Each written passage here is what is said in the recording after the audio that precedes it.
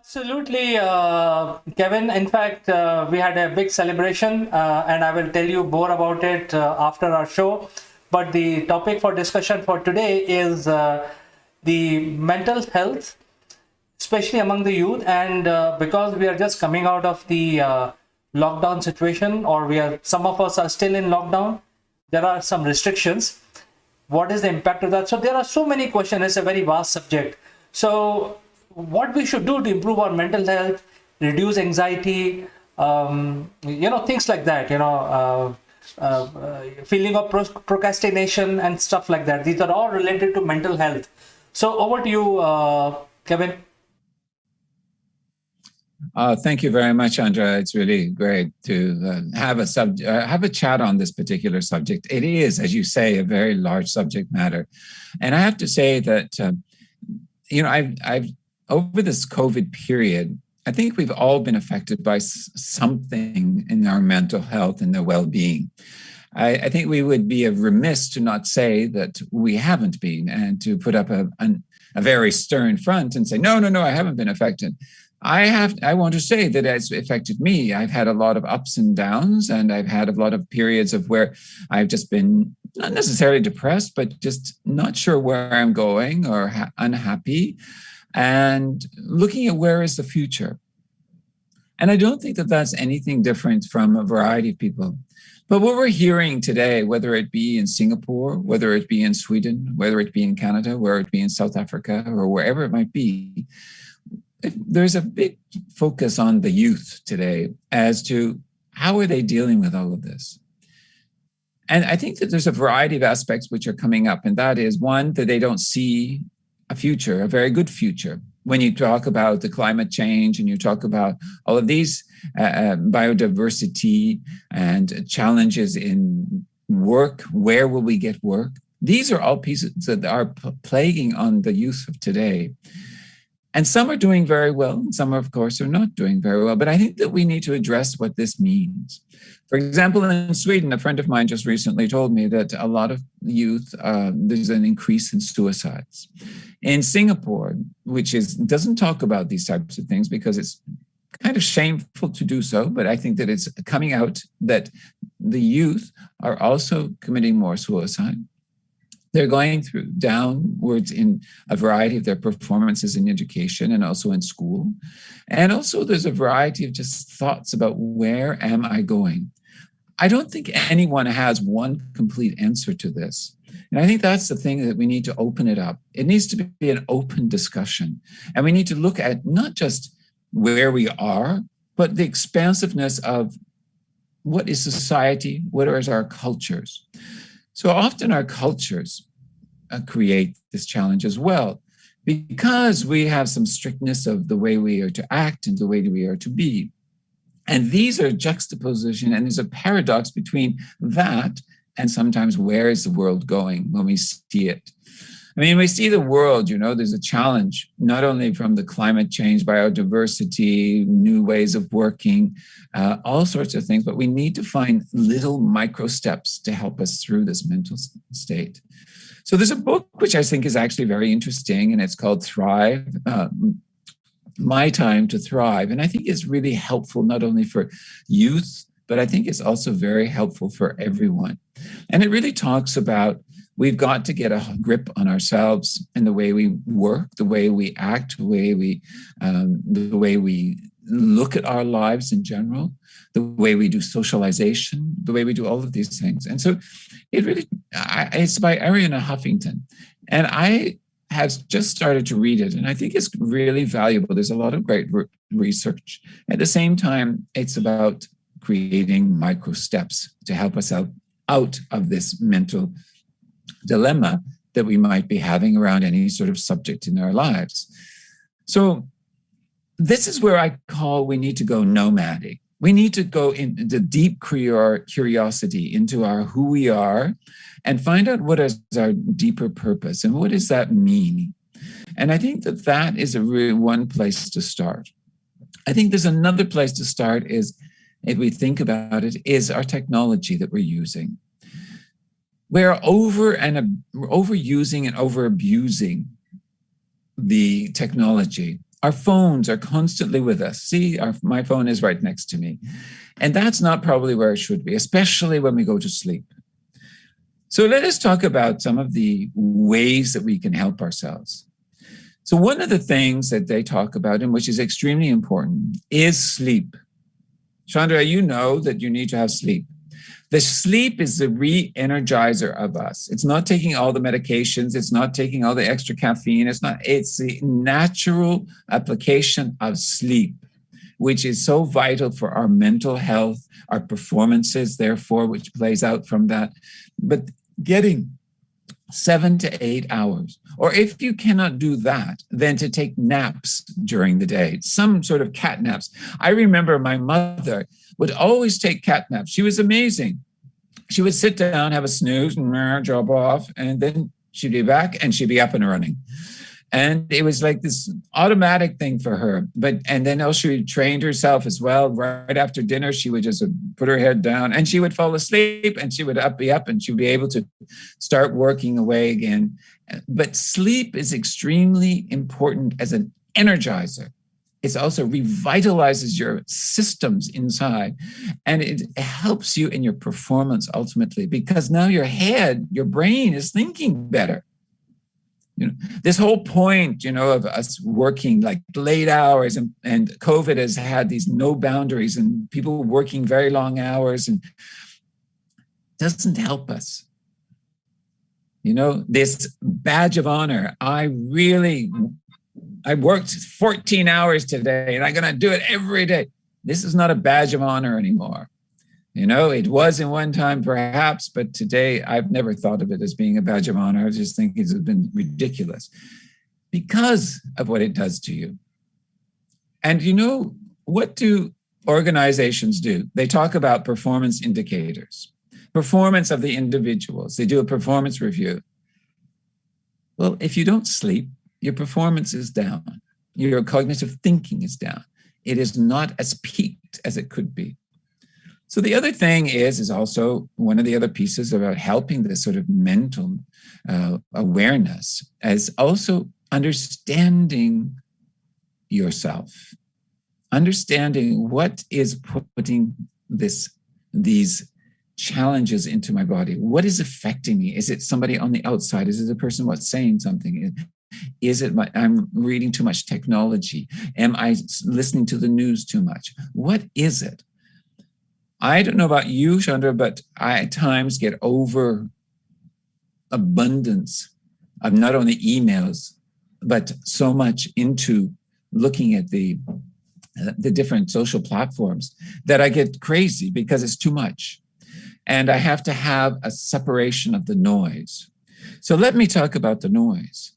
The noise that happens can help, understanding a noise can help our mental health. We need to reduce the noise. Noise comes from inside of our head and outside of our head. It comes from within our body and it comes out.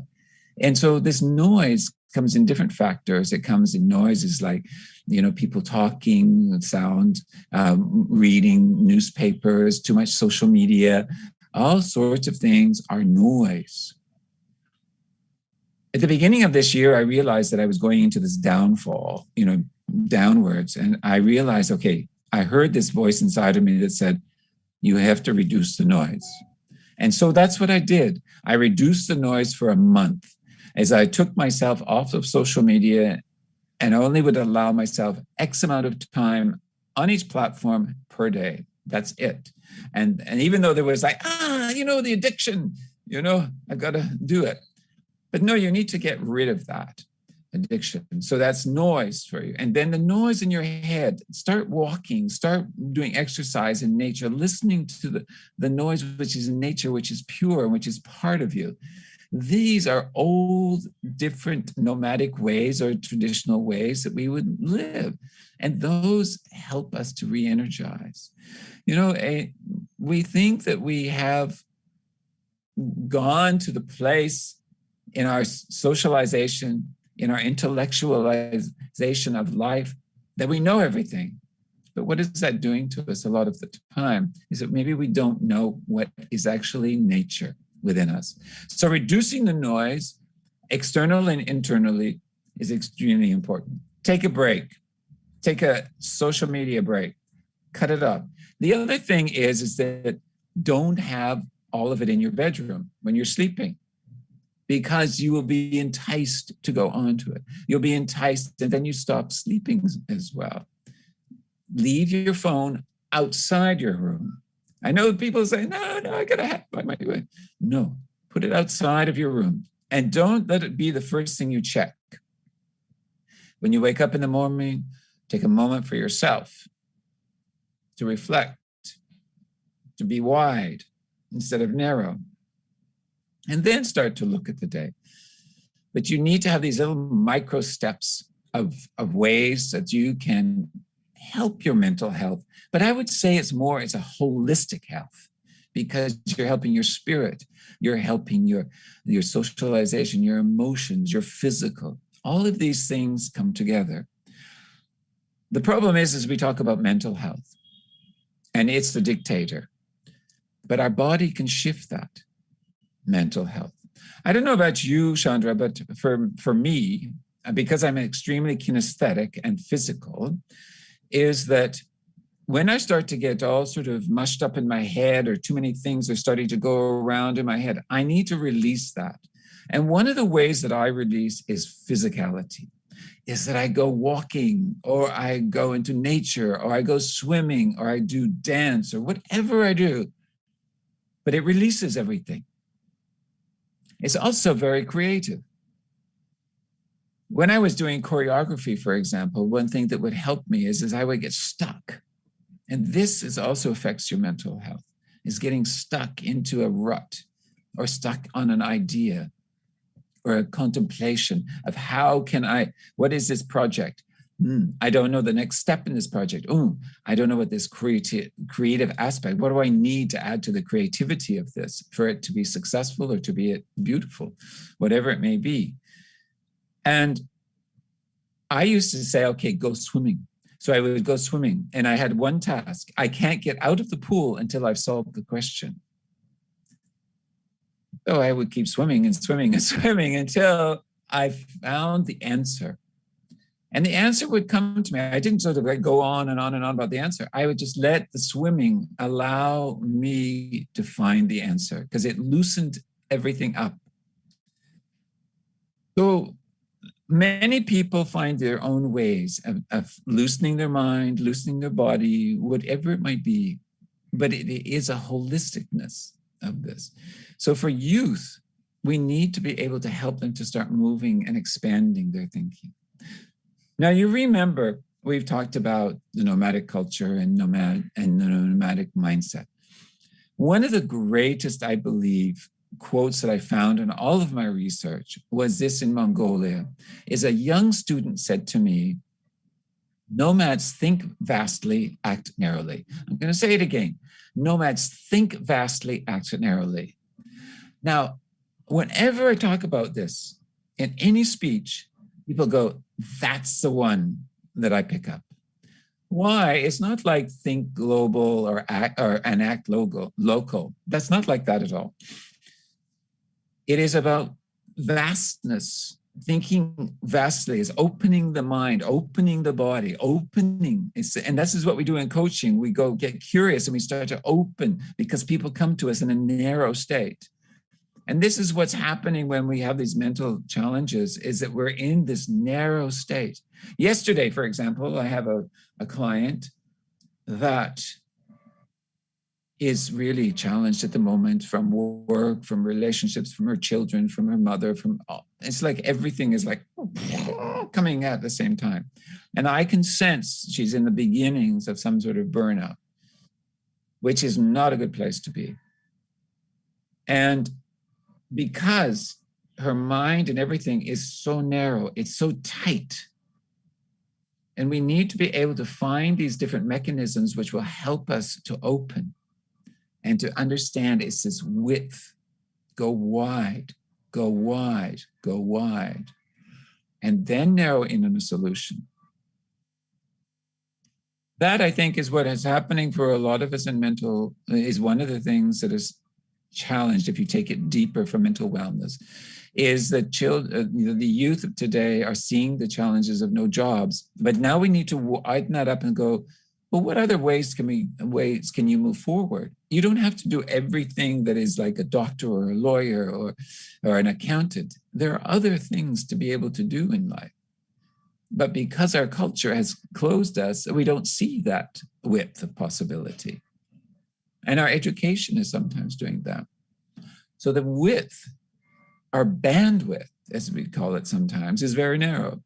We need to go wide on the bandwidth, right? Remember on radios, we need to have a wide band, that you're playing. You need to have the technology to be able to have a really wide band. And that's exactly the same thing for us as individuals, is we need this width. So the width can come through some of the things that I've already talked about. But most of all, one of the things that's actually really important, I think, for a lot, and especially if people are listening from India or wherever, they've grown up from the fact of meditation and stillness and this idea. And meditation is really a place to widen. So meditation, take a break from your social media. Don't believe everything that's on social media. Don't engage in everything that's in social media. Engage in only what is important to you. Sleep, sleep, sleep, sleep, sleep. Physical exercise is extremely important, but also to just really understand, to put a context into things that for the youth, for example, not only about where's their future, but what is the planet, is to get them engaged and understanding what's going on so that they become social activists for their own future. There's way too many people that are turning a blind eye and very short-term thinking about the planet, biodiversity, the decline of the planet. And we need to really understand that. And we need to do something about it. Because it's not just one person. We need to hold our governments responsible. We need to hold organizations responsible. And we need to hold ourselves and our families responsible. And our friends and our circles. Why? Because this will help our mental well-being to be able to cope and then thrive into the future. Why? Because we've gone wide and have a bigger picture of all the risks, the threats, and seeing them from a distance. We can see the opportunities, the possibilities. When you're narrow, it's very hard to see them. Would you say so, Chandra? Well, Kevin, I think you told us many, many important things. And one thing I'd like to share with you is that I know for sure that the 8 hours of sleep is definitely required because brain has to do cleaning functions. That is where I read somewhere that it does the cleaning function where it actually stores unwanted things into a hard disk somewhere deep down, so you don't need it for tomorrow, and keep remaining things in your RAM, random access memory. So it needs time to declutter your mind, and that is why sleep is required. But we know that. But I think all of us, including myself, I don't think I can sleep for more than 5.5 hours to 6 hours. Whatever I do, I cannot sleep. And whenever I get up, there is pressure on my head. The pressure is, oh, I got some 300 emails, as you rightly pointed out, and I need to start responding now, because if I do it now, I will have more time for my breakfast. So, that is where the day starts. You have not left the bed and you're answering your email. I think this is happening to almost everybody, whether they're young people or even middle-aged person like me, and even elders. So it's a common phenomenon. But the youths are, more affected because they've just started their life and they're getting into a rut. So I think what I am asking you is basically give us a very small solution. You already told us that, hey, keep the mobile outside your bedroom. It's easier said than done, actually. It's an addiction. So I think what you can tell us is, some sort of activity-based regime which youth can follow, and change their lifestyle.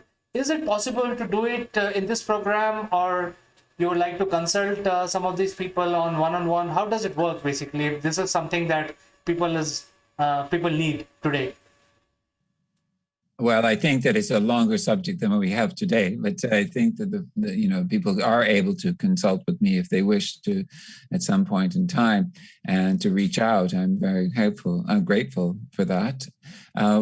But one thing that you can do, as I say, is that these are creating habits, and we need to create a habit which is the one that you wish to be beneficial. They call this, there's a phenomena called habit stacking.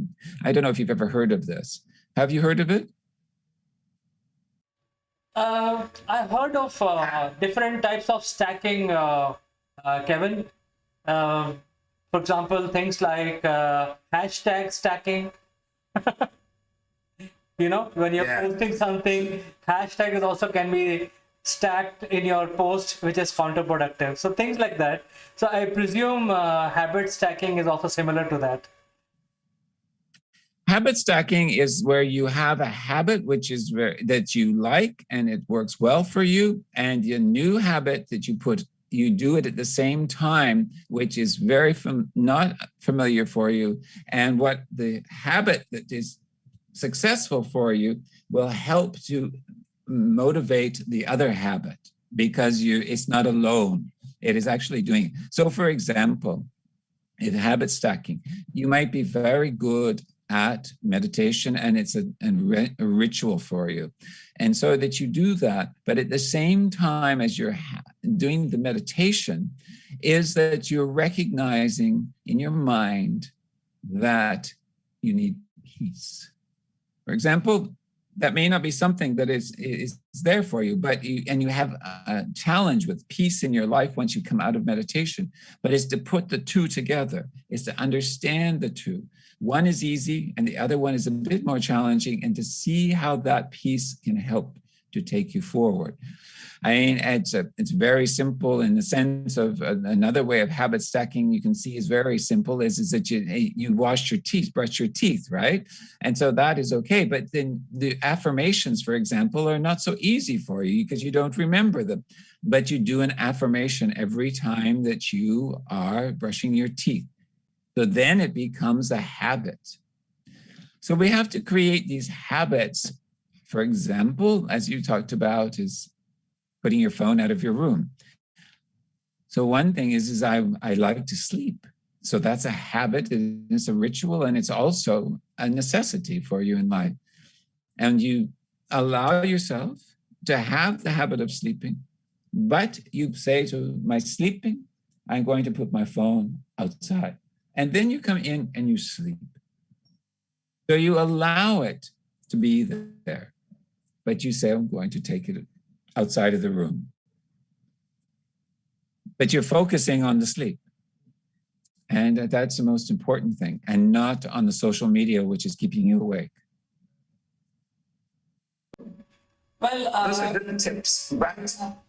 One question I have, Kevin, is which is related to youth specifically, and it's about giving them direction. Because I think what is missing is, all these things are fine. You leave your mobile outside. It's their habit. We need to tell them, hey, don't be habituated to certain way of life. However, I think all this will be driven if there is a goal assigned to them. So is there an easy method to assign a goal? For example, if there is somebody has to achieve something like score a distinction in mathematics, or score marks in social studies, So is there a possibility of assigning a goal which can give them direction? Is there a method to this madness, Kevin? There's no real concrete method to any of that madness around goals, I believe. Anyway, some people will be, swear up and down. So I believe a goal is an idea, a place forward, is a direction. However, the journey towards it is the most important thing, is what are you learning as you get there? So if your goal is to write an exam, it's not to put the focus on the exam and the goal and getting the marks, But the goal is to reverse that and look at what is the journey? What am I learning? What is in that I can utilize? And then think about the exam when it happens. But if you put the focus on the wrong syllable, as I say it, the wrong syllable being only the marks, then you're going to be pretty stressed and you may not remember everything. So the point here is, yes, it's good to have a goal. Yes, it's good to have a direction, but make sure that you put the focus on the learning journey. And that learning journey, you need to go wide, as I said before you go narrow. Thinking about the goal is quite narrow because it cuts you off from all other types of learning experiences, possibilities, because you're just seeing the end. In your example, I think you started to talk about youth, and I think it's really family it starts with. In family and sharing the values and sharing what is important.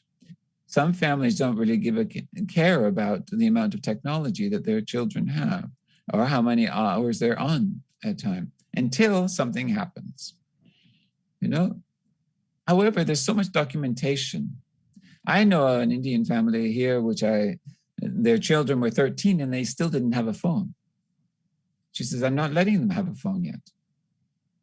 They're fine. They're learning all sorts of other things. They can go on their computer, but not have a phone. So these types of things is about not allowing yourself to get wrapped up in the social consciousness of every child has a phone. Every child has the latest gadget. Every child has No, it's not living up to the Joneses. It's about what is important that you feel moving forward for the child and their learning journey. Sure, that might be part of their learning journey, but the point here is the values and the purpose that you are giving to them, educating them about the bigger picture of life, what is happening in not only in technology and jobs and whichever, but what is happening as far as the climate and getting interested.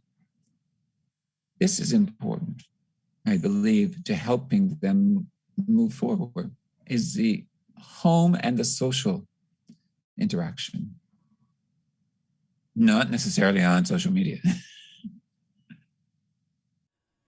Well, I think this is a very big subject, very vast subject. We can't finish in 20 to 30 minutes. It requires a lot of in-depth analysis, and every individual is different. His needs are different. His mind works differently. So there is no cookie cutter solution available. But the fact of the matter is, Kevin has come forward being such an experienced person. He's actually, he can help you train your mind in order to get focused, in order to sleep well, in order to get decluttered with your habits, and so many other things. It's a huge subject, Kevin. Thank you so much for finding time and joining us, Kevin. It's my great honor to be here with you, and thank you so much for the invitation. Great, Kevin, it was lovely talking to you, and we will catch up in the next show. Until then, I'd like to say goodbye. Bye-bye.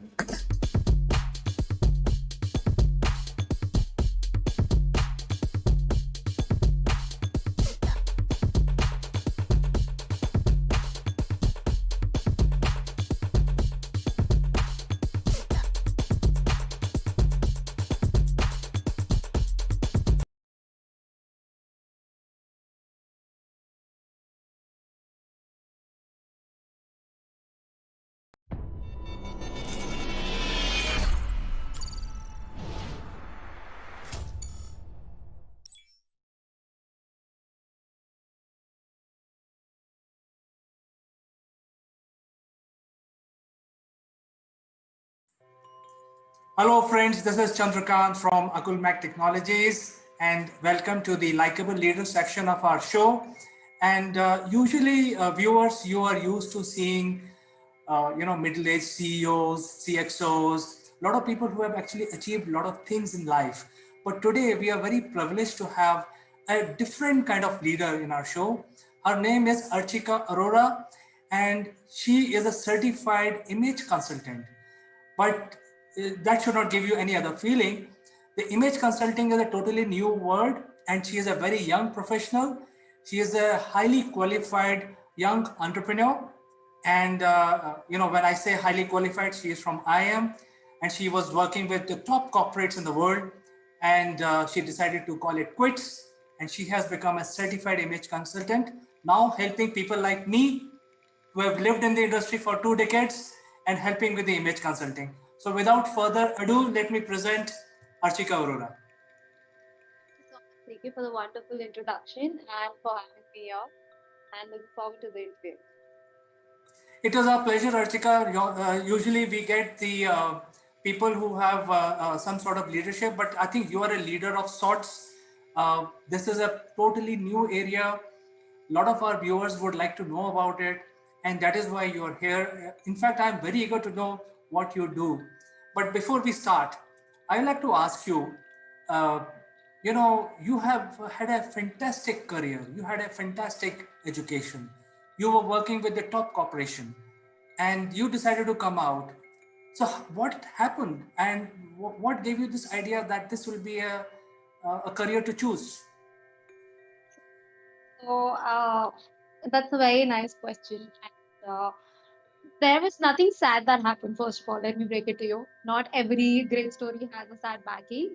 Um, I always wanted to get into image consulting since the time I was in school, but great education and great companies happened. And I, being a typical Indian kid, always wanted to have brands on my resume. But when you have all these things, you've had great qualifications, then you've gone to great companies, you are earning great money, then somehow you don't have anything more to look forward to.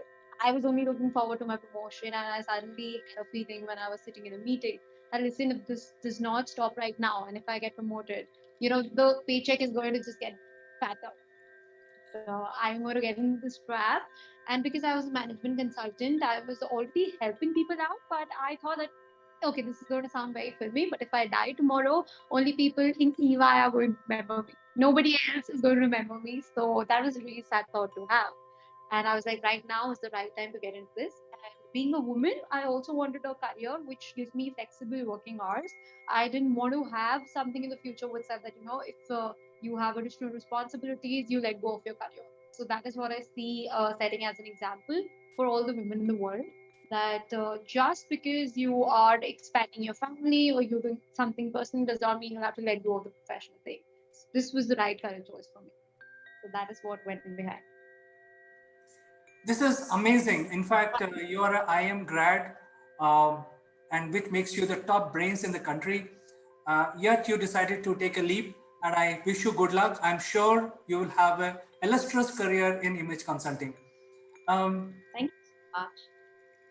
yeah, Archika, this is a new area, and that is why the leadership will also be young. I'm totally convinced about it. Yes. However, I have to ask you this question, which is about image consulting. The image consulting is not really understood very well, not only in India, but world across. This is a new science, a new line of business. So, how did you thought about getting into this area, converting this into an opportunity for you? So, CK, as you very rightly said, that this is not something which is so conventionally understood, like, say, medical or engineering, right? So, even for management consulting, for that matter. But when you talk about image consulting, if I had to explain it in one line, it's about helping you manage your first impressions well. Now, that sounds as confusing as image consulting, the word itself. It's most often confused with the fashion designing or makeovers or hairstyling, etc. It is much more than that. So, if I have to give you an analogy, it will be interior designing. So, for an interior designer, he or she has a lot of areas to take care of. Yeah. So, it can be carpentry, it can be plumbing, etc. So, similarly, an image consultant is taking care of your outer appearance so that you get good opportunities because the attention span of people is decreasing like anything. You become successful only when you have opportunities to look forward to, right? So we majorly do it through change in your clothing, then change in your face and your entire outer appearance. Having said that, this sounds pretty superficial when I talk about it this way, right? So it takes care of your physical characteristics, what your body shape really is. This is not fashion. What is trending today may not trend tomorrow. So if I talk about you, you'll have a certain body shape. We have 8 different body shapes: diamond, triangle, etc. Then you have face shape.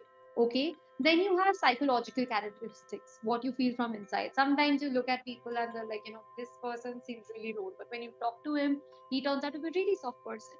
So how do you stop giving those contradicting signals? And the only thing you can take care of is clothes. You can't change your psychological characteristics so easily. Physical, you definitely cannot. Even if you're hitting the gym, where it's a good 6 months, 12 months, and then also you have a certain skeletal structure which you have to stick to, right? So you only have clothes that you can really change the messages you're giving out to people. And the perception that others have of you, our clothes speak. That is the basic essence of image consulting. So just as we speak through words, our clothes speak. So for example, if you have a collar right now, it is speaking of authority. Okay, but because you don't have another third layer, say for example a jacket or a blazer, so you seem to be approachable, but you're not somebody who I can take for granted. Yeah, so to give you a very small example, this is how I can explain right now. Yes, it's pretty misunderstood. And if you've seen the movie Rockstar, right, he says image is everything and everything is a myth. I always like to quote this line because this really makes that impression in the minds of people that, yeah, this is something more than fashion designing and more than following the trends. So, as a professional, I know what you're saying makes a lot of sense. There is an old saying that the first impression is the lasting impression. So, it is Yeah. in our interest to make the first impression. And at the same time, it's always in the back of the mind, you have to look approachable, you have to look friendly, and so on and so forth. You have to look attractive. There could be many image related attributes, and when you go around finding your students, as I would like to say that, because learning is for everyone. And I think the people like me in my age group would need more than anybody else, because we are the people who are more concerned about the image. When I say me, basically a person who's like 15 years or above experience in the industry. um, so you must be meeting a lot of these people like me. There could be men and women both. Who do you find more difficult to deal with? Again, a very good question. This is making me sound like coffee with calm people, and you'll make me go out of business. So I'm not going to choose any sides, but I'll try to be as candid as possible. So I would say that when you're catering to women, it's easier to get them into the sales funnel. They're the one who will be ready to put on their money without asking too many questions. So they are risk takers when it comes to this industry, but they will make sure that they get value for every buck that they'll spend. Yeah. So, and vis-a-vis men are people who ask you a lot of questions before they actually shell out their money and offer your consulting services. But once they enter your community, they are really easy locked. So, before somebody enters your community, I think it's women who are more difficult to convince. They're easier to convince, but more difficult to keep. And vis-a-vis men, they're difficult to convince, but once they enter your community and start taking your services, they're an absolute breeze. So, as an entrepreneur or as an image consultant, it's absolutely up to you. What sort of niche do you prefer and target audience? I have a follow-up question on this. Do you ever face any resistance in terms of entry level? Because people are very protective about themselves, their image and the way they speak, etc. Usually, 90% human beings are like that. So, what kind of resistance you face when you're making a pitch? So, I think any sales pitch that you're making, it really depends on the kind of words you're using. If you straight away go and say, hey, this is wrong with you, all of a sudden the person will be very defensive. So the play of words is very important. How I typically go and suggest other image consultants to do is that you tell that this is what I do. And if somebody is typically changing role or looking for a new outward appearance, do you know anybody who will, benefit from my services? I won't say directly that when you want to join, and if the person is really interested, when you blame it on the third party, right, the person really gets comfortable. So I have used that trick and that works really nicely for me. Otherwise, obviously, you can't be telling people it's not a soap that you'll say that your acne spots will go away. You can't be saying that you look a bit fat, but if you use this kind of clothing, you will look much more better. You can't be saying that. And fat is in fact not a term that an image consultant will ever use. We call it variations, for example. So yeah, that is my trick that I've used, and I've given it out in public now. So have fun. See, Archika, now when I speak to you and I think about it in retrospect, I feel this current management of image is much more difficult than the usual management consulting because you're now dwelling on the human psychology. Yes. So, having said that, what kind of people need your services? So I would say that people who are one conscious of their physical appearance and outer appearance or their job demands it. So, for example, corporate top management, then politicians, and making it as approachable as it gets. If you are changing roles in your personal professional life, so in personal life you may be getting married, or you may be having a baby. So now you're no more a husband but also a father, all right, and maybe you're having your grandson vis-a-vis if you are looking at your professional life, you are getting ready for promotion or you want to look promotion ready. You cannot have got promotion because you don't look a certain way or ready for the next level. And maybe from the back end, you're moving to front end. And I've had people who worked on their products, the entrepreneurs, and then they say that, listen, now is the time I want to go to investors. So I want to look a certain way. I can't be going in my t-shirt and jeans. I've also had clients who wanted to settle in US, want to take their business abroad, and hence they want to understand, how do I start dressing up? I can't be wearing just a t-shirt or a jeans or say a kurti. I'll have to start wearing Western dresses, for example. And it does not stop there, as I said, because the moment you open your mouth, your image is still speaking for itself. So, are you aware of the cultural etiquette? Are you aware of the dining etiquette? All of that is taken care of by an image consultant. So, just as you have a personal trainer in a gym, you will have an image consultant who is working at the back, and people won't understand what transformed you. And it will happen so naturally because your personal characteristics are taken into it, and hence it's natural, it's gradual, and you are pretty comfortable. It's not like I'm giving you a shield and you're somebody else when you go out and you come back now you're a different person. There has to be a match for it to have a long-term effect. So yeah, these are the kind of people who really benefit from my services or any image consultant services. It can also be a school child or a college child. So a person who's going from school to college, we all have been there, right? We are so used to wearing school dress. Our wardrobe does not have much.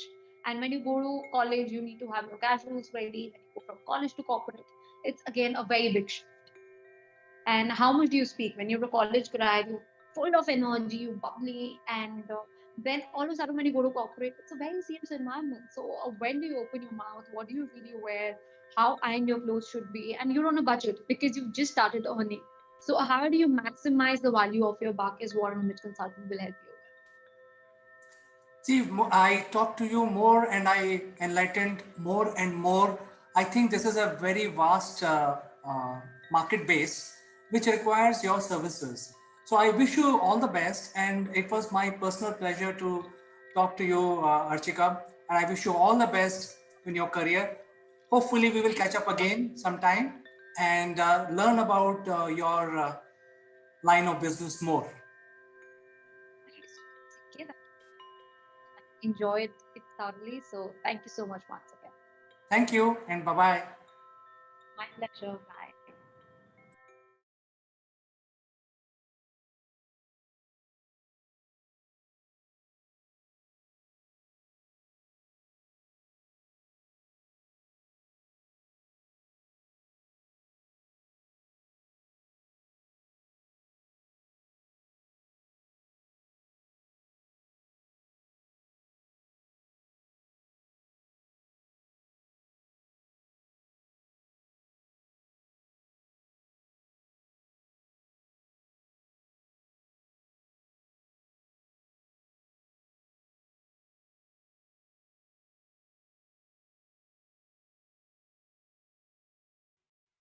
Hello friends, this is Akulmach Live and I'm Chandrakant.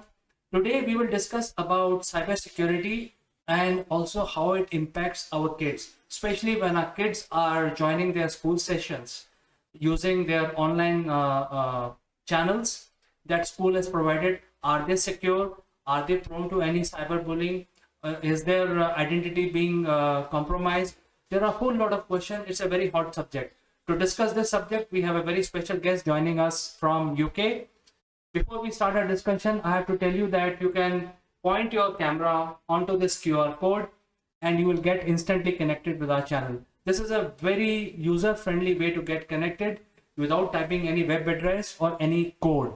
So this is the latest stuff, and this QR code will be available throughout the length of this video. So friends, I'll be taking a very short break and will join back along with my guest. Don't go anywhere.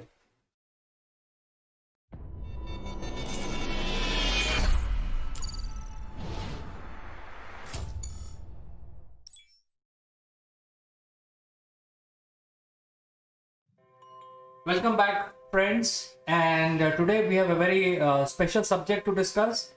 And we also have a very special guest in the studios, Mr. Naval Gund, who is also chairman of Mindfit Limited, joining us from London. Hello, everybody. Hello, CK, and another wonderful start to the week. Beautiful sunny day here, despite the fact of all the trials and tribulations that we've had across Europe with and across America, of course, with these horrendous changing weather conditions.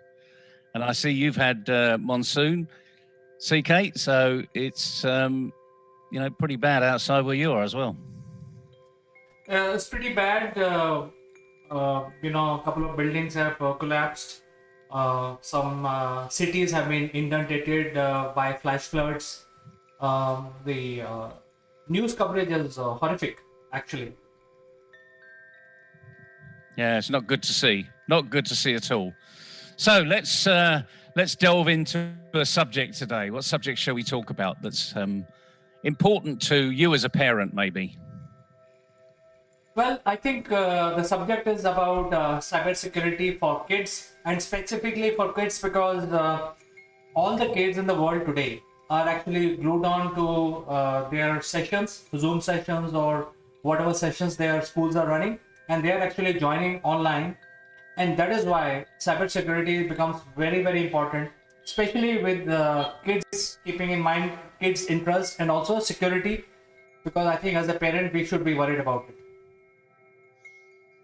Well, as it's a hot topic, you weren't short and slow off the mark in discussing or suggesting a topic there. And cybersecurity for kids, or cyber kids as I like to call it, is a really hot topic. And as you say, COVID has done one thing for the majority of children these days. And for those in education, they've been forced to educate at home. So the really good thing about that is that young people, even down to the age of 4 and 5 year old, are getting comfortable with using the internet. They're getting familiar with using these screens. Maybe it's Zoom or it's Google or it's whatever, Microsoft Teams or whatever it is. But teachers have been forced, really, the education system has been forced to utilize this media to help young people keep educated, keep this education flow happening. And the reason for that is quite simple, CK, isn't it? It's about you go to school every day, 5 days a week. I mean, some children go 6 days a week, but majority go 5 days a week, and it's repetition. You see your teachers, you see your friends, you build relationships, all of those soft skills that we take for granted. But actually, that's how we build those soft skills. We build those soft skills by practicing, by moving into those arenas. And another soft skill is resilience, personal resilience. And that comes from being able to think and not have bad feelings about it, or good feelings, actually. Because the best way we can learn is by thinking about it and doing things ourselves. So if I were to say to you, CK, cybersecurity for kids is all around resilience, what would that mean to you? I think, Naval, resilience is required, undoubtedly. But I think when kids are using their online sessions, anyone can enter that session, or anyone can steal their identity and reach out to them without our knowledge, or probably misuse their identity. So I think it's very scary. I mean, the scenario itself gets very scary when we think of it. So I think resilience is important, especially when somebody tries to contact them, some unknown person trying to contact our kids. I think that is when the resilience predominantly play a role there. Yeah, you're absolutely right, CK. And this is the thing that we don't like to tell our kids about. We don't like to tell them about the bogeyman, the boogeyman, you know, the people that they're going to have nightmares over. But the part about that is it is real life. We don't know, as you quite rightly said, we don't know who's coming into these chat rooms that they're innocently walking into. In fact, I know lots of chat rooms that have been created around the world through the school, through the teaching capability, and they've been infiltrated by pretty despicable characters. And that's the problem. Of laws that are out there are not for the masses, as we would like to think, but they're for the minority. It's to keep the minority in check. You know, why do we have prisons? Well, we have prisons, for instance, because it's the minority of people that go beyond the law. Everyone else obeys the law. In the cyber world, as you probably may have read in the last few weeks, few months, and in fact, a few years if you've been involved, these social platforms are maybe trying to do a good job to clean up their act. And just like fake news, they're struggling to keep fake news out of the arena. But when it comes to kids, we raise the ante a little bit more. You know, those of us that have children, and maybe some of you have grandchildren, you start to think, well, we didn't have that in my day. You know, I'm 62 years old, you're into your 50s, and when we were young, I don't know about you, but I don't remember the back door being locked. It was typically open. You know, it was, you know, everyone on the street used to come in, particularly kids, because my mother was a pretty good cook. But the point is, there was a lot of social mobility in the street. And indeed, in some great areas today, that social mobility still exists. However, we've got this negative impact. And on the internet, unfortunately, it's accelerated and it's bigger. We've only got to look at recently, the England team got to the finals of the European Championships, and we lost on penalties. It was a great game, great tournament, but the point was we got to a final, which is the first time in 55 years, which is absolutely fantastic. It's a bit like getting to the Cricket World Cup every now and again. So but what we've had is not a focus on social media and on the news of how great the team did and how wonderful it was, and you know, maybe next time we'll be a little bit better, but we're going to be far more prepared, and all of the positive stuff that comes out about that tournament. No, what have we seen?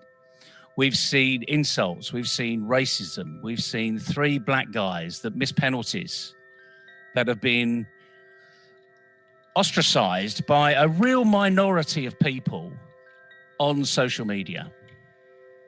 And that's the problem. This is what we need to be helping our children be resilient over. Now, these are 3 guys, and they've come out really strong and together, and they've really galvanized the community to get after these racists and really eradicate it. But the problem is, your child may be 4 years old.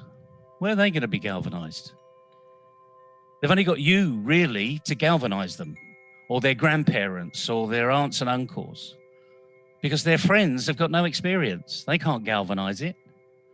So what we've got to do is we've actually got to help young people see all the benefits of utilizing the internet, and the social media platforms, because there are hundreds, but also make them think, make them become more aware, not in a be afraid arena, but be there with them, be there for them. Take them through the process, work with them on a regular basis. And parents really are the only ones that can do that. Or elder siblings that have actually been through it. And their younger siblings will actually acknowledge the elder siblings because they look up to them. They respect them. But this is a really important arena where, just like, as a child, or as my children growing up, I remember my wife reading books to them before they went to sleep. And she'd read a chapter, and the three diddlies, as we called them, because they were all around about the same age, would be sat on the bed and they'd be listening to a chapter on Harry Potter. And there'd always be a cliffhanger at the end of every chapter. If you've ever read the books, fantastic reading. But like anything, you're building a relationship up with your kids. Now, Harry Potter, if you look at it from one side, was really rather nasty. Wizards fighting other people, turning people into rats and mice and rabbits and goodness knows what else. I mean, it is a magical fantasy world, but kids can deal with that. It's when it comes into the reality of life that we have to we've got to take them along that journey. We've got to help them and be completely open to their thoughts and their discussions. Because remember, it's not your journey, it's their journey. And the bottom line here, CK, is we really want young people to get the best out of the internet as possible and not be frightened of it. To experiment in a safe way, in a safe arena. And frankly, no matter what any other expert says out there, I've never seen this done better than through parents. Have you seen it done by, cybersecurity experts and maybe even teachers sometimes? I actually really do feel that unless the child has got a very strong bond with the teacher, like they've got with their parent, they're never really going to trust them to the extent that we need them to trust them in this particular arena. I've said a lot, CK, and you've been nodding along and smiling. So what are your thoughts? Have we touched some nerves here? Are we hitting the problem? Neville, I think first thing that all school must do is implement a good cybersecurity solution, maybe a proxy solution, maybe a VPN, I don't know. But whatever I've seen is they don't have anything of this sort, and they are relying on public platforms. So public platforms are not secure enough. So I think that is one thing that the schools must do. And I think as a parent, that is the first level of security that I expect from schools to provide. Second is preparing the child. But it's very tough because we don't know where to start and where to finish. And we end up actually scaring the child. So I would like to ask you exactly, if you have done this before, I'm sure you have, what is the best method to inculcate resilience with regard to cybersecurity in our children? And that is my, because I have lack of understanding, that's why I'm asking this from you. No, it's a great question, CK. And like anything else, every child's different. But I'd like to go back to the point you made. And this is about, we make an expectation that the technology is secure. And what we need to be saying to all of these people in education, certainly all these people that are creating these child-friendly networks, that's what we expect as a minimum from you. So that's one thing that, as I say, I make an assumption that it's there, but you're quite right. Very rarely is there. They'll create a Facebook page. There's no security around that at all. Most people can get in quite easily, as you saw last week when your business page had been infiltrated by a hacker that wanted to get in. And you've also gone through the process of trying to prove to Facebook that you really are a nice person and it was you all along, but someone else has stolen your identity. You know, they've actually come in through your front door. They've sat down at your dining table. They've had breakfast.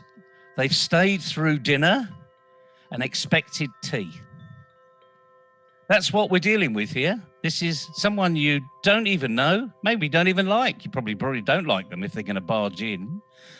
And that's the issue we've nearly got to be preparing for. But like anything else, CK, you asked a really good question about how do we build this resilience? Where does it come from? Well, how do we build confidence? And these inner skills, soft skills, as a lot of people call them, are really only built through doing things on a regular basis. So this is where I'm saying about having that regular conversation with your child, but not scaring them. Some children actually need to be scared, but only you're going to know that with your child. You know, I used to love the Dracula films on TV. You know, there is nothing scary in the 1960 than a black and white, you know, you can hear the music in the background, dun, dun, dun. And there I am, peeking through my fingers at the TV, you know, maybe I should be watching this, maybe I shouldn't be watching it. My parents are not around, and that's the issue. My parents are not around, so I was doing things I shouldn't be doing.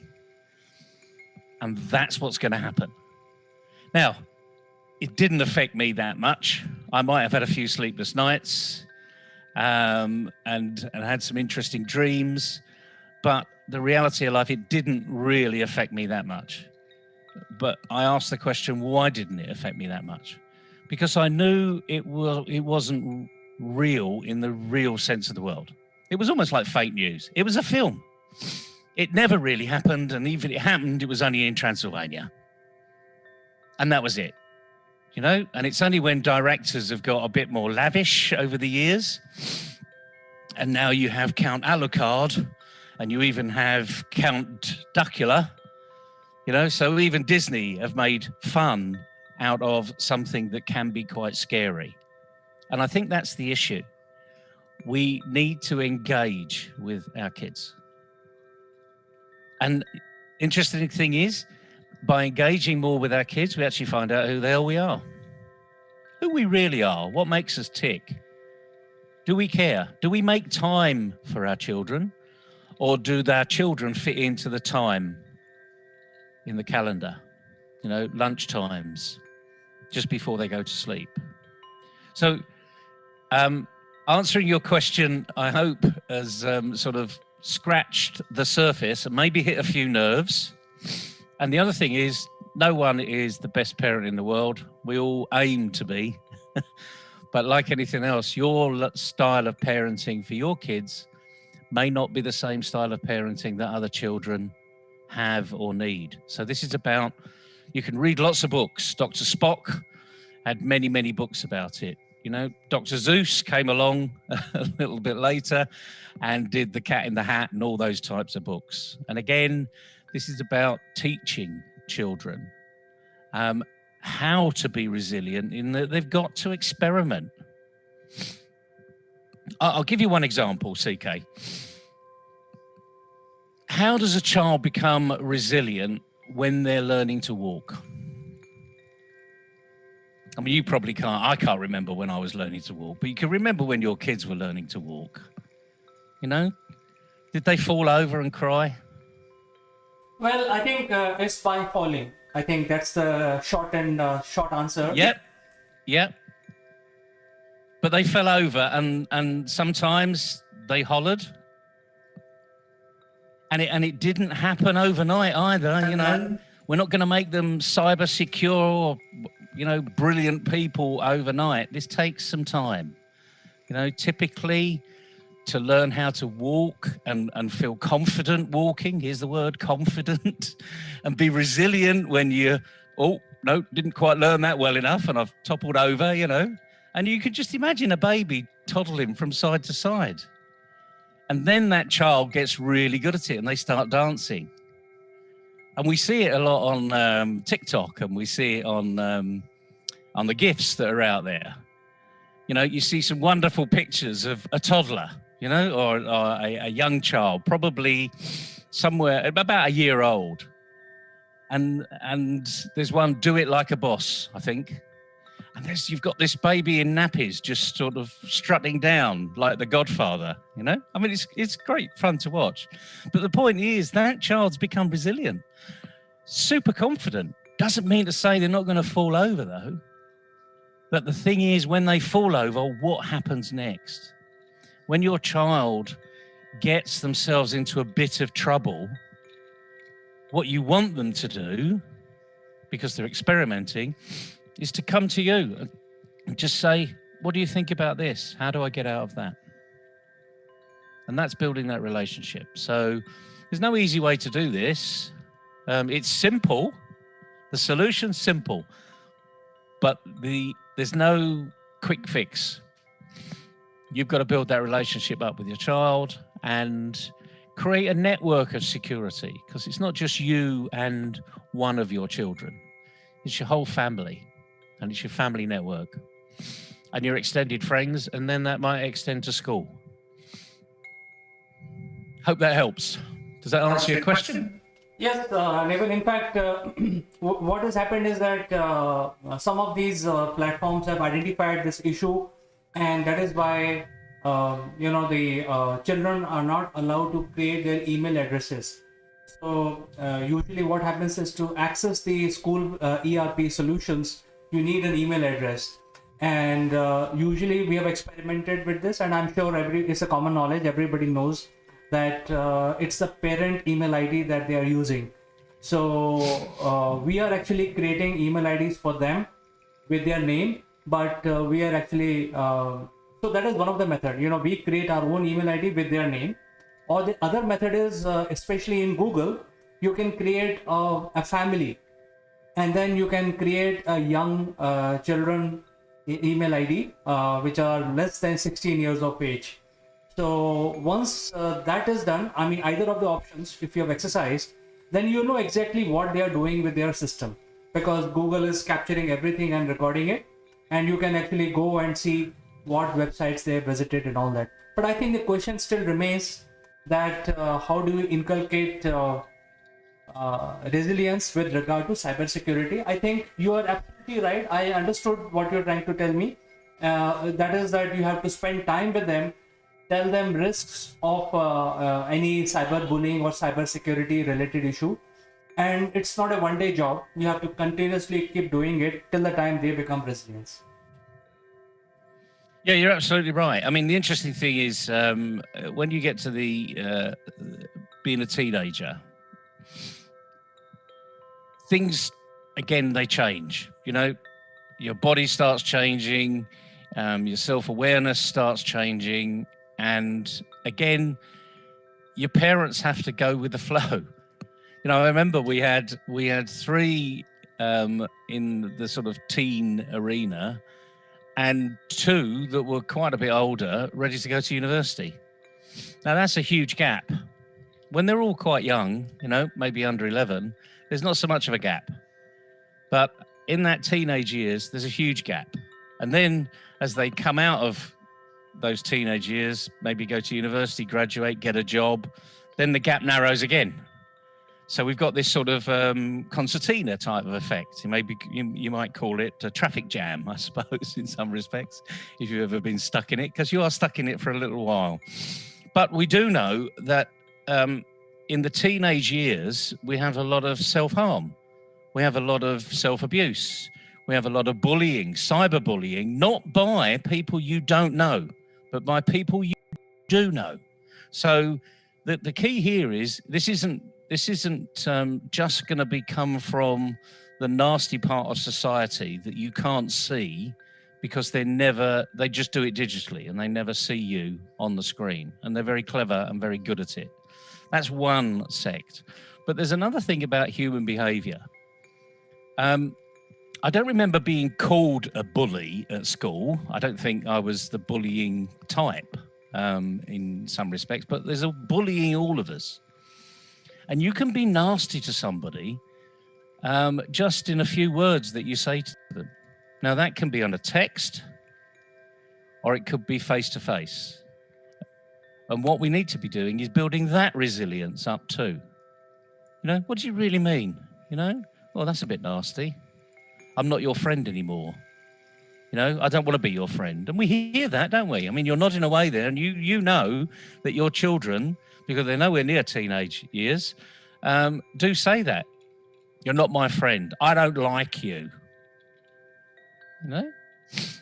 And so we deal with that on a regular basis. And I suppose in some respects, that's a form of building resilience.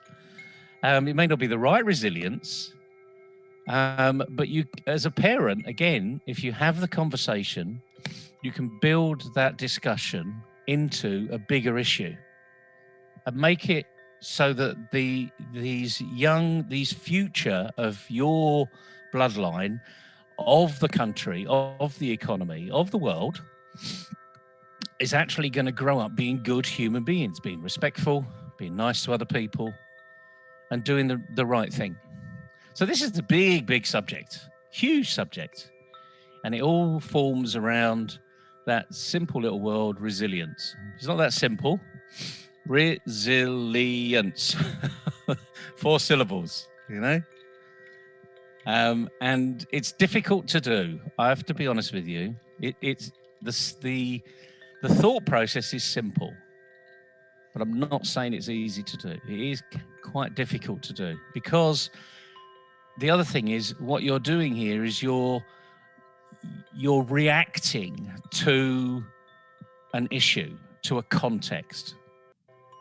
And how you react to that could be different depending on the context. So this is almost like building your own little scrapbook of, if this happens, I do that. If this other thing happens, well, I don't do that because that's just going to not be good. I'm going to do something else.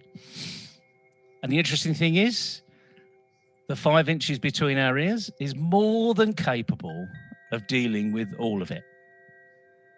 But it all comes down to being resilient, experimenting, seeing what's right and wrong for your own personal understanding. And as I say, it's just like learning how to walk. We fell over far more times than we actually put one foot in front of the other. And now we've just got to learn to do that again. But this time, we've got someone who can really help. And that is mum and dad. And that's the bottom line here. And you build from mum and dad, and you build into the family, and you build into your little private network, which could be your school friends, your teachers, and ultimately it's their family. So you can see how big this can go and how easy it can be done. This process is simple, but it's just hard to do it. Naval, I think this is a very remarkable discussion we had today. I think 2 keywords that I learned. One is building confidence, which is also reducing the bully nature in your child, and also developing resilience and confidence. So I think this is something which will help all parents to fight the risk of cyber kids or cybersecurity among kids. So, Naval, thank you so much for finding time this morning and coming over to our channel and talking to us. My pleasure, CK. And the point is, just go and enjoy yourself. Give your kids some freedom. Don't put a noose around their neck. But give them some checks and balances so that when they become adults, they're far more secure in their own skin. I mean, that's fundamentally what we want to be. We don't want insecure people. Insecure people basically means they're never going to do anything. Thank you very much, Naval. I think these are quite good advices that you have given us today. But we will catch up with you tomorrow again with something more interesting. Good to see you, CK. Enjoy, everybody.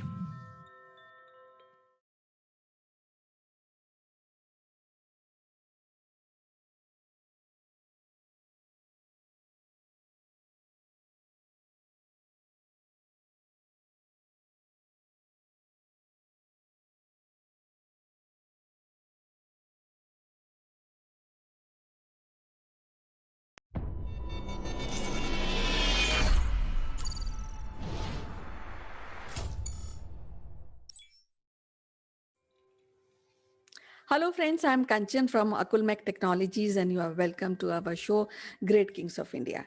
Today, we have an eminent historian, Mrs. Binda Paranjpe, who is the head of the Department of Banaras Hindu University. And today, also, we'll be discussing about Great King of India. And welcome to the show, Bindaji. How are you today? Very nice. Okay, Bindaji, as you know, I we had feel been discussing. encouraged talking to.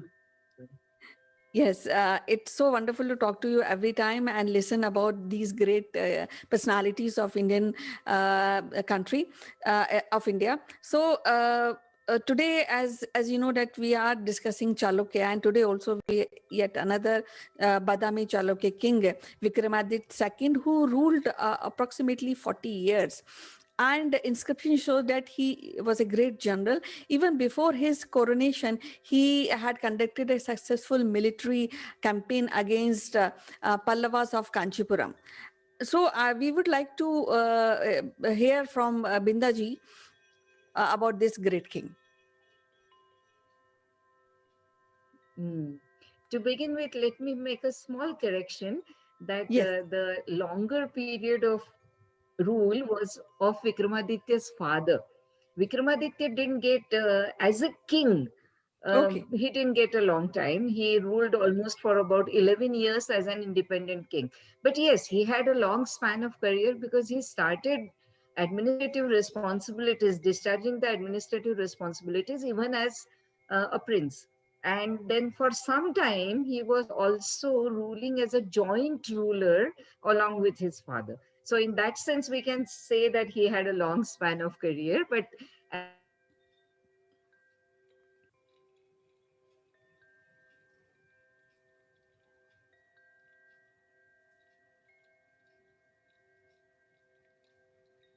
you know, the 8th century.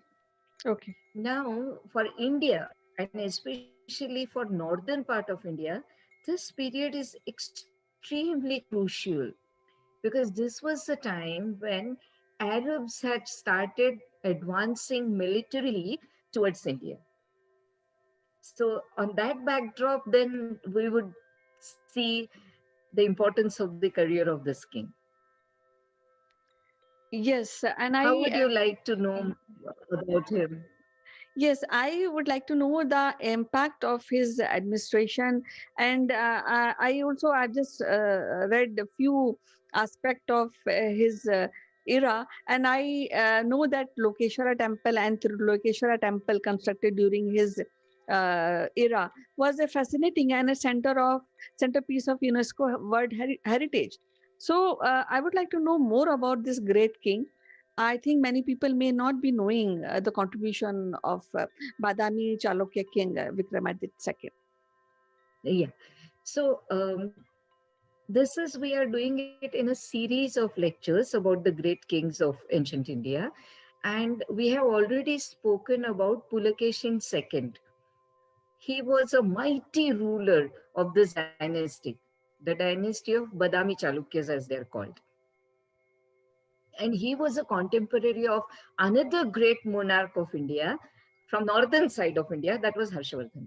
So when we are talking about Vikramaditya II, we have to remember that this is on the backdrop of the great military, administrative, and cultural achievements of Pulakeshin II, who ruled almost 90 years before this king. Interestingly, we can see that there was uh, a period of little less influence of the Badami Chalukyas because the Pallavas had become very powerful. In fact, probably the death of Pulakeshin is also attributed to the war against the Pallavas. So that runs in the family, that the most natural enemy of the Badami Chalukyas were the Pallavas. And Vikramaditya, he continued with wars against Pallavas, and in a way, that defeat at the hands of Pallavas was avenged by Vikramaditya II. He fought against the Pallavas in his career thrice. Once when his father was ruling, but the main military campaign was led by Vikramaditya. Second, when he was the king, coronated king of the Badami Chalukyan throne.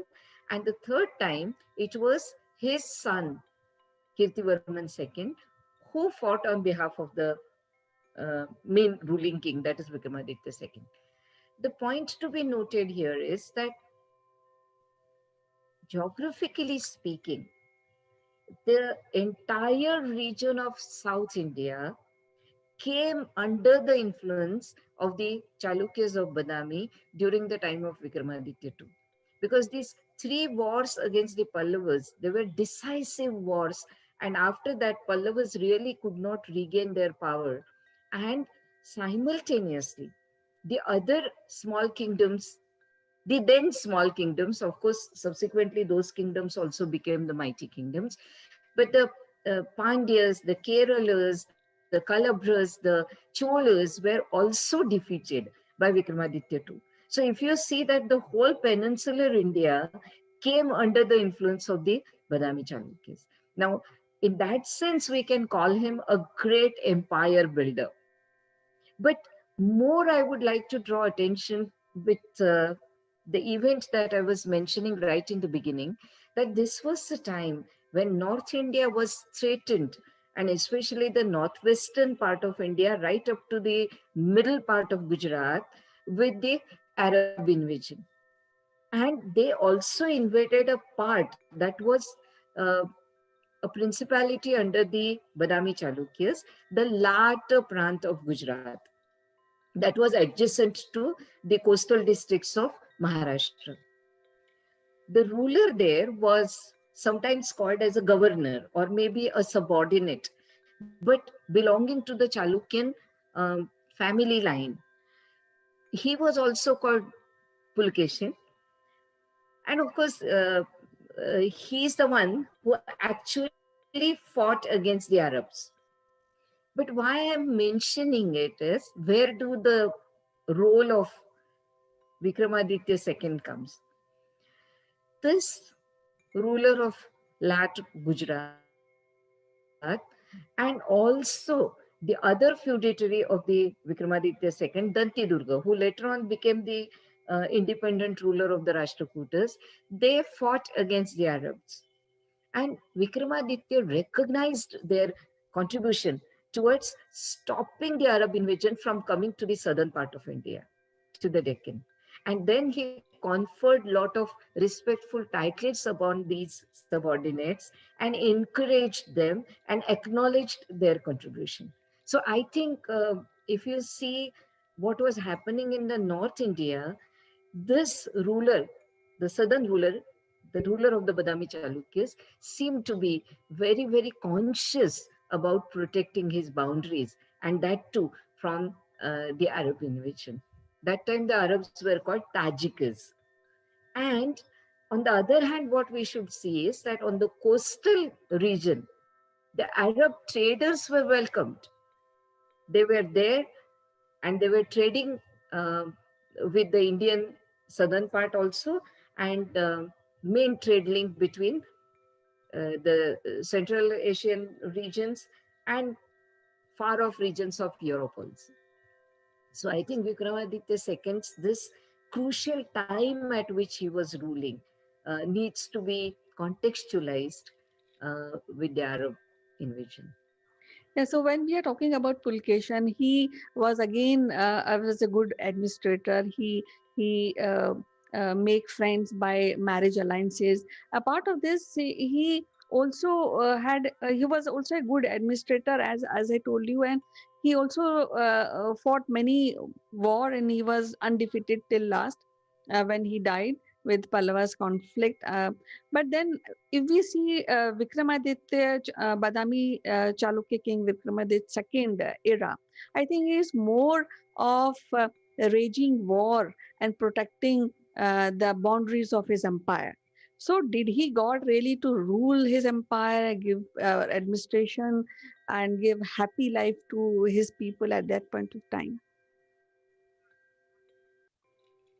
Uh, one very great epigraphist and ancient historian, Dr. K.V. Ramesh, has thoroughly analyzed the inscriptions of the Badami Chalukyas, and based on that, he has reconstructed history of the Chalukyas, of Vatapi as he chooses to call it. The modern name is Badami. He has shown that Vikramaditya Dvitiya's rule, except for his wars against the Pallavas, was a peaceful rule. And during this time of peace, he put all his resources and energy and administrative skills in undertaking lot of construction activities. The temples were constructed. We also have got some epigraphic evidence about the tanks, obviously for irrigation and perennial water supply to people. He also encouraged education, which in those days was more in the hands of the Vedic learners. So he encouraged them by giving large scale donations, establishing them, and gave them land donations so that they can um, be self supportive and conduct the activity of imparting Vedic knowledge. He also seemed to have encouraged the Jain scholars. Now, this is very significant because the Jains were very prominent in southern part of Karnataka region, and he supported them. We have got evidences that he gave donations to the Jain temples. He patronized the Jain scholars. He recognized their importance by way of making arrangements for perpetual endowment, for feeding and rest houses which are attached to the Jain temple. So it is not just at the stray occurrence of a king visiting a place and making some donation.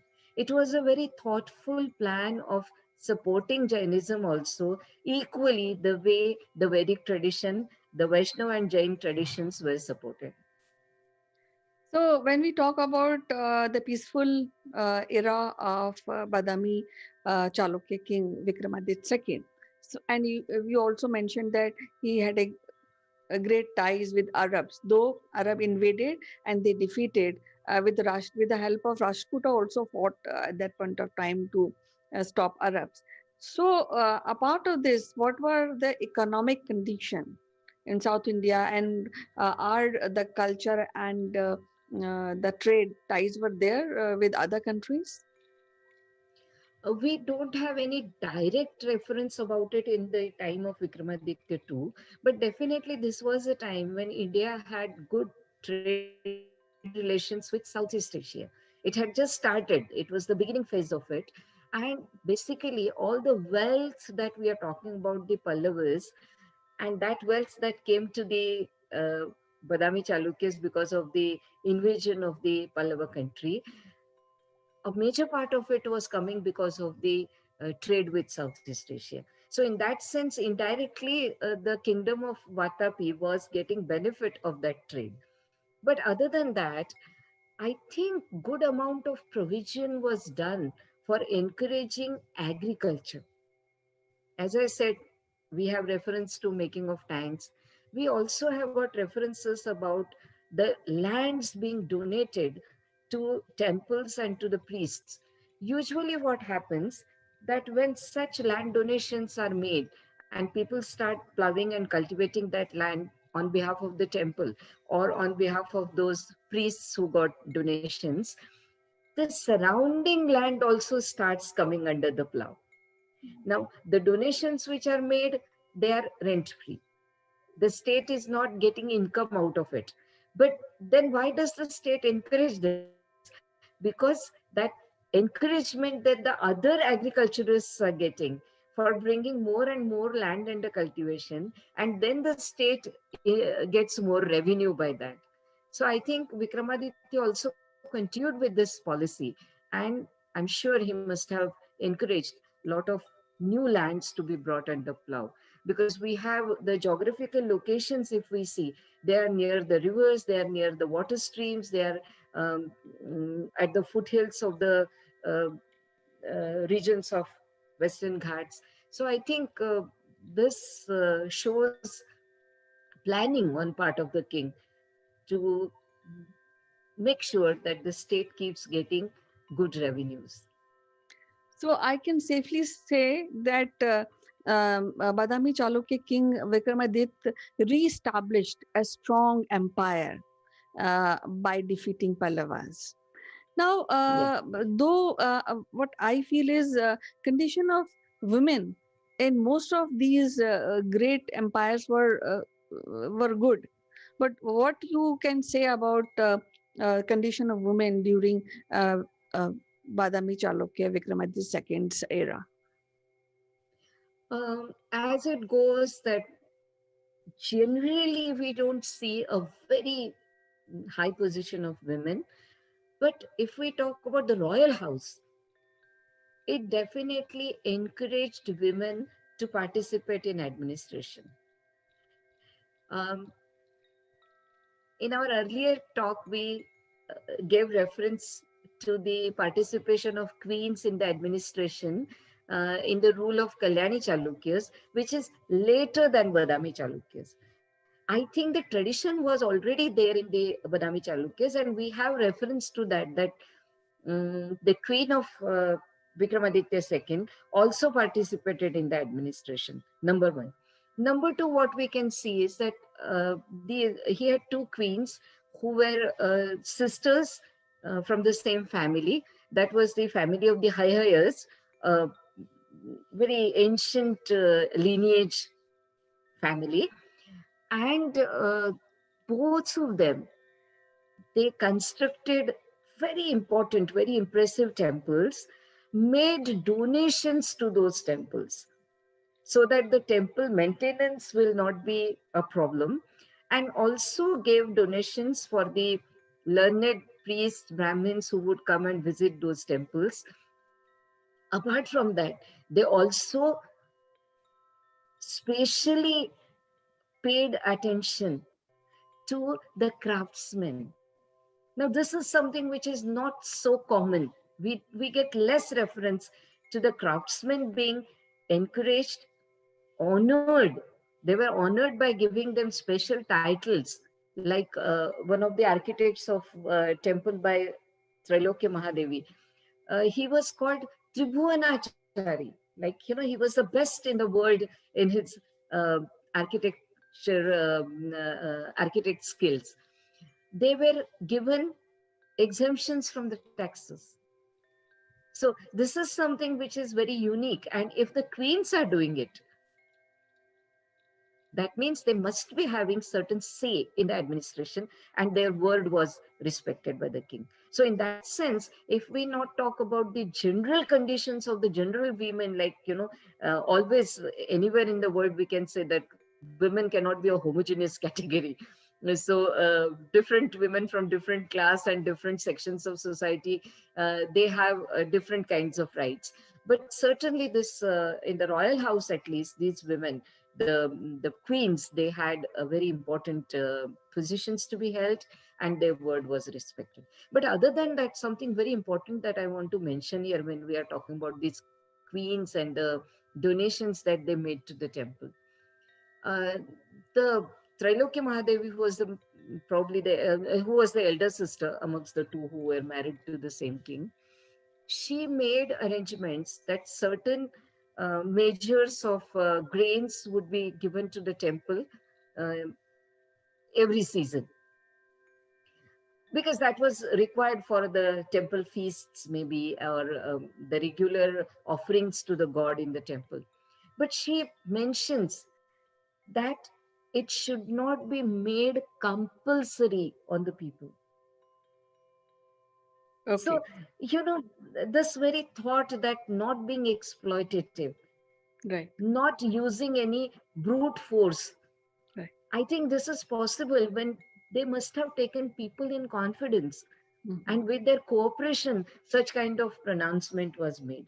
And I thought that this is something very unique, because otherwise in the inscriptions, what we get is that this much of land was given in donation, or this much of grain was announced to be given to the temple. This is very common. In most of the inscriptions, we get these kinds of details. But making it further clear that this should not be by oppression.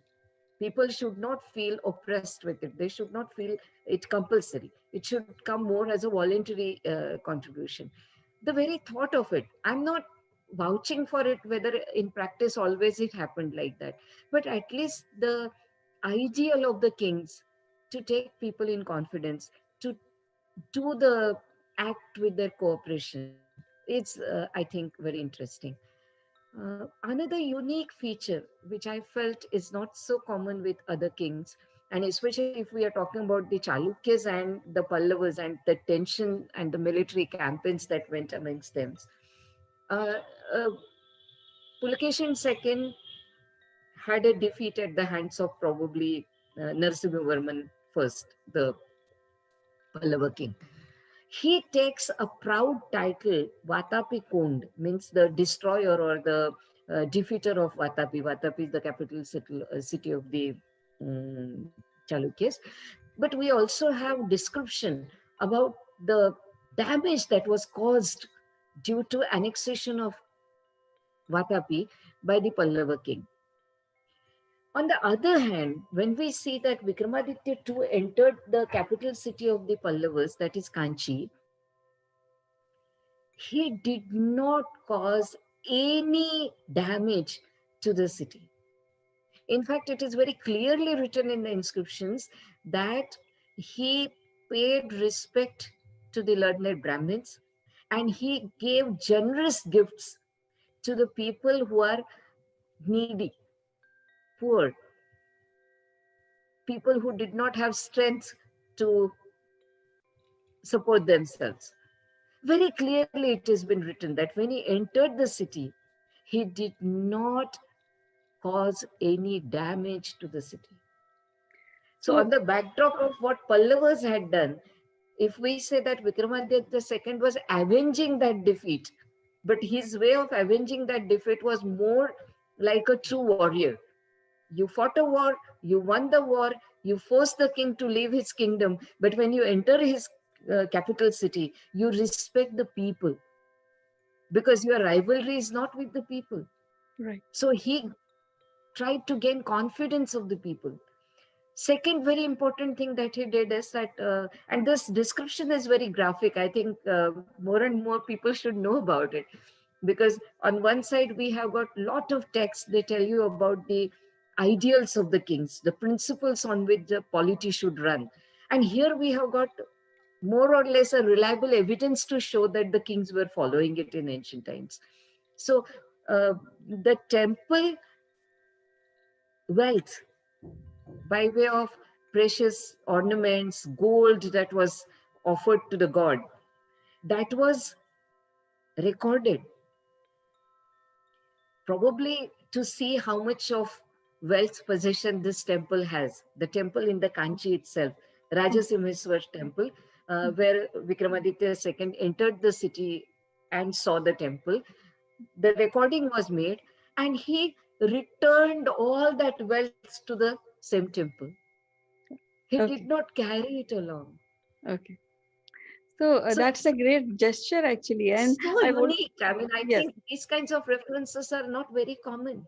right, What he right, took away was more the royal emblems and insignia. Like we have got a reference to a particular kind of musical instrument, kotumukh, some string instrument maybe. Maybe that was very special to the royal court.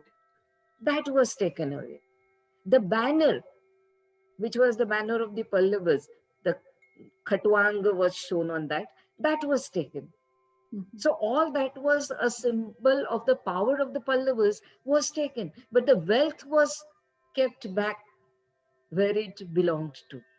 And not only once, we have got more evidence also of that, that the other temples were also equally respected by the king. And um, something that was so common in ancient India, that the war loot will be there. And in that, right. the temples were also not spared. But here we have got a king who respected the feelings of the people. respect to the same god. Yeah, I also heard that after the war, he also treated well the Pallava king. He's not like insulted him or something like that. He also was very kind of just in his attitude. So I think That is Badami what is Chalukya. also said. But this is common. I mean, most of Hmm. the ancient kings, if a king is, uh, how to say, uh, accepts the victory of the other king, then no harm was caused. So, in that sense, yes, he followed the ancient rule of polity. So I think there's no doubt that Badami Chalukya king Vikramaditya II was one of the greatest king of India. And people should read about him and the way he conquered, the way he re-established Chalukya dynasty, the way he was carrying a king of his era. So it was so wonderful to talk to you, madam, and know about this great king. We'll be discussing about our other another great king in next episode. Till then, bye bye. Take care.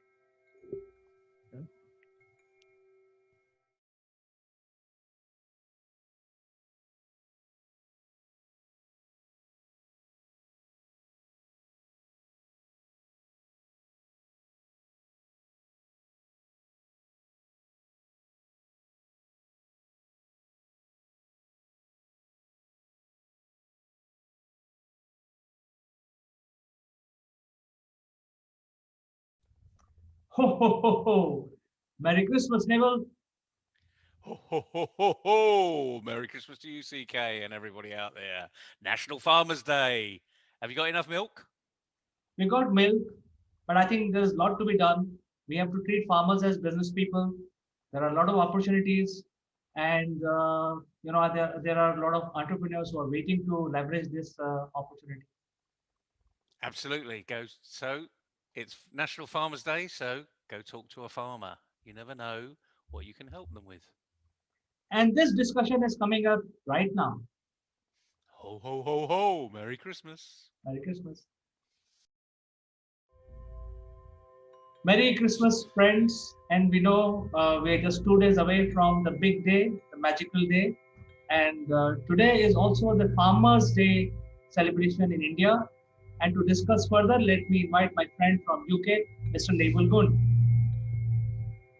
Good morning, CK. Good morning, everybody. Yes, 2 days away from the magical day.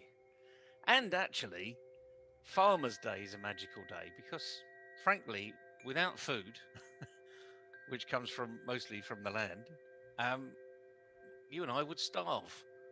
So this is a really important day in many respects, and I think what we need to do is to just bring people up to speed of how farming has changed over the years.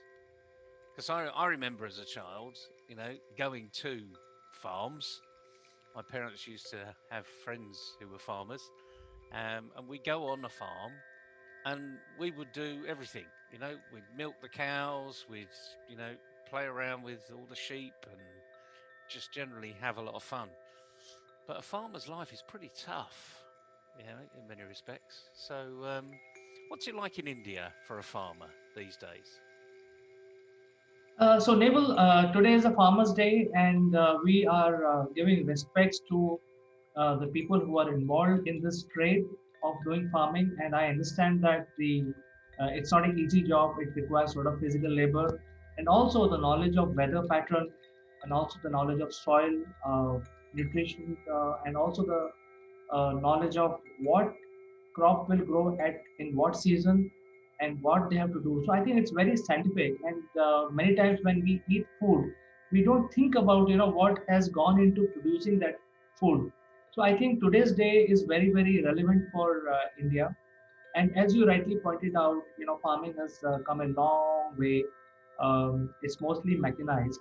And then specifically with regard to India, there are two predominant farming seasons. And why these seasons are there? Because the pattern in India are uh, very clearly for weather, which drives the whole landscape and the farming practices. Because if it rains so heavy during monsoon, there is nothing that can grow.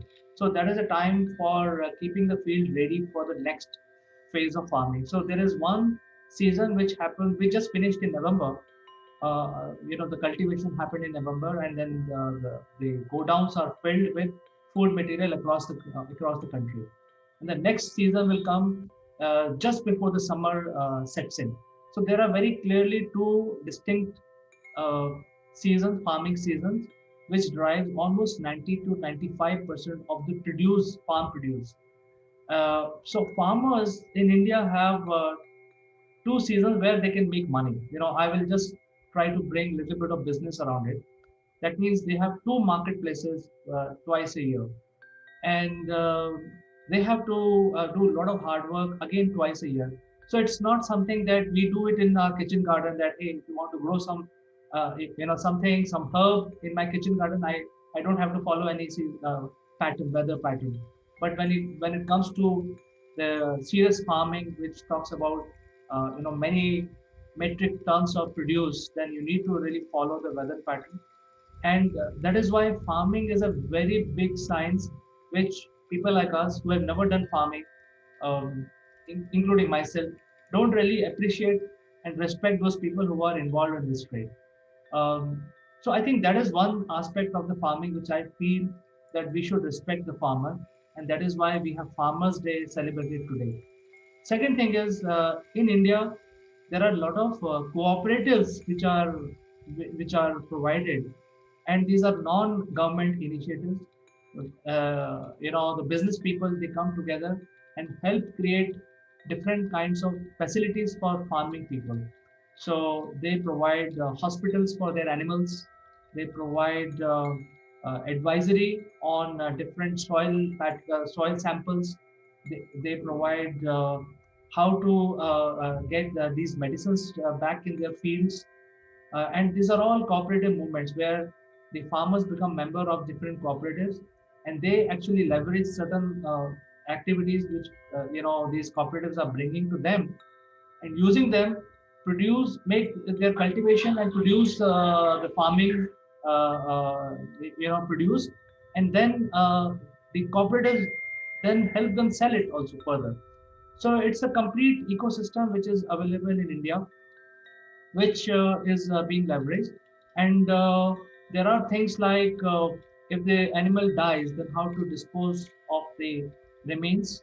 All that is part of all these activities, so that the work happens smoothly and there are no hardships provided to the farmers when they are doing working really in the field. So I think there is a complete ecosystem around it in India. Oh, there's definitely a complete ecosystem, and thanks for taking us through rather a rapid condensation of what goes on in the farming industry in India. And as you mentioned, cooperatives. As you well know, I use the word collaboration. Cooperatives are a collaboration, and they're a good collaboration. And a lot of businesses outside of the farming industry could actually help those cooperatives really succeed. Um, Anyone in the SaaS arena, software as a service, for instance, can join the fray, because guess what? Most farmers, they don't specialize in software. They don't specialize in this type of service. They're really good at doing what they are. So you could join these cooperatives, and we encourage you to go and do it. Go and talk to them. See what you can offer them from your world, because that's how we're all going to grow. Excuse the pun. But anyway, let's just think about one specific area: AI, artificial intelligence, or machine learning, or automated process. Because farming is one of those arenas that's had a lot of automation come in probably quicker than quite a lot of other industries. For instance, just the process of milking cows today, it's not manual. I remember as a child, about 5 or 6 year old, and I'm sat on a stall, I'm milking a cow, you know, pulling udders. It was only a small farm, and they hadn't gone into automation. But it's how we learnt what about husbandry of the farming arena, how animals are important to our future. But today, there isn't a milking farm in the world that hasn't got automation. You physically, you go in and you see it's almost like a Ford production line. If you imagine the Model T Ford being built all those years ago on a production line, well, milk is a production line. The cow comes in, the machinery goes on its udders, and it pulls out a certain amount of milk dependent upon the cow. What I learned many years ago was that each cow doesn't produce the same amount of milk. So some cows actually are on different settings. And the farmer knows all this. And today, they don't even have to know it, because each cow is microchipped, and the microchip sets off, okay, I've now got Maisie the cow, and Maisie the cow has come into my stall, and Maisie, we're going to take exactly 4.5 pints from Maisie because she's on that particular cycle. So it's far more automated than people realize. And I wonder how many of our entrepreneurs out there have even thought about the processes that go on in this heavily automated arena. What do you think? I think India as a country has a huge potential for getting these technologies in. Um, and there are other areas also related to farming. There is one area which is related to fresh water conservation. So India has a huge population and huge land mass. At the same time, it does not have a great freshwater source.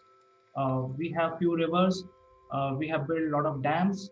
We try to, get the water, fresh water from these rivers, which are predominantly coming from the Himalayas.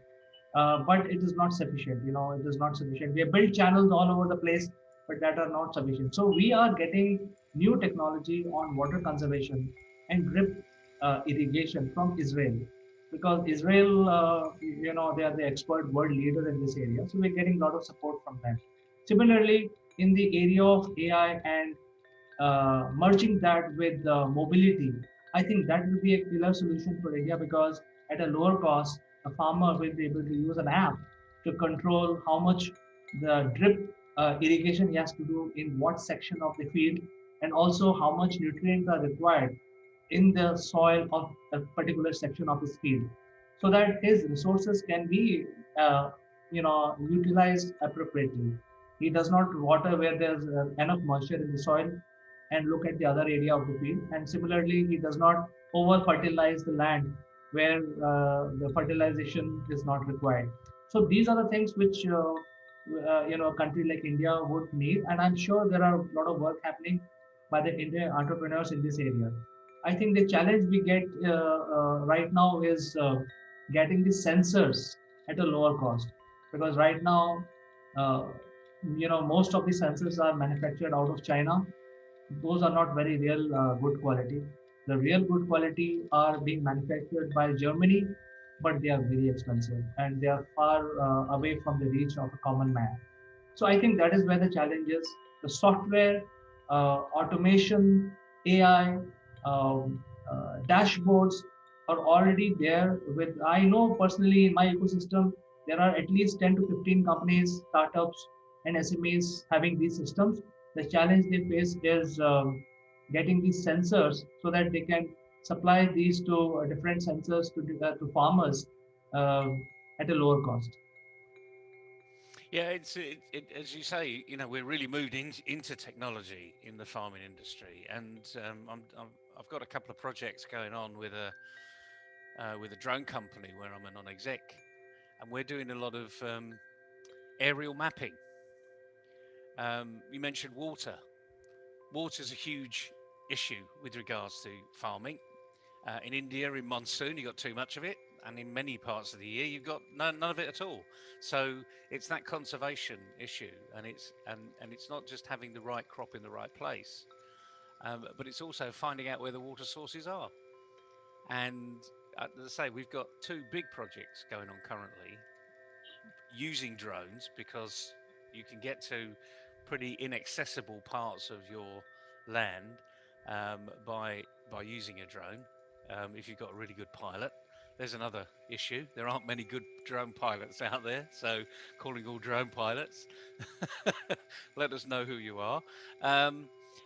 You've got that issue of capturing a lot of data very quickly and creating something that someone else can then use. Because in the company that I'm helping, they haven't got water specialists. They're a drone company. They're very good at what they do. They map terrains. They do a 3D modeling, and they're using sensors. And as you say, sensors are really the way to go now. We use sensors all over the place, and it's not just for farming, but for COVID, for instance.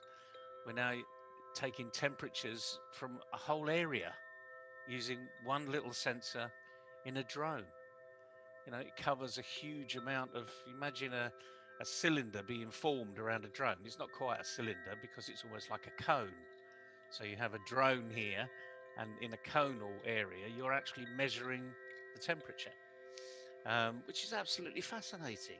The amount of capability that we've built into all of these very small sensors is just phenomenal. But, we need to move on. And the key thing is there's lots of businesses out there, hopefully, are thinking, well, perhaps I need to be talking to farmers, perhaps I need to be, finding out what their problems are, because we've got some solutions that we can't use anywhere else. And maybe they've got a problem. But like anything else, CK, there's no point in creating a great solution if you haven't got a problem. I remember many years ago, there's a program on the TV called Dragon's Den in the UK. It's got various different names around the world.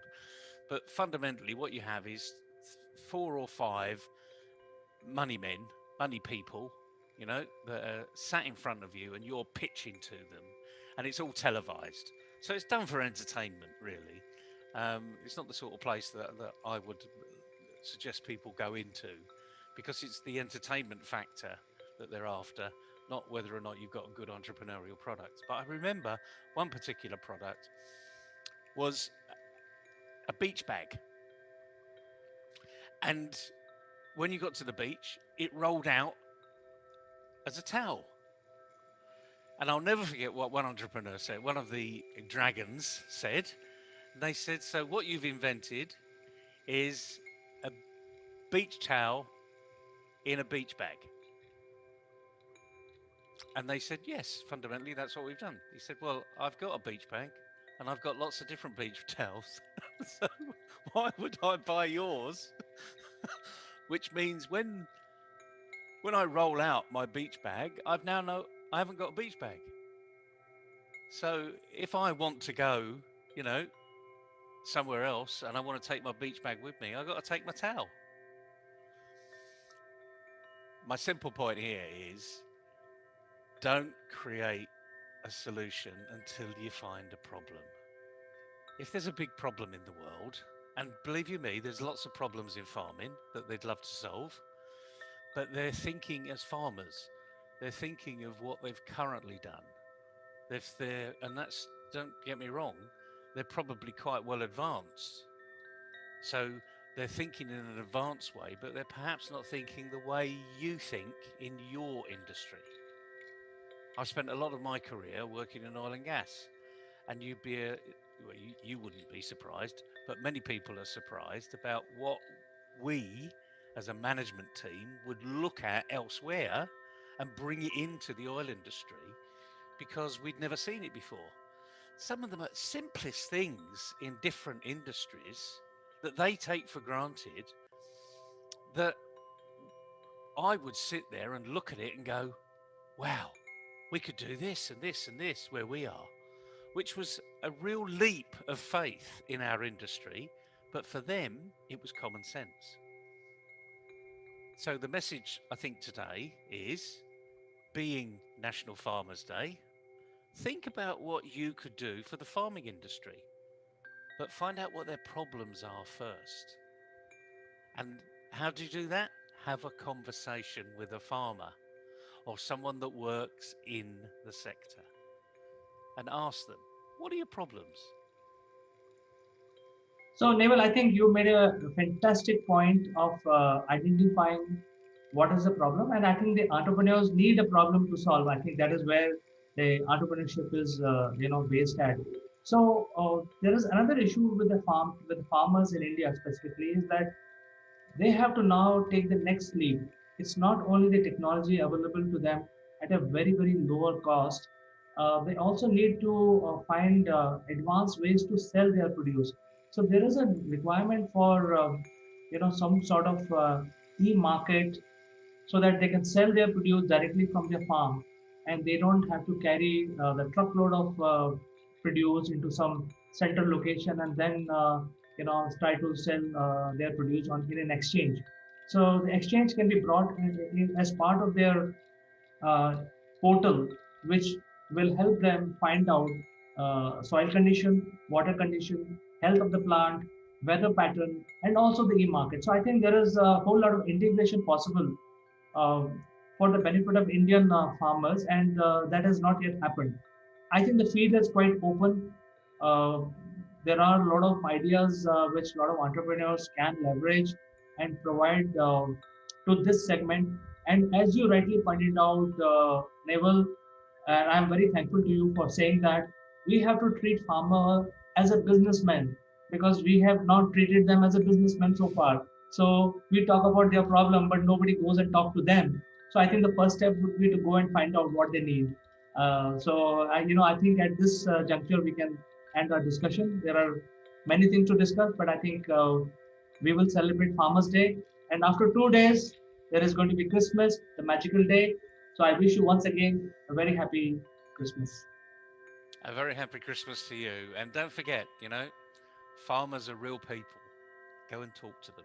You've probably got something that can really help them, but only if you have the conversation. And they're not going to come to you because they don't know you. They don't even know what you do.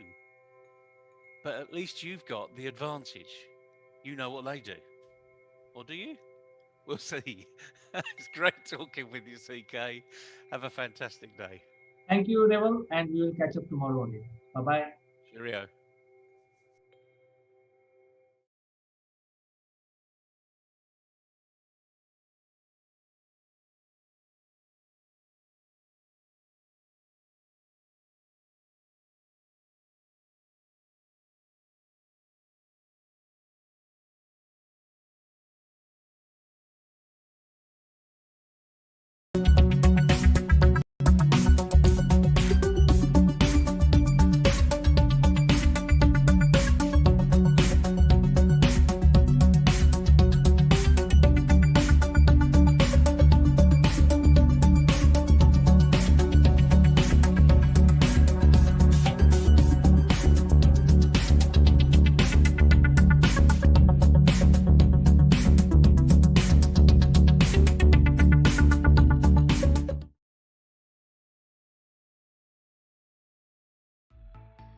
Hello friends, welcome to Akulmach Live. I am Kanchan Verma, and today in this series we will be discussing about great rishis of India, as we had been discussing from last weeks. So stick around to this episode till the end, and I'll be meeting you after a break. Let's listen what our sponsor says about it. This video is sponsored by Performance Works International. Are you ready for the challenges facing the modern workplace? Recent events have taught us the importance of transformation. Businesses now face a perfect storm of challenges. No business is too big to fail, and many are too slow to succeed. Our workforce is changing fast. We're entering a new age of empowerment, and everyone can contribute. The Inner CEO reveals how we can all play a part in making leading at all levels a reality. Written by Jeremy Blaine An expert on business transformation and growth, it provides a roadmap to help everyone unleash their inner CEO and contribute beyond their job role, whatever their level. Traditionally, strategy has been owned by the few. Now it's time for the many to contribute. Leadership must come from a broader base. Everyone has the potential to step up and make things happen. It's a new model of collective and collaborative leadership which unleashes the power of people, enabled by appropriate technology and a supportive management structure. The book provides a roadmap for a bold new age of empowerment. Supported by a range of resources, the book provides a toolkit to help anyone unleash their inner CEO. Organisation health, development and growth is owned at all levels. Are you ready to unleash the inner CEO?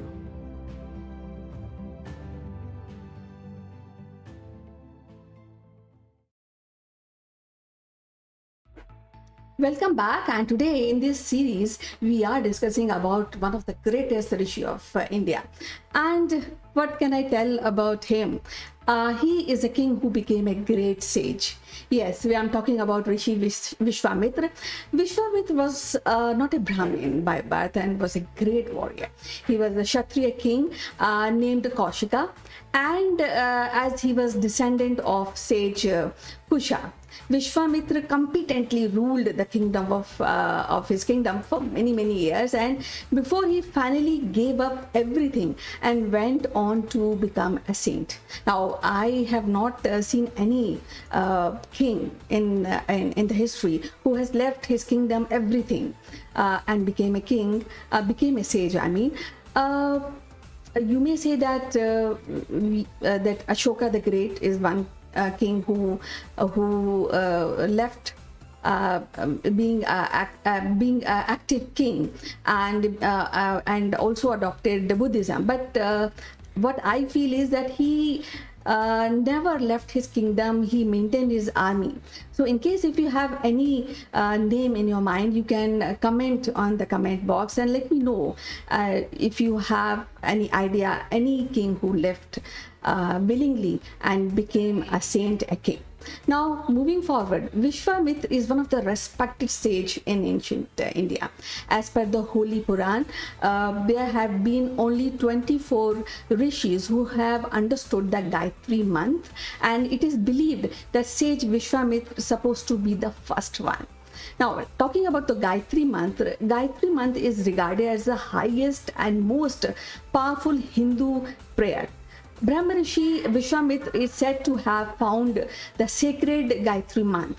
It is verses from the Sukta of Rig Veda, and the Gayatri is the name of Vedic meter in which the verses are composed. So anybody who has not very profound knowledge of literature, I think it will be very difficult to really compose and understand the Gayatri month. He is also credited as the author of majority of portion of Mandala 3 of Rig Vedas. Ramayana, as everybody knows, Vishwamitra is the preceptor of Lord Ram and his brother Lakshman. He gave his powers to all these brothers, knowledge of celestial weaponry, or we can say Dev Shastra, and trained them in advanced religion, taught them how to kill powerful demons like Tarka, Marich and Subahu. Moving forward, Vishwamitra is featured in many legends and different work of a Hindu religion. They mention Vishwamitra as one of the most powerful, most charismatic king as well as saint. It is said that Vishwamitra sage created parallel heaven known as Trishanku Swarga for King Trishanku. When the proud King Trishanku asked his guru Vashishta to send him to heaven in his own body, the guru responded that the body cannot ascend to heaven. Then King Trishanku asked Vashishta 100 sons to send him to heaven, and sons outraged that Trishanku came to them and refused, after the refusal of his father, and caused him to become a demon, or in Hindi we call Chandal, or untouchable. Trishanku was transformed into person with the body of ash, clothes in black, and wearing a iron jewelry. And when he went back to his kingdom, none of his subjects really recognized him, and he was driven out of the kingdom. So sad, right? But then he really came across sage Vishwamitra, who agreed to help him. Vishwamitra organized a great sacrifice ritual propitiating the devas, pleading that at least you accept this is a nice king. I would like to send him to heaven with the body. But no way devas responded, and Vishwamitra became very angry, and by using his yogic powers and other sacrifices and other rituals, he ordered Trishanku to go to heaven. And miracle to surprise to everybody, that Trishanku rise to heavens, and he kept flying in the sky until he reached to heaven, where he was pushed back by Indra. And by this whole incident, Vishwamitra really became very angry, and he said that if you can't provide Trishanku the heaven, I will create my own heaven, which will be known as Trishanku heaven. In fact, he also said that I will be creating another Brahma. And he had only completed the universe when the Brahaspati, who is the guru of Devtas, all gods, ordered him to stop. Trishanku, however, did not enjoy Trishanku Swarg. He remained fixed in the sky and was transformed into constellation. But in whole process of creation and the work of Vishwamitra, Indra got really frightened by his power, and he wanted to break his meditation. He wanted to curse him. So finally he sent Menaka to lure him and break his meditation. Menaka was born during the celestial churning of seas by Devtas and Demon, and was one of the most beautiful celestial fairy in the world, with quick intelligence, innate talent, but desired a family. You see, family is, everybody desires a family. It is ultimate goal in many spheres. So she successfully breaks the meditation of Vishwamitra. However, she fell in love with him, and a baby girl was born called Shakuntala. And later she grew in the sage Kanva's ashram, and Shakuntala, again fell in love with the king Dashwant. And with this union, the child was born by the name of Bharat, and it is said the Bharat name is being named by the King Bharat, who ruled a vast area of this subcontinent. Going forward, Vishwamitra had faced numerous difficulty along his journey towards becoming Brahma Rishi. He controlled his anger, he mellowed down, he freed himself from the greed, jealousy, anger, and other negative emotion. Once Brahma also became very happy about his gesture. And it is said that once one Brahmin tried his level best to bother him and make him angry, but Vishwamitra remained calm, smiling throughout, and thus proving that he had gained complete control over his emotion and passion. He continued his intense sadhana, his work, for many years, until one day Brahma really appeared before him, and Brahma was so pleased that he said that Vishwamitra, you are now Brahma Rishi, and this is a title which is being given by Brahma. who is the creator of the world. Now, Vishwamitra always wanted to become a Brahma Rishi, and he worked towards that. And he has like a competition kind of feeling with Rishi Vashishta. And later on, Rishi Vashishta also appeared before him, and he said, Vishwamitra, indeed, you are a Brahma Rishi. So finally, he is declared as a Brahma Rishi, or we can say Raj Rishi. After facing thousands of massive problems, Vishwamitra was conferred the title of Brahma Rishi by both Brahma and Rishi Vashishta. However, Vishwamitra possesses a lot of compassion about many things of all being, and he is always willing to help everybody, and always willing to exhaust all his punya, all his work to gain, which he gained from his tapas, to help other people. Following the attainment of the status of Brahma Rishi, he was also known to use his tapas to help anybody, everybody, whenever it's required. And his contribution is really immense.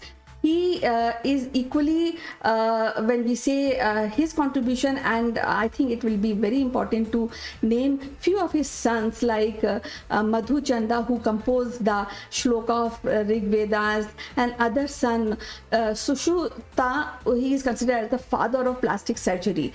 And there's countless contribution of Vishwamitra and his family in the development of mankind, in helping of the mankind. He is, or he was, a Brahma Rishi. He is a Raj Rishi, and also he has a place in the traditional Hindu astronomy 7-star, or we call Saptarishi. So I would like to end this episode by saying that we are immensely happy, and it is a proud to discuss about Rishi Maharishi Vishwamitra. We'll be meeting again with another Rishi in this episode. Till then, bye bye, and you take care.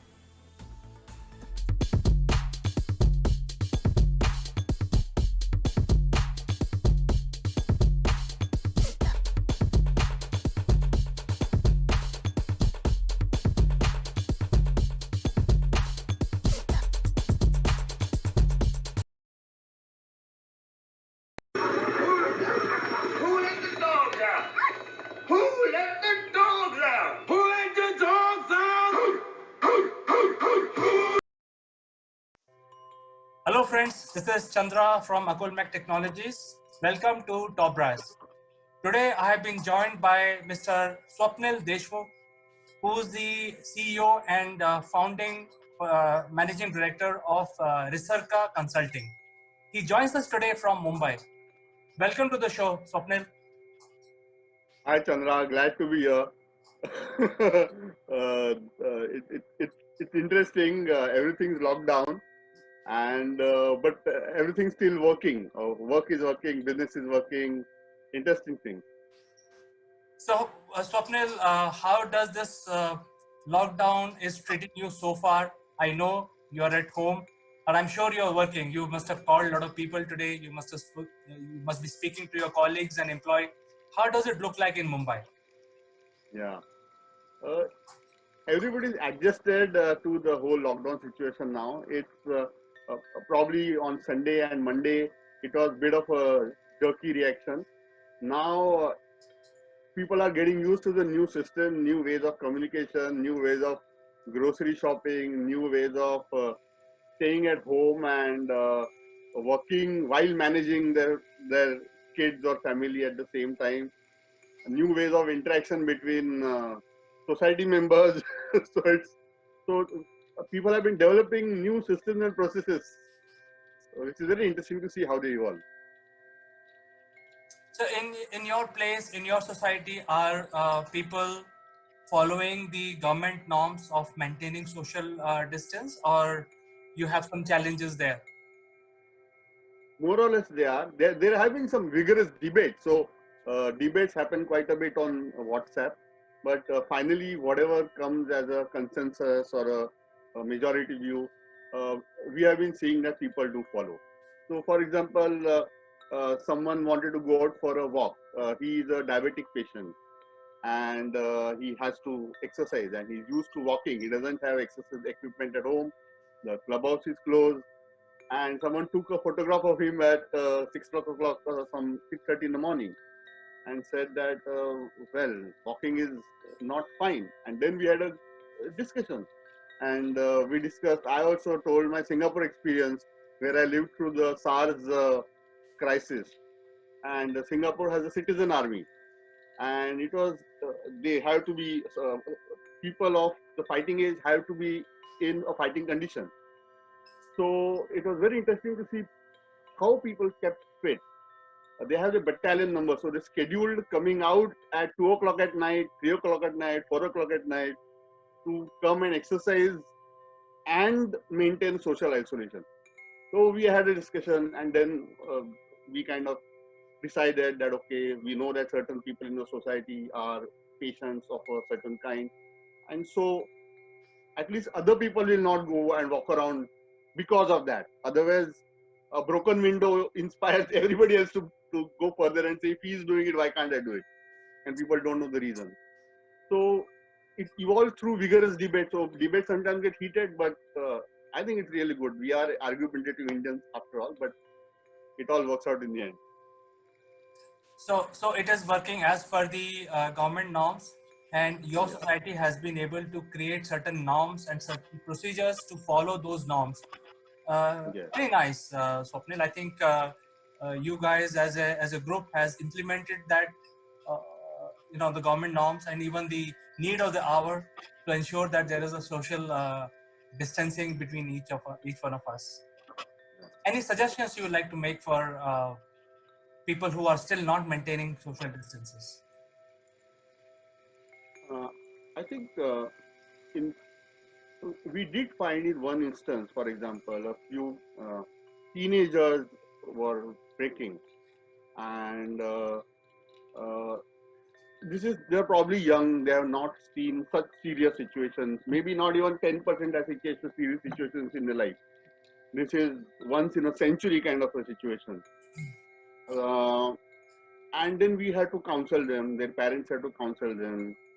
Uh, it was uh, uh, the thing is, it's very difficult to understand the impact of this till you see something bad happening very close to you.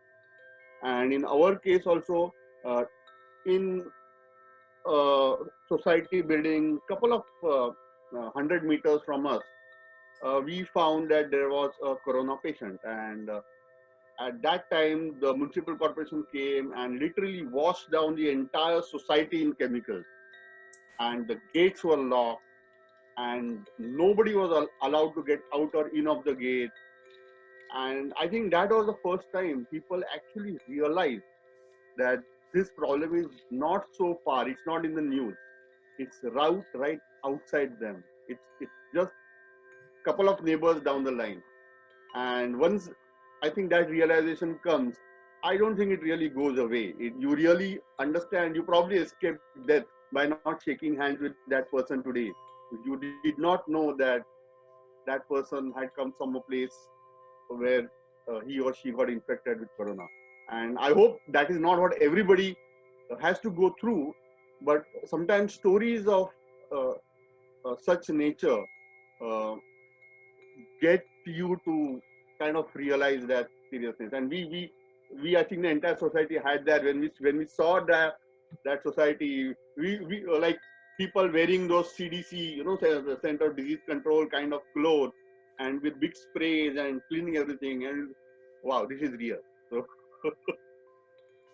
Yeah, I think this issue that has happened this time, uh, I'm sure is going to change the way the people work across the globe, not only in India. yeah. In fact, when you're talking about the patient in the next door society, there were two suspects in my block itself. Oh, Oh my God. But they were actually following the government norms of 14 days of home isolation. So they are fine. They have been tested negative, but they are continuing with that. And this day in our society happened yesterday. So I think in my opinion, it is not going to go away. I think it will change the world order. It will change the way we do things. And I'm sure you, as a senior executive, must be thinking what to do next, because I think you got your social responsibility, you got your commercial responsibility, you got employees with you. So I think the new change will emerge out of this issue. What is your opinion? Uh, I think a lot of changes will happen, and it might look a little harsh at this time to use the word opportunity. But I think as an entrepreneur or as a businessman, uh, you cannot hesitate from thinking that way, uh, even in times of crisis, because end of the day, that kind of thinking helps you create services or products, ideas, which end of the day benefit somebody who is affected by this crisis. So while there is charity going on and all other kind of things going on, as a businessman, one should be as hawkish, though not take advantage of people's situations, weaknesses, but their situations are opportunities to, I think, help them and serve them.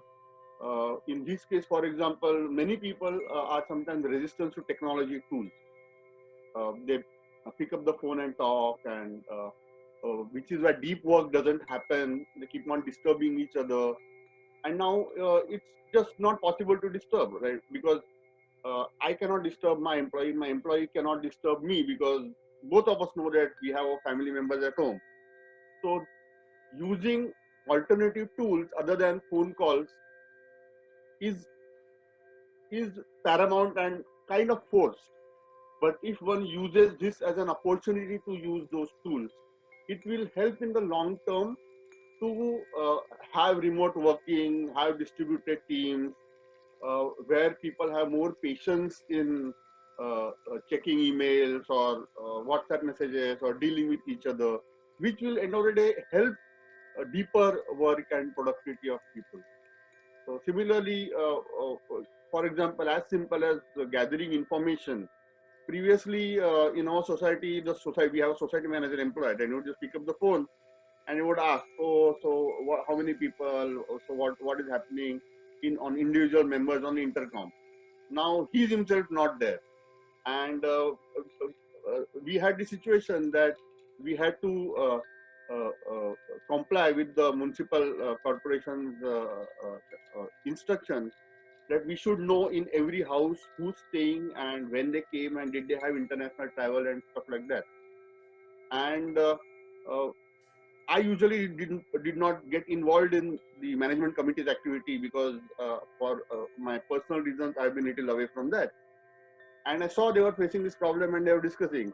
And it took me 10 minutes to create a Google form and then send the link to everybody. And within 24 hours, the link spread, and every tenant and every owner's data was there. And now I had the secretary calling me, "Can you send me that data?"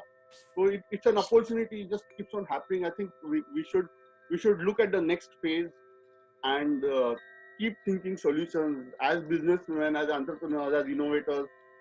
That is our contribution to the society, and one should not think that only doing charity or only uh, the other things are our contribution. This is our contribution. When this all gets over, we are going to build things from whatever it's there, and we will have to create a new world. The old world will not exist, and we have to take that initiative, even though right now it looks a little hawkish and opportunistic thinking. It's okay. Excellent, Swapnil. I think this is the third day today. We've got 18 more today. Basically 18 more days to go in the lockdown situation. So I'll catch up with you after a few days to check whether there has been change beyond what you have explained today, or what has happened in your place in Mumbai. Until then, I say bye to you for today, but I'll catch up with you in a few more days. Yeah, nice talking to you. And thank you so much. Bye-bye.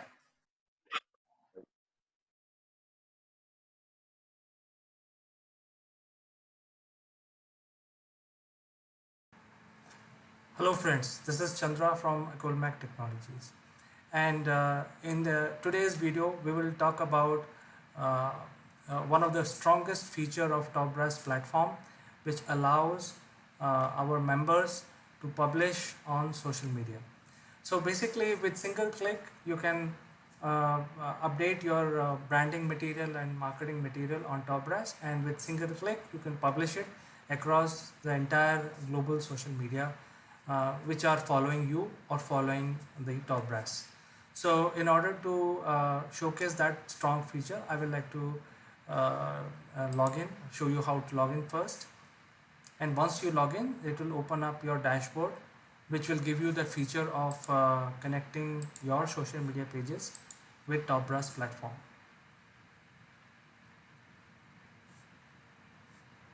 So once you log in, you go to your dashboard, and then when you click on dashboard feature, you will be shown this additional tab on your screen which talks about blog to social. And here the first thing, that's a one-time activity where you connect your social media pages to your TopBrass, to your area of TopBrass.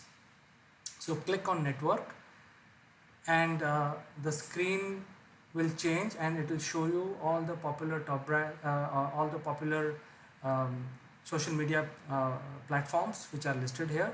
So one by one, connect using your profile IDs and your passwords, and once it is connected, that's it. It is set up for the lifetime till the time you're member of TopBrass. Now, in addition to these profile pages which belongs to you, TopBrass has 1 million followers in their own in its own social media pages. So those are also added to your content and your digital strategy. Once you've done that, you start building your branding material and uploading them in TopBrass. And with single click, you can publish the entire content into wherever you want to publish, whichever social media platform you want to publish. And this way, it will help you also create a very controlled strategy around your branding. In addition to this strong feature, we also have a calendar feature which will help you save your time. You can upload all your content for a month or so and run a campaign, and then schedule reposting of your content using this sort of a calendar, which will give you date-wise and week-wise and month-wise areas where you can put and schedule your branding messages to go out into social media. So I like to also mention this point is that once you connect your social media, you have say 100,000 followers on your side. We bring another 1 million to your content, which makes it very easy for you to increase the reach to a wider audience globally, and then you can do branding of your company, of your product in a much better way. In addition to this, you also get a lot of peace of mind, because TopBrass will do the work of 2 to 3 marketing specialists without deploying these resources. You can do it and schedule it once in a month and forget about it. So these are very, very strong features of TopBrass, which I feel is good for the marketing heads or marketing CMOs to use and save their time and save their revenue. So with this, I would like to end this video.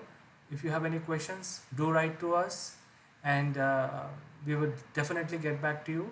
And we would like to make sure that you join TopBrass today and leverage this platform to the fullest.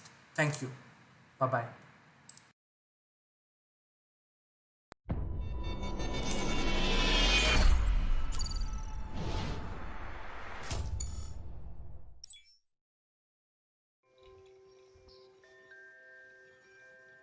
Hello, everybody. You are welcome to our show, Great Kings of India.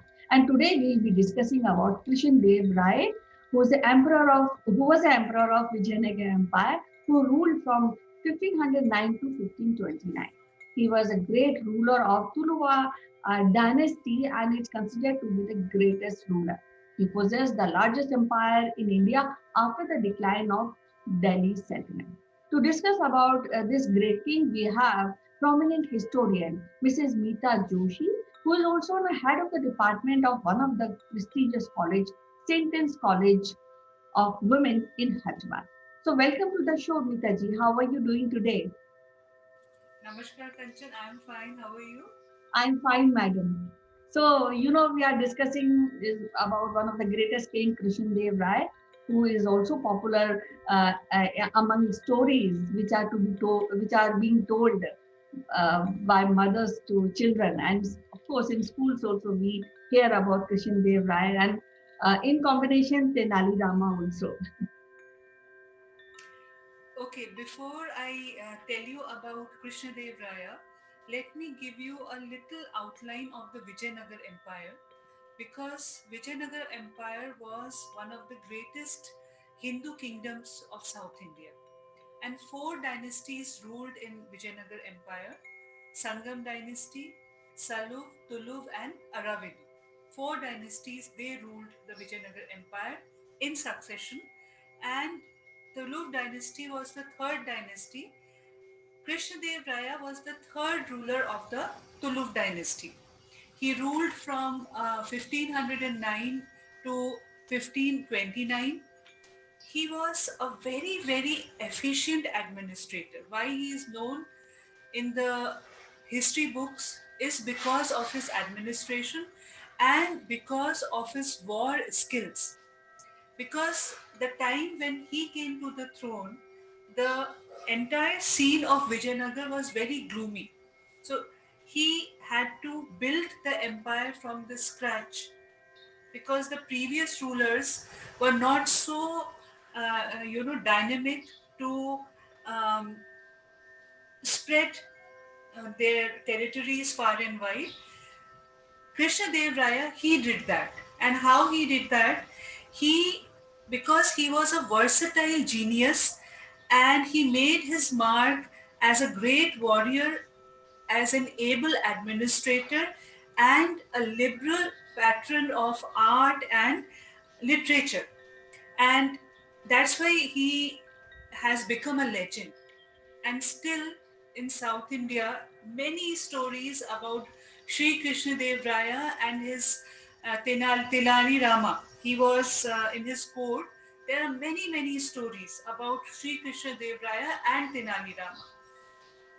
He proved his war skills by fighting against the Bahmanis, the Muslim kingdom, and the Gajpati rulers of Orissa. So, because of these two major wars which he had in his lifetime, made him a very, very great warrior. And one thing about Krishnadev Raya, it is said that he was never defeated. He was an undefeated king till he lived. All the conquest, all the expeditions which Krishnadev Raya took, they were all successful. So it is a very unique quality of a king, number one. Number two, as an administrator also, he proved very, very efficient. He divided his empire into three divisions, and they were mandalams, nadus, and semas. And why this division was done? So that the remotest of village also get the benefit of the administration of Krishnadev Raya. This was the reason that he divided the kingdom into mandalams, nadus, and semas. Then, not only this, as a patron of art and Telugu literature, he did a commendable work. He encouraged all the poets, all the people who developed art and developed literature. He gave his patronage to them, and 8 literary luminaries, popularly known as Ashtadikgajas, adorned his court, which was a very unique thing of his court. And among them, Alasani Pedanna, one author is there, who was the author of Manu Charitamu, was the greatest. So all these epics were written in the time period of Krishna Dev Raya. And the other 7 poets of the group were Nandi Timmanna, Madayagiri Malanna, Durjati, Alaya Raju, Pingali, Ram Raja, and Tenali Ramalinga. Because Tenali Rama was also an author. So he patronized those Ashtadikgajas in his court. Okay. Then he himself was a poet of great merit. He wrote Amukta Malyada. Okay, it is regarded as the first rate prabandha in Telugu literature, and he also patronized the Sanskrit and Kannada literature. Apart from these things, he was a great builder. The Hazar Rama temple, the Vitthal Swami temple at the capital are attributed to him, and in honor of his mother, he built a new city called Nagalapuram. So, if you sum it up, Krishnadev Raya ranks with the greatest emperors of Europe and Asia. And not only this, his relations with the foreigners, with the Portuguese. He maintained trade relations with the Portuguese, and those Portuguese traders supplied him Arabian horses. So one of the visitor to his court was Domingo Paes. He was a Portuguese merchant who resided in Vijayanagar during Krishnadev Raya's reign during the years 1520 to 1522, and he left an excellent sketch of Krishnadev Raya's personality and the splendor of Vijayanagar city. It was beautiful. The Vijayanagar city was beautiful. In his travelogue, Domingo Paes has written about the wealth, about the culture, about the temples of Vijayanagar temple. And not only that, he says, he writes that he was a king who was the most feared and perfect king that could possibly be. Very cheerful, merrymaking, but at the same time, administration was very, very strict. So, at his time, at Krishnadev Raya's time period, Vijayanagar was probably the most beautiful city which existed. He built it so beautifully. Yes, I All the got a temples. chance to really visit Hampi, and I was really mesmerized the kind of architecture I've seen. And when we talk about Kishan Dev Rai, we always have a feeling. General people think that he is somebody who is a poet because he's associated with a lot of stories with Tenali Rama. He is a poet and he's soft king, but actually he is not. He's quite a able general because what I read, it is said that he had 7 lakhs foot soldier, 32,600 cavalry, and 550 elephants, which were used in the Battle of Raipur. And it was said that he raised the ground. He raised to the ground the fortress of Gulbarga, the early capital of Bahami Sultanate. So what I feel is because I got to see the stable of elephants also in Hampi, and it is huge. I think, and it is. I think we should. It is a national heritage, and should be care about that. And then, yes, and madam, when you talked about his cultural influence, and I think he also knew many languages. A part of writing, He was very, very intelligent. Yes. He was very, very intelligent. He knew many languages. Right. And his personality was a contrast personality. He was a warrior. He was an administrator. He was a poet. He was patron of art and literature. So many traits in one person, you know.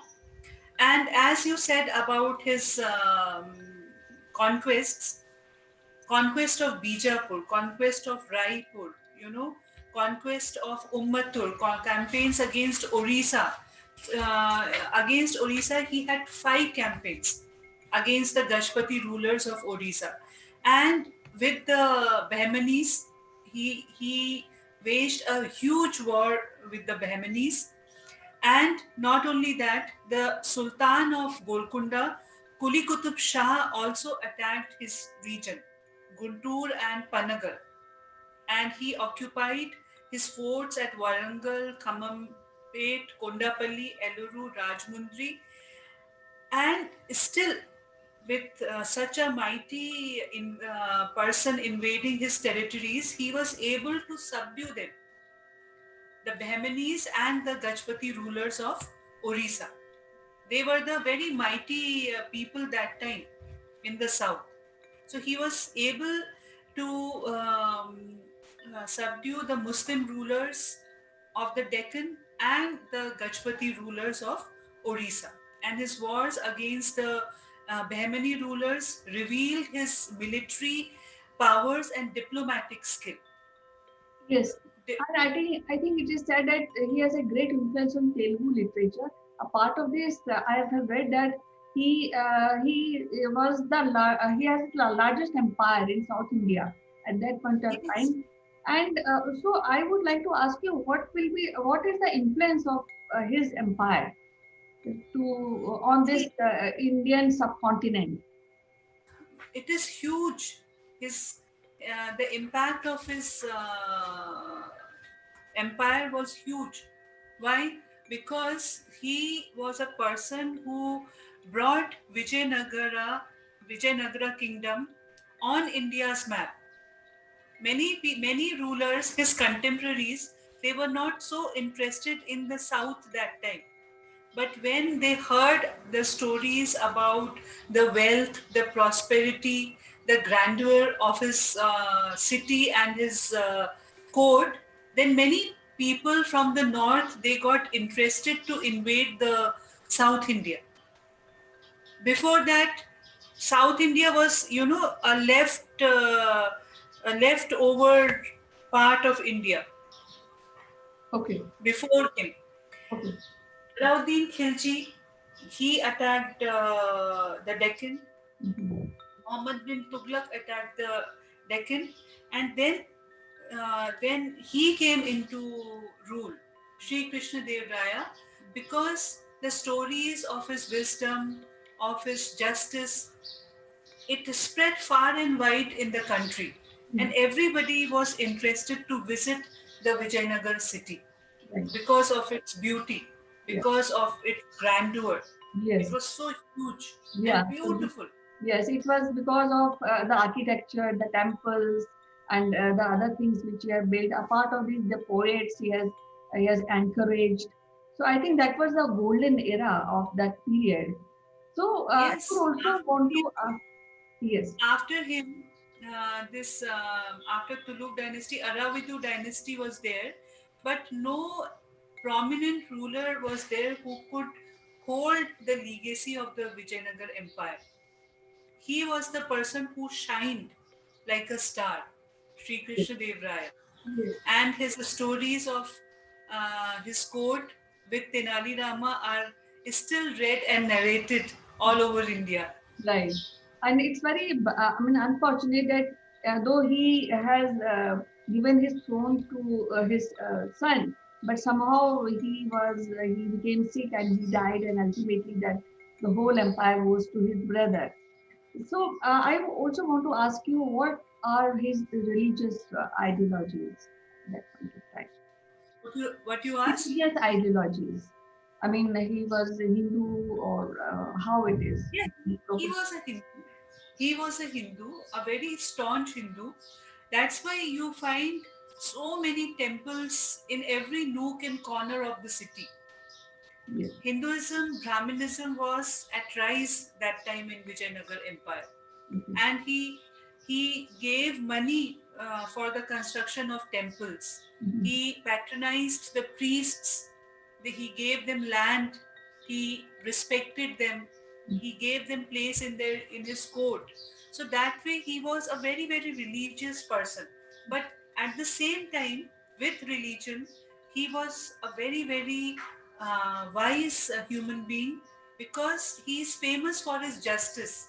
Anyone who walks to his court with some problem definitely walked out with a solution and with a happy face. This was very, very, unique about him. That whoever came to his court went happily from his court. Any common man, they were. There was a darbar sort of a thing in which he used to listen to the grievances of the people, and immediately justice was provided to those people. Yes, and also heard that in later years, he Tathacharya, who was also one of his minister, introduced him to Vaishnav this sect. I mean Vaishnav sect of Hinduism. So he also followed that. I think I feel that he is a liberal in his ideology when it comes to Hinduism and religion. For that matter, Kanchan, Hindu Hinduism is such a religion which is so tolerant and so liberal that it takes everyone into its fold. You know, so any Hindu ruler of of that era or of yesteryears, they had a very big heart that way. It was not, that fanaticism towards a religion. It was not there, but at the same time there was dedication. Yeah, and I think he also understood that as you know that this Kisan Andolan is going on nowadays. But at that point of time, also he understood that agriculture is the main thing, and we should concentrate on that. So he also done deforestation to get the agricultural land for the people, and he established the irrigation system, which is again told and discussed by foreign visitor at that point of time. Because agriculture was the main occupation that time. Right. So he knew he wants more revenue. He Right. has to develop the agriculture. He has to give grants to the farmers. So all that he did. Yeah. So I think, in a nutshell, I think he is one of the greatest king, and we should study more about this great king, and he should also be having a great study material should be circulated in the colleges and schools who are studying history primarily, and also people who are not studying, I think they should have a chapter or something to know the heritage and culture of our Indian continent. So it was lovely talking to you. Definitely. Yes, yeah, I look forward. So government should also do something about the great kings of India, who somehow are not being taken care or may not have given space for general public to know about their persona. So it was really lovely talking to you, Neetaji. We'll meet in our next episode with another great king of India. Till then, Definitely. bye bye. Take care. Thank you.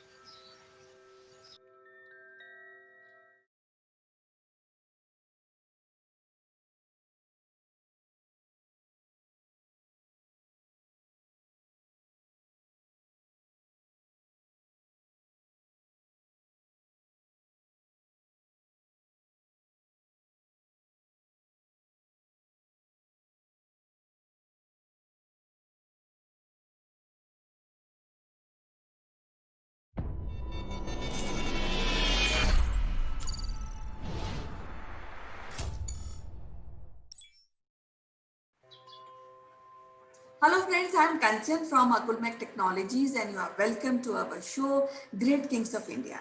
And today we are discussing one of the greatest kings of India who has a tremendous effect on our history and our future also, because he is the one person who stopped there are two kings and he is one of the kings who stopped the foreign invasion, and I'm talking about Porus.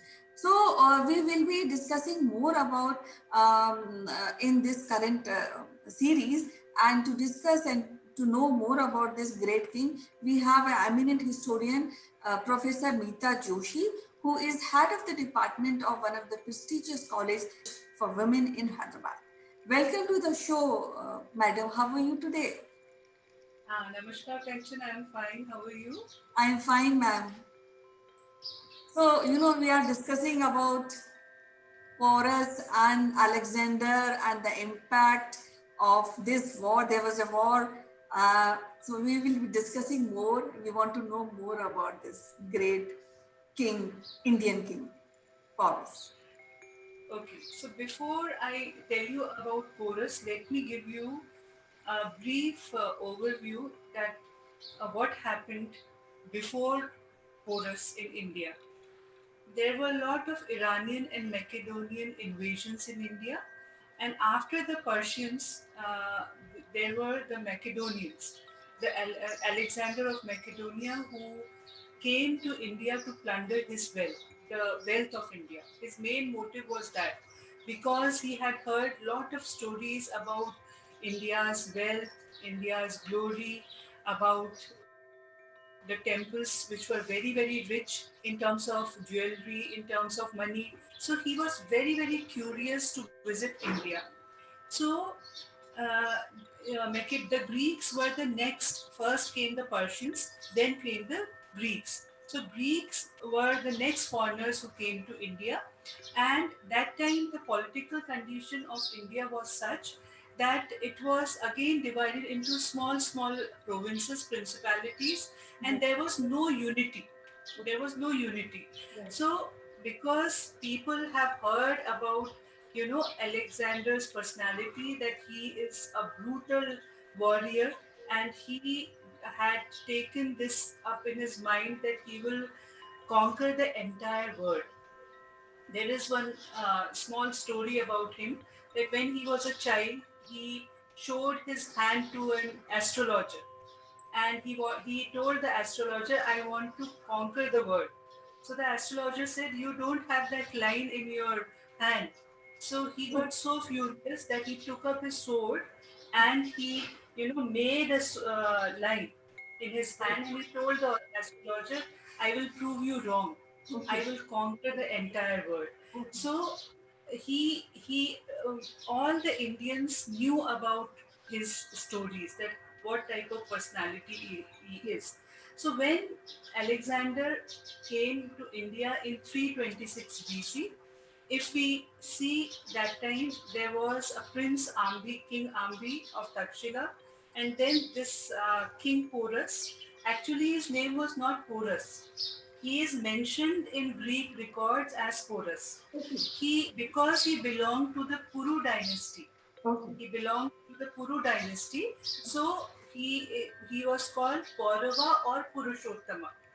So he was in Greek accounts, in Greek, all the travelogues, we get his name as Porus. So Porus, Ambi and Takshila and Porus's empire were nearby. So when Ambi heard about Alexander coming in, he got very afraid. So he said, instead of waging war, let me, welcome him, and let me submit under Alexander, so that there is no destruction. Number one.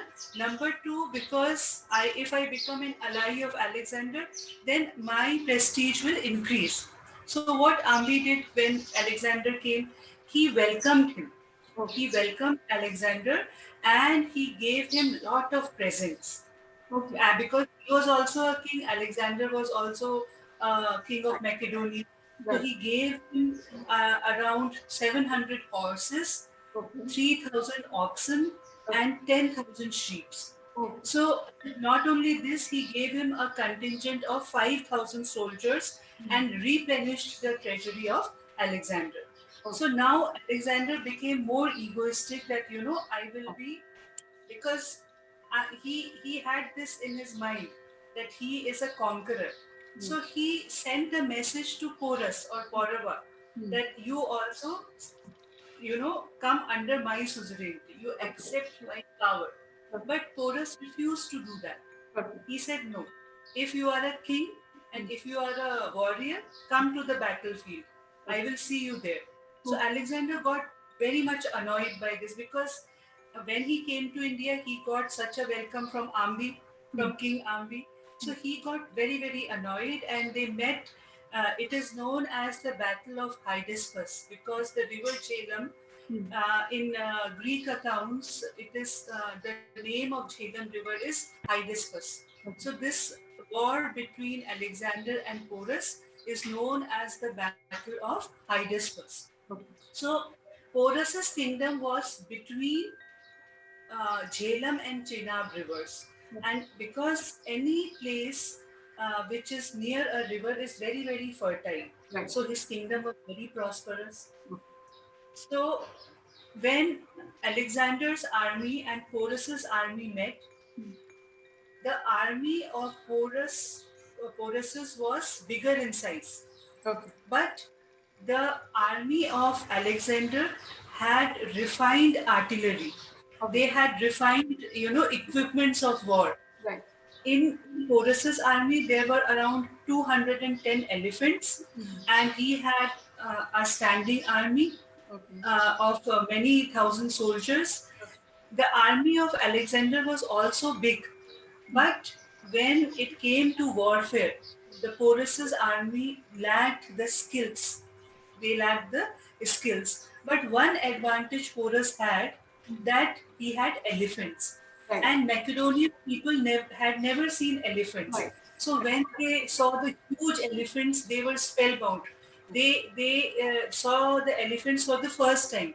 So what the soldiers of Alexander's army did, they started piercing the elephants with the arrows. So the one elephant, one or two elephants, they got very angry and they ran. And many people were trampled to death because of that. But in spite of this advantage of Porus, he could not. This was one thing. Another thing, heavy rain happened. So because of rain, the chariot's wheels they got stuck in mud.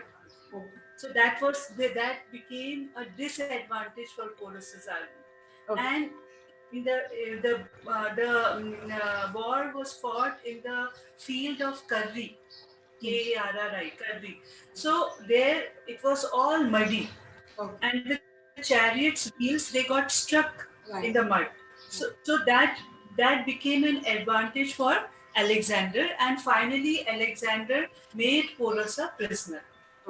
He made Porus a prisoner, and when he was taken to Alexander's camp, Alexander asked him that, "What do I do with you now? Because you were very egoistic. You did not accept my, suzerainty, and when I gave you a proposal, you refused it." But Porus was such a brave, person, because he is known for his bravery. His bravery and his, this confidence he had. So even if he is a prisoner and he is standing in front of Alexander, he gave a very cool reply. He said, when Alexander asked him, "What do I do with you?" he said, "You do what a king does with another king." So this reply of Porus melted the heart of Alexander. And Porus was also a king. And then he appreciated the courage, the bravery that Porus could have been killed by Alexander, but still he is speaking in a high volume, and he is speaking with courage, with no fear at all. So this impressed Alexander. And then Alexander embraced him. I think this line has become so popular. Even, the way Porus told Alexander, "Treat me like any other king treat another prisoner king." So I think this is a very, very impactful behavior, impactful part of personality of a great king Porus. Because in normal ways, he never answers like this. Frightened. Yes. A normal human will be frightened. You are standing in front of a... Yeah, he may be thinking of a treaty, or he may be thinking of a friendship, But here's a king who said, treat me like another king treats another one king. As treats another king. Right. This was his reply. Right. So Alexander embraced him and returned his empire, what he has invaded. Rather, when he left India, he gave some other parts of India also to Porus to take care. So it came under the Macedonian this thing sovereignty, but Porus took care of that entire empire. One thing more I want to tell you, Kanchan. See, somewhere our history is also mistaken, because whenever we call Alexander, we address him Alexander the Great. Right. Right. So, if you think as a common man or a common person, he was a brutal warrior. He killed thousands and thousands of people just to satisfy his own ego. Right. Because he wanted to become a world conqueror. Right. If you see other kings, if you suppose you see Ashoka, he also did Kalinga war, but that changed him, that transformed him. Right. You see Chandragupta Maurya, he was also a very great king. Right. So, but what made them great was their deeds, their goodness, Right. their compassion towards people. But Alexander was a totally opposite personality, and why we call him Alexander the Great as a history student and as a history lecturer. I really think that that's why, because we portray a wrong history. Right. We have given this way you are giving a wrong message to the people, that whoever kills is big, whoever kills is great. Right. So it is not a right message, Right. which any history chronicler or any history writer would give to the next generations. And when he was going back to his place, he died on the way. He died near Babylonia because of malaria, Alexander. And before his death, because he could sense that he was dying, he told his people that when you take me to the grave, you keep my hands out of my this thing. When you take me. When they asked why, then he said, people should know that even a word conqueror goes empty hands. When he leaves the word, he goes empty hands. He realized it very late. Alexander realized it very late.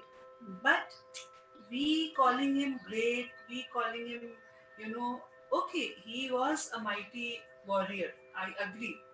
But that was the power of his sword. That was the power of his army. But if you see the other aspect, it was only brutality what he did. He killed thousands and thousands of people. Many families were totally, finished because of Alexander. But you can call Porus great. You can definitely call Porus great because he fought with lot of bravery for his kingdom, for his people. He never, because Alexander was a foreign invader, so he never wanted to give that impression to his subjects that as a king I am a failure. So he fought. It is a different story that he was defeated. He lost the Battle of Hydaspes, but still he won. In the pages of history, you remember Porus as a great king, for his bravery, for his valiant behavior, for his courage. Yes. So I think the whole personality and the character of Porus is much higher in terms of a king. I feel when compared to Alexander, why? Because Alexander just won the territories, but here is one king who fought, who defeated, and after even defeat, he impressed a king. We call the Alexander the Great. And he was so impressed that he has said, okay, no, you are so great and the way you are so smart and you deserve to be king, a great king. So he has said, okay, fine, I will treat you like a king. I'm a king, but you are also king. But on at the same time, Porus also took care administration, he took care of his kingdom, he took care of his people, which I think in a way Alexander the Great has that was not having that capability, as not missing out in space, isn't it?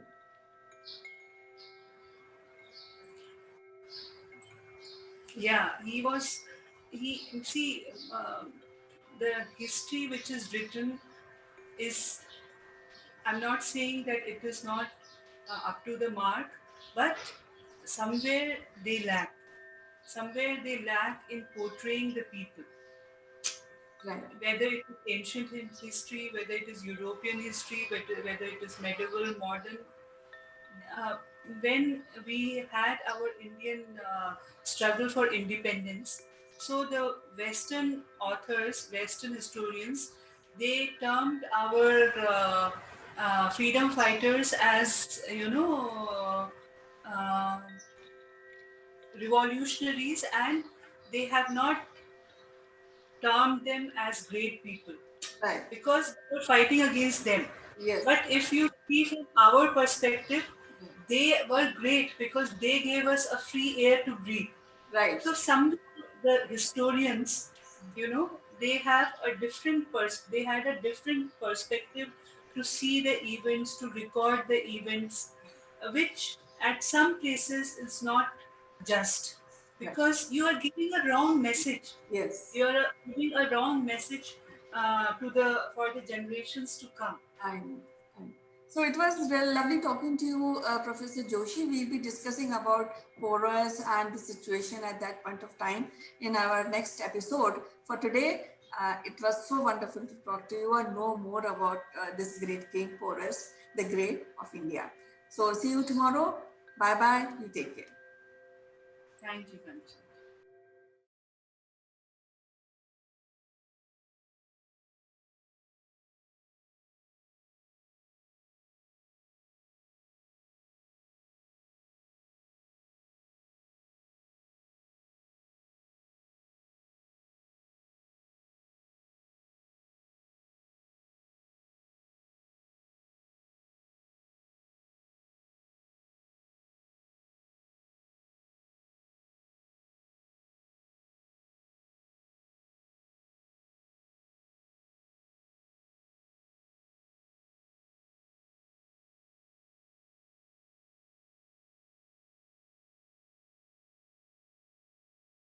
Hello friends, welcome to Akulmach Live, and my name is Chandrakant.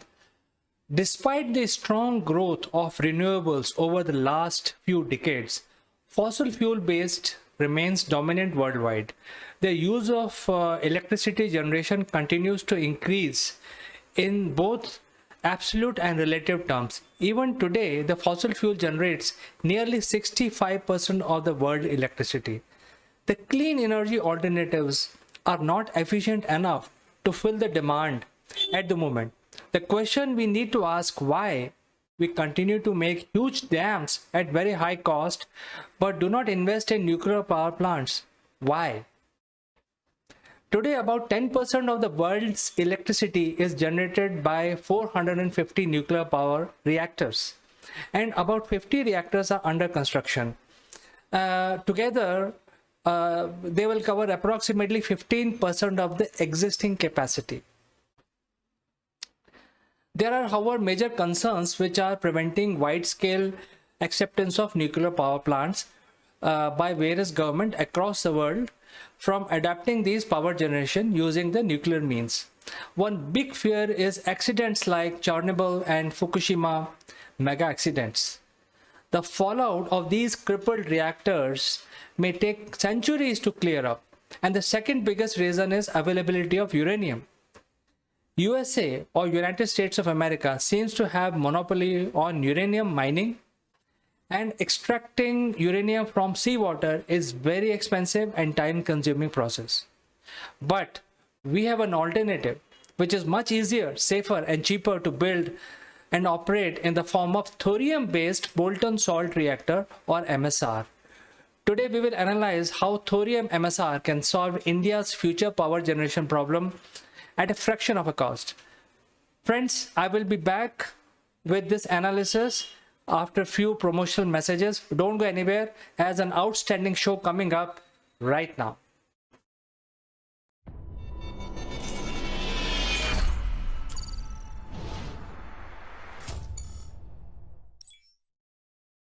Friends, have you ever wondered that making a lasting impression online is similar to landing on the moon? If yes, we have a solution for you. Akulmach Genius program will help you prepare for your upwards trajectory towards success in the digital world. Our program consists of 12 unique tailor-made sessions of 1 hour each, spread over 6 weeks. Akulmach Genius program provide you practical knowledge about how to optimally use online video platform with lights, action, camera, as well as crash course in using virtual screens. The program also includes a session on the grooming and online etiquettes, which are important for running your online sessions and webinars.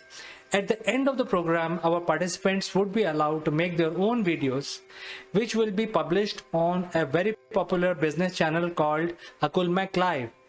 This will provide global recognition to all our participants. If you like what you hear, then using the link in the description below, join the program straight away or visit www.akulmach.com and click on Genius program to know more.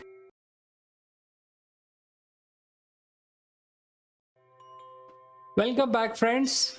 Let's understand what is the molten salt reactor in the first place. In essence, a molten salt reactor or MSR is a vessel that contains a hot liquid salt in which a nuclear reaction takes place. The salt consists of nuclear fuel like thorium salt and several other compounds that optimizes the reaction. The heat transfer and the stability of the salt is also taken care by this solution. This means the salt mixture is both fuel as well as coolant. This allows for a very high heat production. Unlike the solid fuel, the uranium reactors, the liquid fuel can be kept at an optimum condition at all times without temporarily shutting down the reactor. Now let's discuss why thorium and not uranium. Number 1, thorium is available in India in abundance.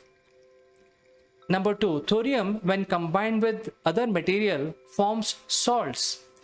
And these are not dangerous to dispose of as a waste, nuclear waste, and I will explain in detail later.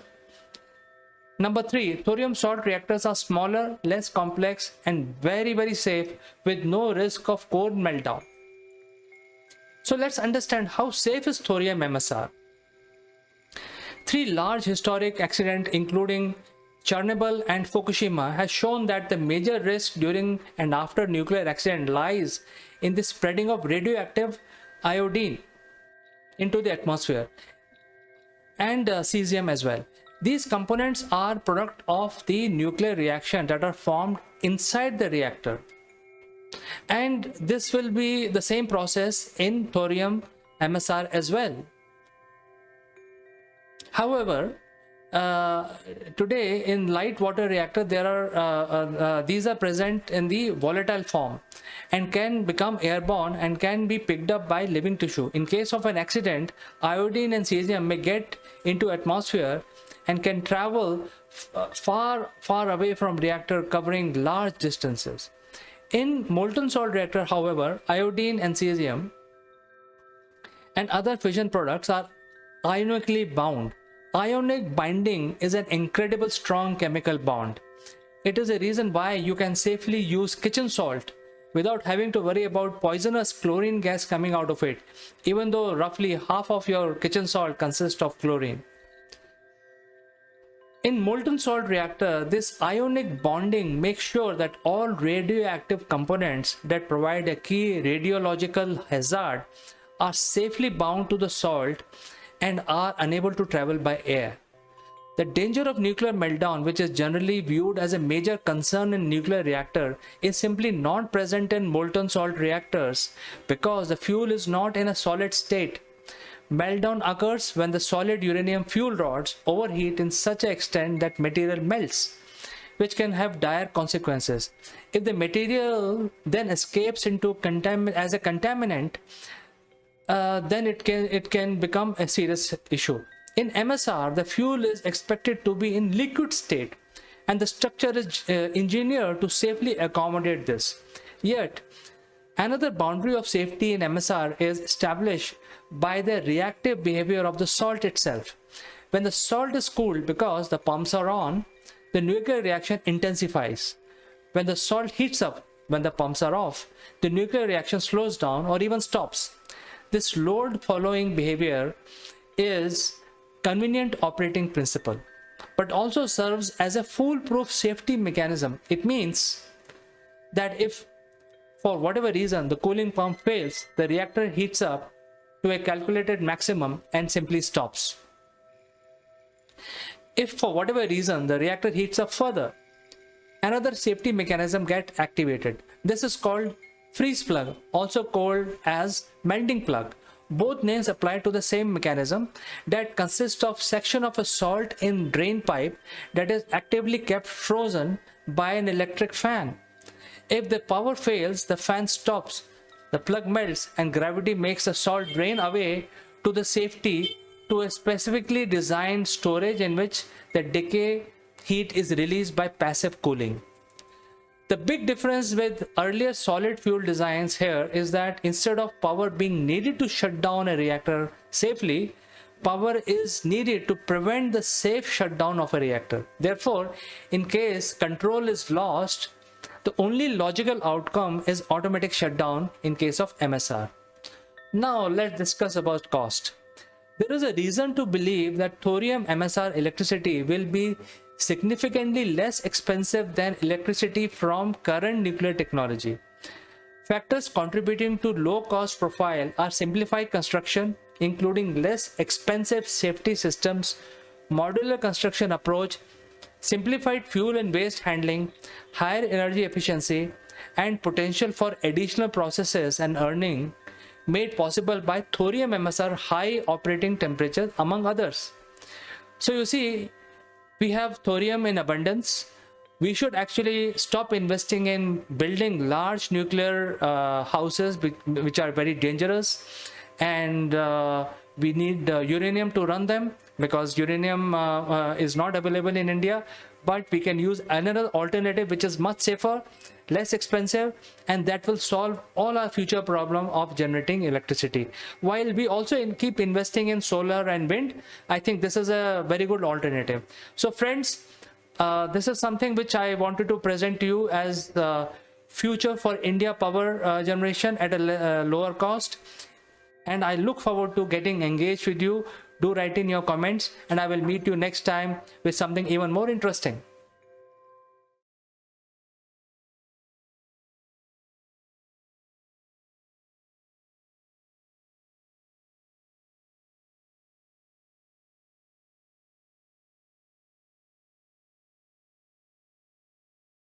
Who let the dogs out? Who let the dogs out? Who let the dogs out? Good morning. This is Chandra from Akulmach Technologies. Welcome to Top Brass. Today we have a very eminent personality with us, Mr. Ravi Shankar Balasubramanian. Ravi joins us from Bangalore. He is the CEO of BLR Labs, and BLR Labs has offices in India and in US. Welcome to the show, Ravi. Thank you, CK. Good morning and namaste. Pleasure talking to you and glad to be connected with Akulmach and Top Brass. Pleasure talking to you. Right, Ravi. So, as you know that we are under lockdown and today is day 5. You are joining us from Bangalore. How Bangalore treating the people during this lockdown? I'm sure it's a tech city. So are there any deployment of any new tech services in Bangalore? How it is treating? So we just want to know from you from the experiences. Yeah, no doubt there are challenges. These are tough times, but when the going gets tough, the tough gets going. And looking at the environment, I think this is more important and pertinent given the circumstances here that we take care more about the unorganized sector and those sort of junction. I think that should be the focus of the government. While the challenges are immense, I think the opportunity is also immense for technology companies like DLR Labs, and I think this is where we need to innovate. And as you know, right, necessary is the mother of all inventions. So I think this pushes us to get to the edge and create those solutions because so that we are prepared such that next time such a situation arises, I think it should be like smooth flowing. We need to so this actually throws up and opens up a lot of infrastructural requirements, and I think BLR Labs, we look forward to BLR Labs to be sharing that platform and enabling to overcome such challenges in the future. But as of Bangalore, they have been kind. I think if we look at it, even though I'm still in the office at this point in time, so they have allowed me to come and attend this sort of requirement, even though we have actually officially requested all our employees to work from home. But if you see, right, especially a lot of BPOs, various other forums, which were never open to work from home. You had to work 24/7. You had the cab services. You had to be in the office. They were never opening up their infrastructure for people to explore work from home opportunities for women folk, even the night travel. Now that it has forced all those technology companies, okay, to enable the employees to work from home, I think it's a game-changing situation because what will happen is it is going to open up the the security concerns which were actually conservative earlier. Now they would realize that we are more we can actually overcome those situations, and things will start opening up. So I think while the challenges are there, it also actually, from a business community point of view, if we keep our eyes open, I think there's a lot of opening which it actually creates, and to benefit the mankind, going forward, especially from a technology breakthrough perspective and technology interface point of view. So I see it's an eye opener, okay, and I see that only those. A lot of companies are going to find it challenging, okay, to run their business. We will see, definitely see some of these startups actually winding up. We would like to see a lot of government initiatives to actually help these companies in terms of moratorium to to all the EMIs, loans, and so on and so forth. Because unless the business community gears up and wins, there's no way. We are looking for a long haul. It is not like 15-day, 20-day. I think this is a war-like situation.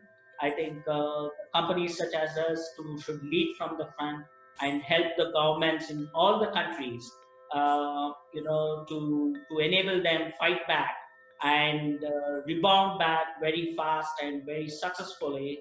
I think the onus is on us. So that is where I'm working round the clock. To be quite honest, CK, it's been very, very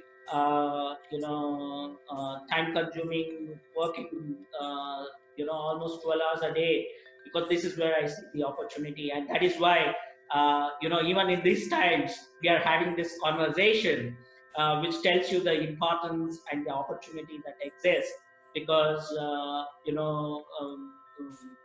it is for us to actually make or break the situation. Yes, Ravi. In fact, as you rightly pointed out, that the need is the mother of invention, or in this case, it's a lockdown which is creating a new behavioral changes in all of us. So, just to share, one point is in the society where I live in, we have come out with a token system so that we don't overspend and we don't queue up. and this is all online. And this app got developed within 2 days. Yeah. And it is rolled out, and the future roadmap for this app is also defined, because once this lockdown is over, the same app can be utilized for club activities, slot booking, etc., for various activities. So so much changes, and I'm sure there are requirements for schools, for business, for offices to go online, because I Absolutely. personally believe that this issue with the pandemic is not going to go away after 16 days from now. It will continue for some more time. What do you think about that?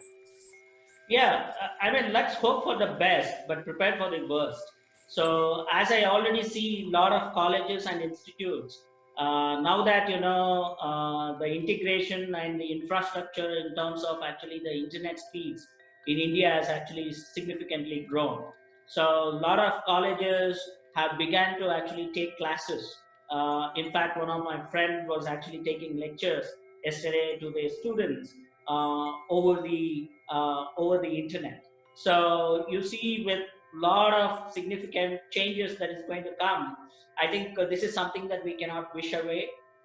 This is definitely going to open up a lot of eyebrows, and the way we interact. I think it's going to change forever. Okay, I think so. That's the point where we need to be opening up. The one of the key things is, while a lot of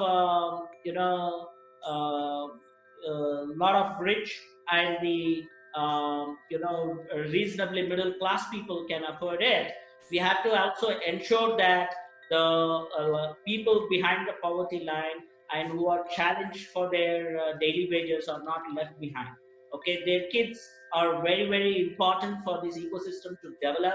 I think that we need to create those sort of platforms for them to not lose out on this education system, because I think if you see that these lectures can go not just to 50 people class, they can actually open up to a zillions of people who are online. So that way we can create a lot of cost effective solution, and I'm sure India is going to lead from that front, because as a country we are very, very cost sensitive. I think we have been sort of cautious or conservative in terms of adapting technology, but this post lockdown will leave no stone unturned to create that turnaround. I think this pushes us to the edge, and in a sense that it is good for the country and future growth in economy. No doubt the growth is going to be negative in the coming quarter, but I think if we play the game right and look forward to overcome these challenges, I think developing countries like us are going to be the countries who are going to actually lead those technology and opportunities from. So as I said earlier, it is for us to actually lose. It is for us to actually take this opportunity. As such, India has done pretty well with this lockdown, as against all the developed countries. You can already see that. So it was a forced lockdown, but it has created a lot of hassles. Okay. However, this also is time for companies such as us to think through innovatively and create those solutions, so that we are geared up for all such future challenges that may come in. And I'm looking forward to it. Right, Ravi, and it was pleasure talking to you. Today is day 16. I mean day 5, 16 more to go. So I will check up with you after a few more days how Bangalore is treating you still, because it's a long lockdown.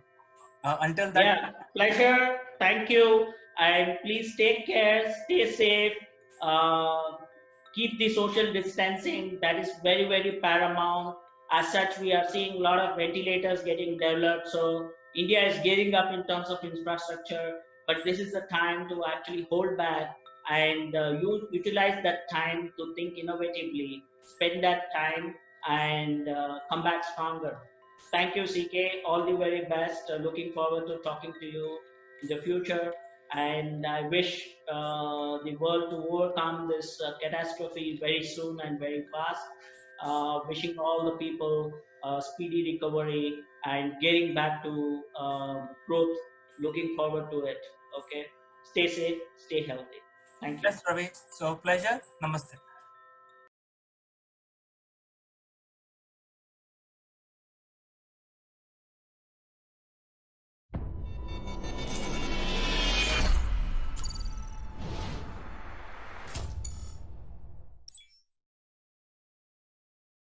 Hello, friends. Welcome to Akulmach Live. My name is Chandrakant. And you know that the entire world is reeling over the pandemic, and there are so many patients. The hospitals are overrun by patients. Uh, there are more patients and there are less doctors. And because of that, there could be some communication gaps between doctors and patients. So this is exactly what we want to discuss. How do doctors or patient improve their communication skills while everyone under pressure? Before we start our discussion, a word on our giveaway. We have some unique Akulmach memorabilia which will make you look outstanding. The graphics on these corporate gifts are based on the global best business practices. To become recipient of one of these gifts for free, you have to watch this video till the end and provide your valuable comments. Or you can also share your experiences. The person who makes the best comment would be chosen to become a recipient of these beautiful Akulmach gift, absolutely free, delivered to your doorsteps. The winner would also get a chance to be invited live as a distinguished panelist during our next video. What are you waiting for, friends? Please subscribe Akulmach and smash that like button. Now let's get back to our discussion.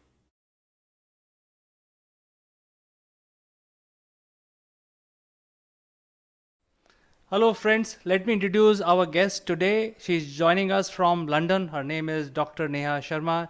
She is very popular. She is also a beauty pageant.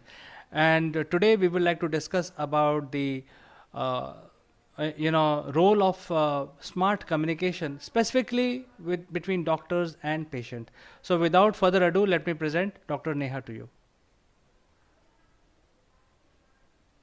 Hi, CK. Thank you so much for inviting me here. And I'm very excited to speak about how to be an effective communicator, and which is a key for any healthcare professional. And I think this topic is very close to my heart because of the obvious concern which we see on a regular basis on the social media, how much it has impacted, like how much to what extent the doctor and the patient relationship has been impacted. And somewhere I feel that this is a very hot topic, like how we can improve those things. And I feel like that communication is one of the key, which if it is being improved from both the patient side as well as from a doctor's side, then a lot of things can be prevented. So that's the whole idea of talking to you today about how to be an effective communicator. Well, Neha, actually the issue here is that especially now when there is so much pressure on the medical system and a lot of patients are reaching the hospital, doctors usually are very polite. You know, they understand the problems of the patient, they listen to them very politely and give solution. But right now, I think everybody is so much stressed. So my question would be how doctors must still stay calm, maintain their cool, and respond to the patient in a proper way. You have any tips, guidance for the doctors? Definitely, CK. I think the most important thing at this current moment is like this global pandemic has hit everyone equally. No, it's just not the common, the layman or the common population. It's equally very challenging and very, very traumatizing experience for the entire medical fraternity. And currently, if you see the situation, many doctors, many nurses, many healthcare professionals, or the key workers, they have died serving the patient. And it is very challenging time to meet the expectation of the family when we know the situation is really very badly hit. Even in India, we can see that complete medical fraternity is right now in a situation where they're struggling. And obviously, the expectation of the patient and the family is also very high because they are concerned about their near and dear one. At the same time, there are medical concerns, there are need for hospitalization, there is need for more strict observation in the hospital. But at the same time, it's really difficult because we are running out of the resources. We are massively in manpower crisis. A lot of doctors and nurses, they're isolating as well at the same time. And those who are working on a regular basis, like, in order to cover the shift for their colleague as well, it's equally very difficult for them. So my most key or important advice for any of the healthcare professionals or even to the patient is try to be a good listener. And that is a key to be an effective communicator. And what I mean is that unless until we are proactive in terms of active listening, we can't be a very good or effective communicator. Only once we know how the person in front feels about his or her current condition or about his or her relative who is being brought to the hospital or to the doctor, unless until we know their genuine concern, unless until we have a habit of actively listening about their feeling, we can't give them comfort and we can't give them any further advice or suggestion which can make any change in their life. So I think the first key important thing is to be an active listener. Well, Nehaji, the issue is that if there are many patients together and everybody's life is important and everybody needs to be saved, so the doctors are getting a lot of pressure from all sides, the lack of medicines, the lack of working staff, and more number of patients. So, what is that, they should do? But after all, end of the day, they're all human beings. They get distracted, and while your advice is to be a good listener, but I think when there are so many things happening together at the same time, how the doctors must train themselves to cope up with this situation. I think CK, like one of the key fundamental thing for the doctors is like obviously you have to listen, you have to be empathetic, you have to build up that rapport and trust when you're talking to the patient. You are very right in saying it is difficult, specifically if that same kind of thing is not there from the patient side or the relative side, because you can see everybody is impatient. Everybody want the treatment to happen proactive, like very quickly. They want the result. They want everything to know. But it isn't something a rocket science. It takes time even to know exactly what are the condition, what are the cause behind this suffering, or why this patient is brought here, whether it is COVID positive or is it a COVID negative with some other comorbid condition. It takes time to come up to that conclusion that this is the diagnosis and this is the treatment for that. I think right now the major issue is nobody has got patience, and that is the main thing which actually puts this doctor and patient relationship into more vulnerable situation. And I think it has to develop from both the side. We have to have a patience. At the same time, I think when a lot of people are coming at the same time and they all are talking, obviously we have to take a step back and we have to request them, see, this doesn't make any sense to us. We need to understand, but let's sit down together. Let's listen what is happening right now. Let's have an on table discussion about what's happening right now. What are the things and possible differential diagnosis here, like for the patient, and what will be our strategy to address this current condition? So I think it has to be in that way, but that will only come up when we have a mutual trust and when we are ready to listen to each other and to make a concrete plan in order to benefit our patient. But that has to be from the both the parties. It's not just something from the doctor's end, it has to be from the patient end as well. Well, Neha, this is something like a crisis situation, and suddenly it has extrapolated, or I would say exponentially aggravated, and nobody is prepared for this. Doctors are not prepared for it. Patients are never having a lot of patience as we speak. But I think there is no time for training. There is no time to learn. There is no time to waste, and it's a matter of life and death. So in such a situation, I think the communication is very, very critical. But I know I've been to hospital recently for my parents, and I've seen the doctor being so calm, cool all the time. Patients will say whatever they want to say. They will vent out on the doctor. Doctor will not react. But now, for past 10 days, I am seeing a different, totally different attitude from the doctors, and there is no time for training. So how, what is your two-letter mantra for the doctors they should follow? I think it's very hard for me to say, CK, because the situation is quite individual, like it's quite different in each scenario. I think it is a very challenging situation for everyone, and everyone is human being, and it's just not about patient being feeling like vulnerable and in a situation where the things are completely out of control. Even as a healthcare professional, at this current situation, we feel being helpless as well because we wanted to help the patient, we wanted to save their lives, but many things are not in our hand. We are trying our best, but at the same time it is impacting us, it is impacting our mental well-being as well. And even like it's not something easy for us to have every day facing this thing for last 1 year and still being very positive in our attitude, still being very calm and composed. It is something which is like very, very draining kind of experience for everyone.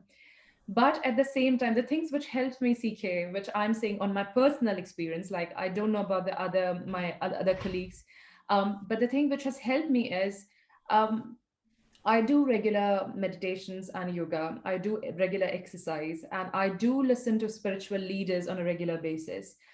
For me, like I hear BK Shivani ji on a regular basis, Gaur Gopal Das ji on a regular basis, Sadhguru on a regular basis. And these three people, apart from my parents and some of my very close mentors, these are the people with whom I'm speaking regularly and I'm sharing my views, like, this is how I feel. And my husband as well, obviously, because I'm here with him for 24 hours. So it is important. It is important, even as a doctor, even as a human being, no matter what side of where you're standing, whether you are standing at a receiving end or at a giving end, to share your feeling, to share your emotion, how you feel like. Even as a doctor, it's important for you to say that, I don't feel okay with that. I'm feeling traumatized. And a lot of, I have seen even in the healthcare professionals, having that post-traumatic stress disorder after seeing so many deaths in the hospital. And it's not easy. We all are equally vulnerable. But the only thing, CK, which can prevent us is being open, being honest about our feeling, being very clear and concise in terms of our thought process, even when we are giving any sort of message to the patient, being very, very clear what is the situation, how the things are, making them realize that this is the realistic thing on the ground right now. This is how the things are going. And once we have that kind of trust, mutual respect, and a clear message exchange between the two parties, I think a lot of things can be prevented. But the first and the most important thing for any healthcare professional, I would say, is please don't ignore your mental well-being. And that is very important because if you are mentally strong, which is very, very hard in this current situation to maintain, please be open, please share it with somebody whom you are close. And if you think you're still struggling, get a right help, because there are a lot of people, there are specialists, there are psychotherapists, there are psychiatrists as well. There's a lot of people who are there around you, or maybe your parents, maybe somebody whom you're close to, maybe your partner, maybe your close friend. But just share your feeling. Don't just keep that negative feelings to accumulate within yourself, which will impact your mental well-being. And I think this is the hour of the need, that we have to be careful about our mental well-being. At the same time, not losing our hope, having a positive attitude in life, and spreading the right cause. This is what I feel, CK, that can prevent many tragedies in future. Absolutely, Nehaji. In fact, I think we can expect a lot from the medical, industry, especially doctors. We sometimes feel that doctors can do wonders, but we do not, we do not remember. Their end of the day, they are also one of us. They are also humans. They are also affected by emotions. So my appeal to everyone today, because these are trying times, we must develop patience, and some of the guidance that the Dr. Neha Sharma has given to fellow doctors, I think that is applicable for everyone. We must calm down, take the whatever wrong is going on in a positive stride, trying to make sure that we don't overshoot our emotions and vent it out on medical professionals or doctors. I think that is my learning from you after talking to you, Neha. Thank you. I think God has given us one mouth, CK, and two ears. So that is for a reason. We have to listen first, we have to hear more, and we have to speak less. But at the same time, there is a difference between when we say that somebody is a talented communicator and somebody says that he's a very effective communicator. There's a difference between a talented and effective. Okay. And the main difference is an effective communicator is the one who is trustworthy, who is empathetic, who is a good listener, who understand and who believes in resolving the conflict rather than actually supporting the conflict. So if these things are there in any of the individual, I think a lot of things can be changed. Absolutely. I think we are still reeling over the pandemic, and it's not over yet. I think we will discuss this subject once more again in future sometime, and also much more interesting subjects with you in the programs which are going to come in future. So for today, I'd like to say goodbye. Thank you. Thank you, CK. Pleasure is absolutely mine. Bye-bye. Bye.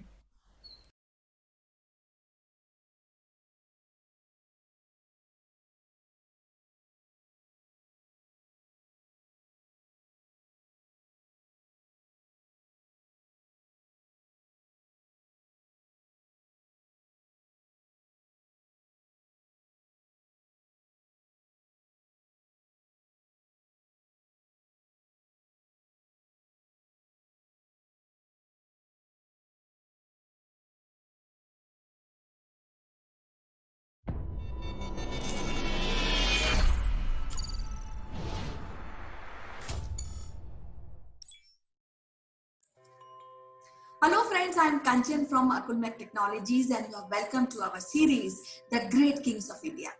And today we will be discussing one of the fascinating king of India, Ashoka. Now, I always been mesmerized by this personality because at one phase of his life, he is tyrant, he is killing people. And in the other phase of life, he's non-violent, he has accepted Buddhism. And what I feel is that he is responsible for propagating Buddhism in India and all Indian subcontinent. He is the basic reason why Buddhism survived for so long. And the impact of his era is so much that even today we have accepted our national emblem from his era. So we'll be discussing more about this fascinating king. And to discuss about this king, it is a pleasure to tell you that I'm joined by Dr. Meeta Joshi, who is head of the Department of History in one of the prestigious college, St. Anne's College of Women in Hyderabad. She is teaching, she is giving all knowledge and traditional know-how of ancient India. A part of this, she has her work is being published internationally and nationally. So without wasting any time, I would like to introduce you to Meeta Joshi. Madam, welcome to the show, The Great Kings of India. How are you doing today? Namaskar, Kanchan. I am fine. How are you? I'm fine. Things are moving great. We are still in COVID era, but then life goes on. So we are also coping up with the times. But today we are discussing. We have an opportunity to discuss one of the great king India ever had, the great Ashoka. So I would like our viewers will also like to listen from you about our king. Before I start talking about Ashoka, I should tell you that he was known as Ashoka the Great, okay? And he was one of the greatest emperors of Maurya dynasty, and he happened to be the grandson of Chandragupta Maurya. Chandragupta Maurya himself was a very great king, but why Ashoka became great was because of his deeds. Previously, a very, very, brutal and tyrant emperor, Ashoka got transformed by one incident which changed his life altogether. And that incident was the War of Kalinga, which he fought and won. But after this war, the very next day, when he went into the battlefield, when he saw the battlefield, he was too disappointed that what he has done. And that moment, he saw all the houses burned. He saw many dead corpses lying here and there. And it was a very, very depressing and disturbing sight. After going to the war field, Ashoka was in total, depression sort of state. And see, destiny is such that in his time period only Lord Buddha was there. And when he came to know about Lord Buddha, he went and met Lord Buddha. After his meeting, when he spoke to Buddha, his mind, heart, and soul totally changed. And he promised Buddha that he won't wage any war from now on. And he accepted Buddhism as his religion. Now here a twist comes, because an emperor who he was a very good administrator. Now with his religion, changed, the perspective changed altogether. After accepting Buddhism, he was, first of all, what he did, he appointed some officers only to propagate Buddhism in his empire and outside the empire, and they were known as Dharma Mahamatras. Okay, they used to travel from place to place to make people aware of Buddhism. Now, the beauty of Buddhism is such a religion which teaches you only love, which teaches you compassion, which teaches you non-violence, and which even teaches you to analyze yourself. So Buddha wanted that anyone who is in his empire should know about this great, philosophy of Gautam Buddha and get benefited by it. After a point of time, he even, his son and daughter, they also became the Dharma Mahamatras, and they traveled to propagate Buddhism. After adopting Buddhism, Ashoka was a changed man because he adopted the theory of non-violence. Now, with such a huge empire, the extent of empire was so huge because Mauryan empire at the time of Ashoka was the largest empire probably in if you see the Deccan, Satvahana empire was the second largest, Mauryan empire was the largest. So managing such a vast empire, but now he had a vision after adopting Buddhism. He developed that vision. All the principles of administrative policies which he had, he changed them. And what he told people, that everybody should live in harmony. If anyone in his empire had any problem, they were allowed to meet the emperor, directly. And Ashoka would listen to them and solve their queries. So he came to such a level. He came to the ground level after, adopting Buddhism.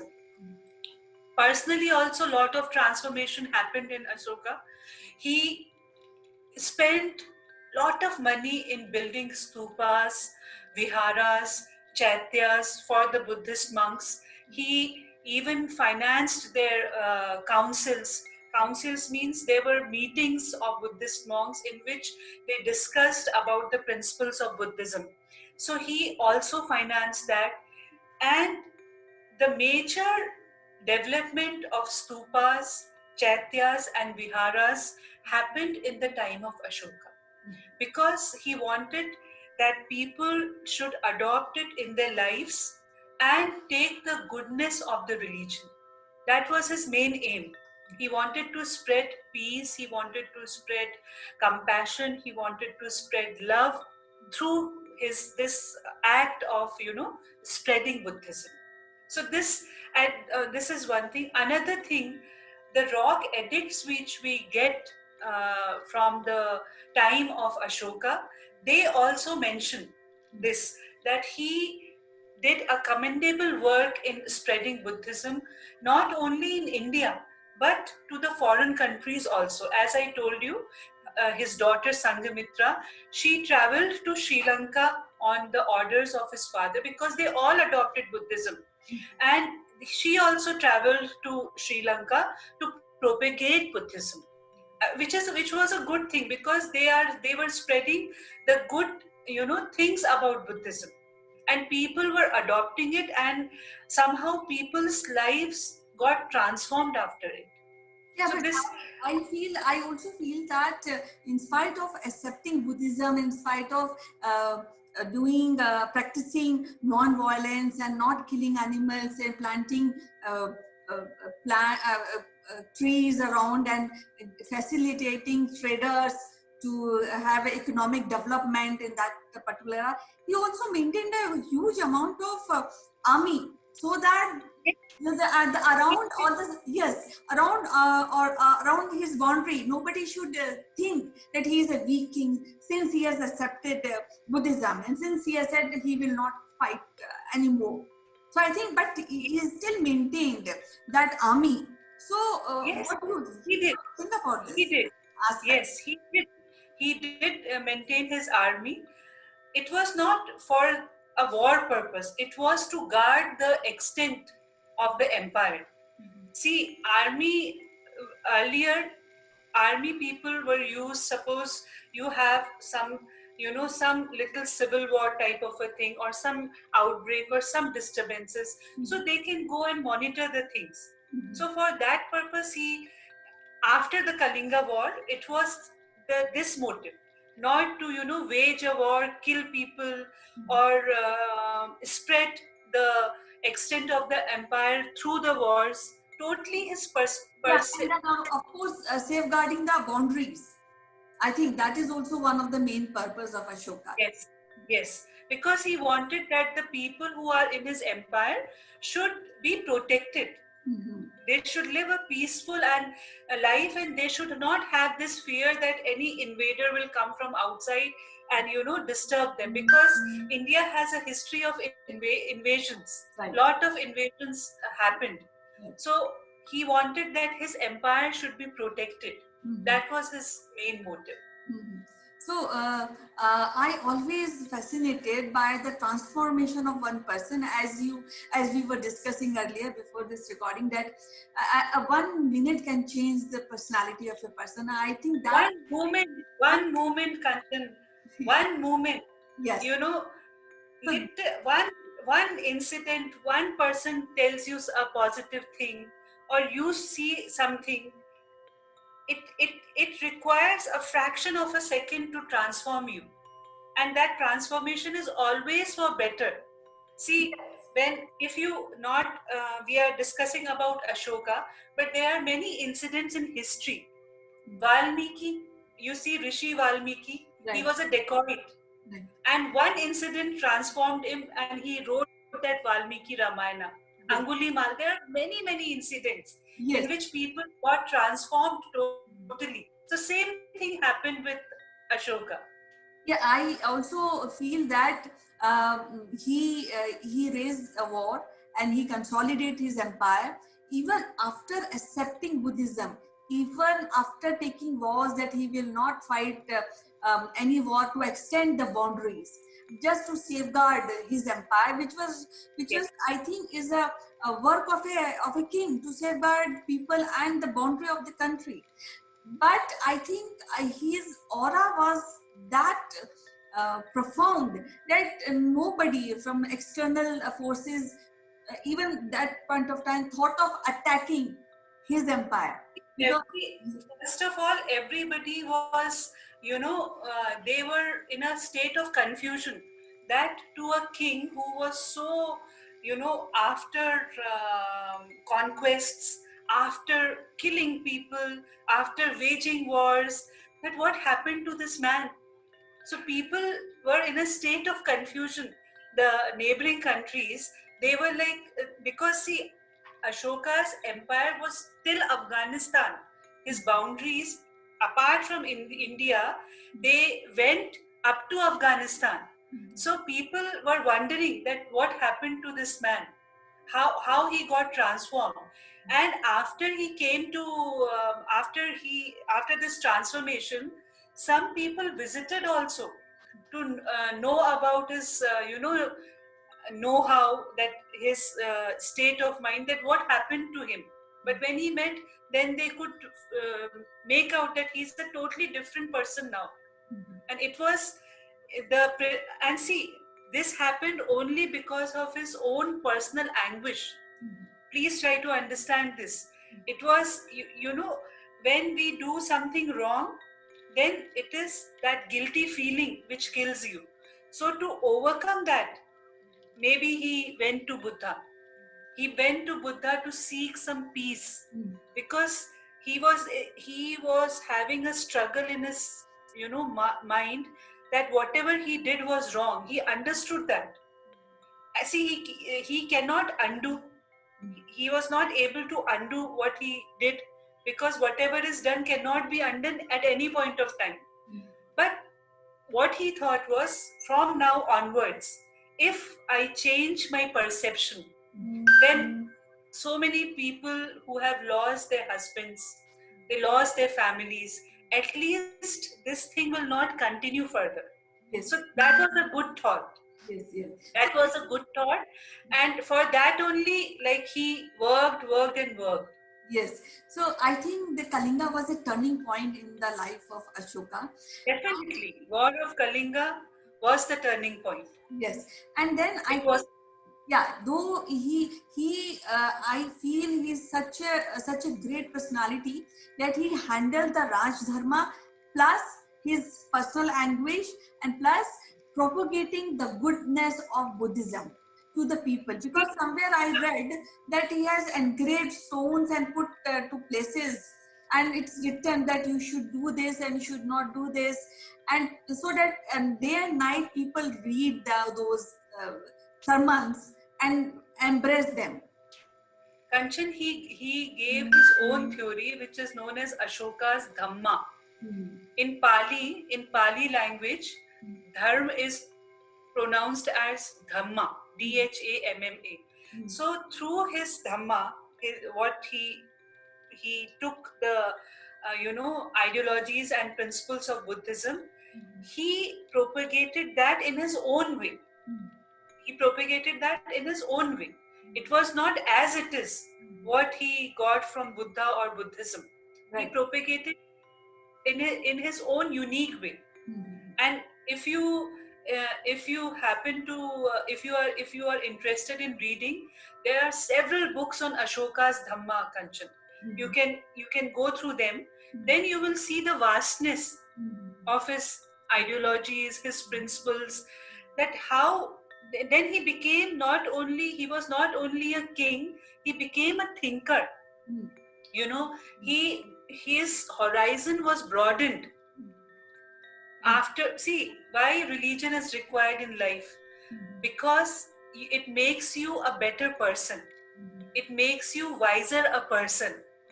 Any religion for that matter, not only Buddhism, any religion, why we follow a religion? Because we get a certain set of principles from them, which are beneficial for our own life, for the people who are around us, and for the society.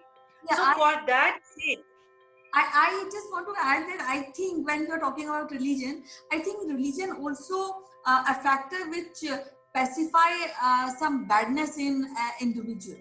So it subsides something bad which you really think. What do you think about this? So this exactly happened also. See, religion will not pacify, Kanchan. Religion, see, if you see all the religions, whether it is Buddhism, whether it is Christianity, whether it is Islam, whether it is Hinduism, Sikhism, some religions, they say, you know, they instill a feeling of fear in you. Why we say God fearing? Because you have that fear in your mind that if we do this, you know, this is a sin, this is a bad thing. So personally, what I feel is religion should not instill a feeling of guilt inside a person. Rather, it should have the power to transform that person. It is a human nature to err. It is a human nature. You know, everybody will become a god if we don't err. But I think this doesn't happen with Ashoka. he very consciously followed Buddhism, and very consciously, I think, merged two things, the Buddhism and the Rajdharma or the royal duties. Yes, he took it parallelly. It was parallelly. The Ashoka's Dhamma, the administration, they were going like hand in hand. It was not like that he became a saint. No, he lived a normal family life, but with a transformed vision. With a transformed vision. But some historians, like A.L. Basham, they don't agree with this transformation. They say that this transformation was not real. So, see, different people, different perspectives. We should always see the goodness, that what is the positivity we can take from it. So from Ashoka's character you can take the number one trait is adaptability, because he adapted to a positive side of his character. Yeah, I think Earlier, transformation of one personality. Yes. But I'll always see like this only. Yeah, so that is the biggest trait. And then to accept, see, if in this word, the whole tussle or war is for acceptance. Everyone wants to be accepted, Kanchan. Everyone. That is our whole, fight in this human birth. We want to be accepted as a, daughter, as a wife, as a mother, as a teacher. Acceptance. Everyone craves for that acceptance. So he accepted that he did something wrong. That is the a wise quality in Ashoka. Otherwise, see, it is a natural thing that many kings, they have waged wars in the pages of history, but no one got transformed as Ashoka have transformed. So that is his greatness. That's why we call him Ashoka the Great. This the Great comes with Ashoka or Akbar the Great. Only two people have this, suffix with them, with their names. Ashoka the Great, Akbar the Great. Why Akbar was also called great? Because he was tolerant towards the other religion. Though he was a Muslim, he followed Islam, but he promulgated a new religion known as Deen-e-Ilahi, which was the fusion of Islam and Hinduism. So when you do such things, see, we, Kanchan, as human beings, we don't take anything from with us when we leave this world physically. Only thing which we leave is a living legacy. So Ashoka did the same, Akbar did the same. They left a legacy. Yes. They left, and the contribution of Ashoka in the field of art and architecture is huge. It's immense. All the stupas, the chaityas, the viharas, and the rock edicts which you get. You know the inscriptions. They are the records now, from which we can refer to and tell the future generations that what happened. So that is his biggest contribution, apart from all other things. Yes, I always appreciate Ashoka because the impact, I always see impact, his era's impact even today. Because we have a few systems which he has created, the economic aspect which he has created at that point of time, which we are still following in few patterns. So we will be because see, Mauryan administration was very, very good. Mauryan administration, for that matter, was very, very good. And it was adopted by the later dynasties. After the Mauryans also, the dynasties which they came, they also took that model. They carried forward that model. So it is not only the philosophical aspect, but in all aspects, economic, administrative, in every field, you can see Ashoka as a role model. Not only in one aspect, in many aspects. And the emblem, the national emblem which we have, is from one of his rock edicts. Right, right. You know, so that is again that means you are giving acceptance, you are giving recognition to that king by making it a national emblem. So it's a big thing. It's a very big yes, it's a big thing. I think Ashoka has given us our civilization a kind of remembrance.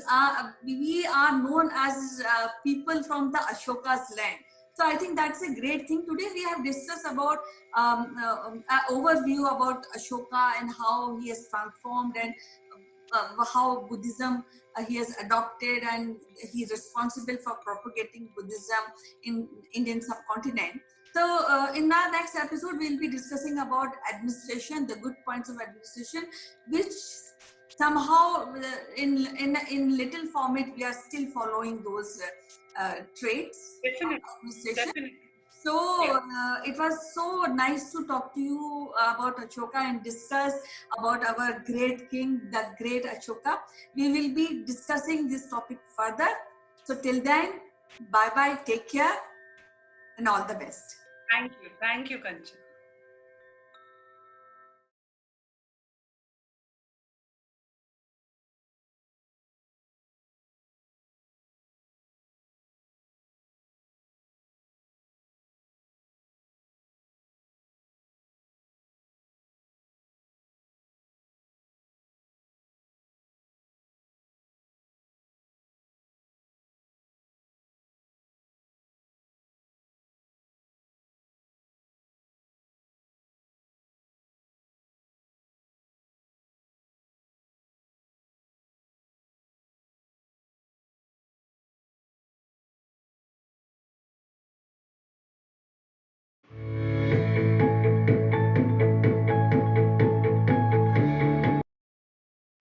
Hello friends, this is Chandra from Akulmach Technologies. Welcome to Top Brass. Today we are joined by Farida Charania. She joins us from Singapore, and many of us would know her by last name and first name. She is in the fraternity of all the CXOs, and she is invited by universities to give lectures on human capital. She is a very famous personality, and we are very glad to welcome Farida Charania on our show. Farida, welcome to Top Brass. Thank you. Thank you so much. So, Farida, we are in India. Today is day 20th. It's a total lockdown, and there are certain districts in India which are in extreme end of lockdown, where you can't even step out of your door of the main houses. But I think by and large, almost 100% of the citizens in India are following the lockdown. I think that is pretty much the only solution we have. And since you are in Singapore, how does it look like in Singapore? So we are amidst a circuit breaker right now, which is basically, circuit breaker is a lockdown, but slightly different, that you can go out for essentials still if, it's absolutely necessary. I come from a place where people generally follow rules. So the roads are very quiet. If you need to kind of buy your essentials, then, it's a restricted number of people in a certain place. People wear masks and everyone is working from home. So I think law and order is in place. But like every other part of the world, people are scared. But yeah, we'll get there. So it's a lockdown in most of the countries. Do you see any change in the behavioral pattern of people, or any innovation that people might have come out with in order to follow the law set by the government? I think everyone is getting used to the new normal, which is working from home, because working from home used to be a privilege. Today it's a necessity, and it's becoming the new normal. Innovation, of course, when there is a situation, people innovate and they try to adapt. So people are adapting very quickly. A couple of examples here. So there is a food service which is Food Panda, and as soon as the lockdown came down, they started something called Panda Mart, which is basically within less than an hour they will deliver your essentials. So very basics like milk, bread, egg, etc., but you get it sitting in your house. So I think they already had the infrastructure and they very quickly built on it, and they were the first ones to actually come out with this. So that was one innovation which I thought was quite cool on on the business front. In terms of people, yes, we are innovating. I'm learning to work with noise in the background, as you can see my daughter. But I think, yes, people are adapting. They're adapting very quickly. And I do see business still happening, which is a good thing.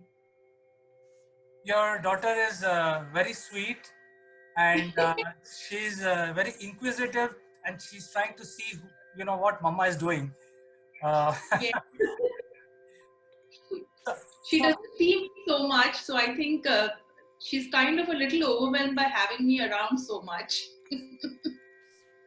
Yeah, and I think as a leader of my organization, I also see this because earlier my team was working from the office, and now they are working from home. So me as a leader also, I'm getting exposed to their personal lives. So there are many young parents and their kids and all that. So all that is now coming. Now, having said that, I think the way people are doing business has changed quite a bit. Do you, from your point of view, because you work with a lot of senior people across the world in UK, in Singapore, and also in India, do you see any lowering of sentiments in the business fraternity? I think initially, so there are a few stages that I experienced. I'm basically talking about this right from, my contacts in San Francisco, where I actually speak a lot to a lot of people, to England, where I lived till recently, and Singapore, which is home. And India, of course, because I do have a lot of business discussions in India as well. I have seen it emerging from it's fine, it's just a temporary situation, and we will get back to office, we'll meet up for a coffee and let's talk face to face. There was another phase after that saying that this might take a little bit of time, but when we meet, we will make decisions. Now we are at a stage where people say that we do not know how much time it will take. So let's go back to business. BCP is anyways in place, and let's continue to do business. In fact, so there are several companies that I advise, and Zopa is one of the companies that I advise. And we actually picked up a couple of very large government deals during this time, which is actually in normal situation, it would have taken a lot longer. But we did it because it was a good time for everyone to kind of sit down. Everyone was available. So many a times you don't kind of close things off because people are not available, but where would they go at this point in time? So everyone is available. But I think overall sentiment is a little bit low, definitely, because you do not know that how long will the economic impact of this whole health emergency is going to last. Is it 1 year, 2 years, 3 years? Because it's just started. We will start seeing the impact in a few months. So definitely there is a dampening of sentiments, and even after all of this is over and it's behind us, there is going to be cautiousness. So it will stop raining, but the floor will be wet. So people will still be very conscious. In fact, you mentioned a very important word called BCP, which for the benefit of our viewers, I just elongate this abbreviation, that is called Business Continuity Plan. So we should have a BCP for all countries, because I think most of the countries, entire world is under lockdown right now. So from your point of view, what do you think governments of each country should do to bring the sentiment up after this lockdown is lifted? I think the governments in every part of the world are in a very difficult situation right now, because this is something that no government has seen. 3 or 4 generations who are parallelly surviving in today's world may not have experienced anything like this. So it's new for people, it's new for governments. A lot of governments are doing what they can. They are trying to keep the morale up, they are trying to see what they can do, but they are dealing with a very difficult problem. So they are dealing with the problem of one, treating people who are infected, to finding who are infected and not symptomatic, and infecting others, making sure that the ones who are well stay away from that. So they are dealing with this, and they are also trying to find the cure. So there are a lot of things happening, but governments are coming up with different kind of aids, different kind of packages to help economy, to help the country. Like Singapore government has been one of those very very they've had a very good approach to this whole situation, saying that we can't do anything about what's already happened, but what we can do is we can prevent the further spreading. England, so in the UK specifically, they have come out with a lot of measures as well to help companies keep their employees, etc. I think it's very early to say what governments can do, and this is a very fluid situation. Things are changing much beyond anybody's anticipation, expectation. So it's very difficult to say what the governments can do, because I think they have a lot of advisors who tell them what to do. But in my opinion, I think as responsible citizens, what we can do is follow the rules. What we can do is listen to the government, and just be conscious of the fact that this is not something that they have experienced before. So instead of finding fault with the system, we just go along with the system, respect the rules, and then just work with our immediate fraternity, with our immediate community, to see where we can contribute. But expecting something from the government more than what they are already doing, I don't think at this point I want to even say anything there. Farida, actually, what you're saying is making a lot of sense, because the first thing every citizen should do is follow the rules set by the government, because they have the right thinking, right advisor. It is in their interest to make sure that the global economy is kicked in again after the lockdown. Precisely. So I think, because we can't have a situation where the cure is more destructive than the disease itself. So we need to just play it by the ear. In fact, somebody asked me that what is your next venture? I said, I haven't thought that far. I'm just taking it one day at a time, because nobody can think that far. I made 100 plans, but I couldn't, kind of execute any of them, because the world had changed by the time I was ready to execute. So I haven't thought that far. But my recommendation to anyone who probably thinks there is some advice coming from me would be that just play it by the ear. You can't plan too many things right now, because you don't know how things are going to pan out. But stay within your fraternity, stay connected via means which does not require physical meetings, and listen to your government. I think these are very important words of wisdom, which is coming from such an experienced person like you, Farida. It is wonderful talking to you today. It has been a great pleasure, and I'm sure we'll find another opportunity to talk to you once again after a few days to check what's going on. Absolutely. Such a pleasure, Chandra. Thank you so much. And thank you to everyone who's watching this. My good wishes to you and your family. Stay safe, stay calm. This too shall pass. Thank you. Thank you, Farida. Be safe, be positive, and we'll talk to you soon again. Thank you. Bye. Bye.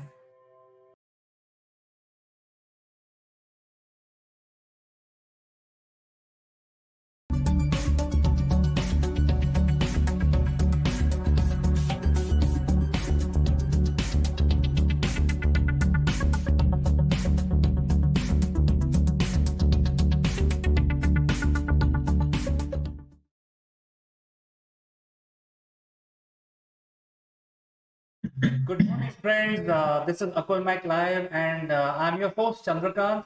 As you know, that COP26 is going on, and there are a lot of issues that are being discussed by the world leader. And I thought this is the best time to also talk about vegetarianism, because being vegetarian is also environment friendly. And to discuss this matter, I will be joined by a very distinguished, very senior personality.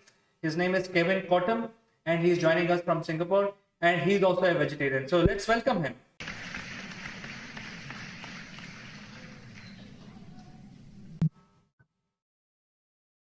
Hello, Kevin. Welcome to Akulmach. Hello. Hi, Chandra. It's always wonderful to be with you. And I love that drum roll. It's so funny. It makes me laugh. So thank you so much. Yes, Kevin. In fact, you are a vegetarian. I am also a vegetarian.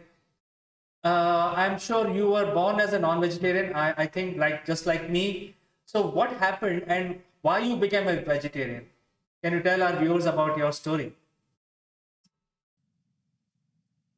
Yeah, I think that it has multiple variations on it, but I think probably I started off by having a trip to Palm Springs once. It was at Christmas time, and we didn't have turkey, but we went to a steakhouse, and I went with friends. And when you in those days, and maybe still the same, is that when you ordered a steak, you got a whole plate of a thick steak. The whole thing was a steak. And I looked at it and I thought, this is absolutely ridiculous. This is horrible. And of course I ate the thing, but I mean, it just seemed so stupid. And I never had a steak ever again after that.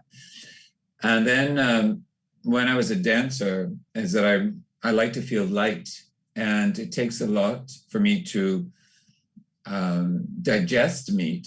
And so consequently, I didn't like the feeling of the heaviness that it would be. And so I stopped eating meat. And then I started back eating again when my mother came to meet me in Paris. And she says, why are you not eating meat? I'm eating all these wonderful pâtés that are so beautiful in the stores. And I went, okay, now they have something to eat.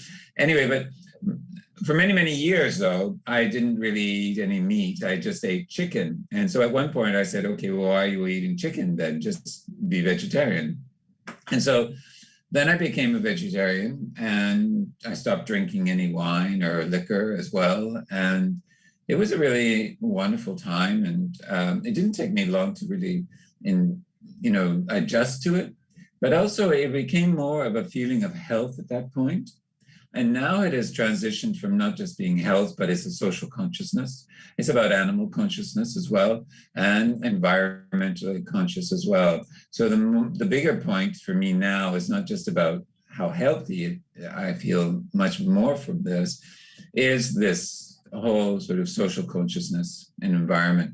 And I think that's what has really driven me very much. And as we can see today, because of the impact on the climate and also the amount of methane that is given from different cows and whichever, that we really have a problem with this situation. And so I think that it's important that we move to a more healthy diet. Not to say that meat or fish or whichever is not healthy, but the impact that it has on the environment is another thing. And also we could think of the external environment, but, Chandra, it's about our internal environment as well. And it's also your mind as well. And I think that there's so many different factors here that actually interplay. And, it comes down to, I believe, for myself, is the social consciousness and health. And so it's that fullness. How is it for you and why? Well, I think for me also, the most important personally for me is the animal rights.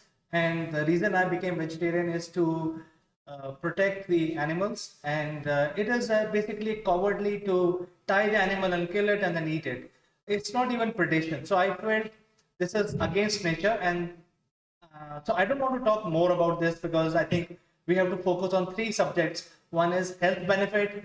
Second is, in fact, mental benefit. Mental health also is part of the health benefit. Environment and animal rights. So these are the three things that we will cover in our today's show. So tell me, Kevin, as per your viewpoint, why being a vegetarian is more healthy as compared to having a non-vegetarian diet? Your opinion, please.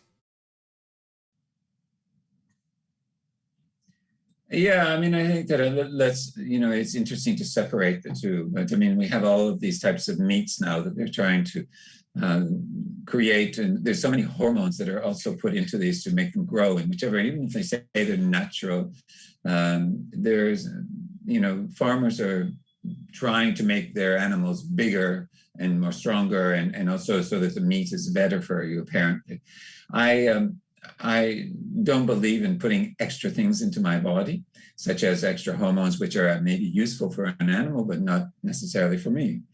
And I also think that it's the same thing. You could say, okay, pesticides that they put on a variety of vegetables as well, which I don't agree on. However, it seems to be the way. I also don't eat vegetables from certain countries, to tell you the truth. I really stay away from any vegetables that are in China. Here in Singapore, we get a lot from China, from Indonesia, from Australia, we get Malaysia.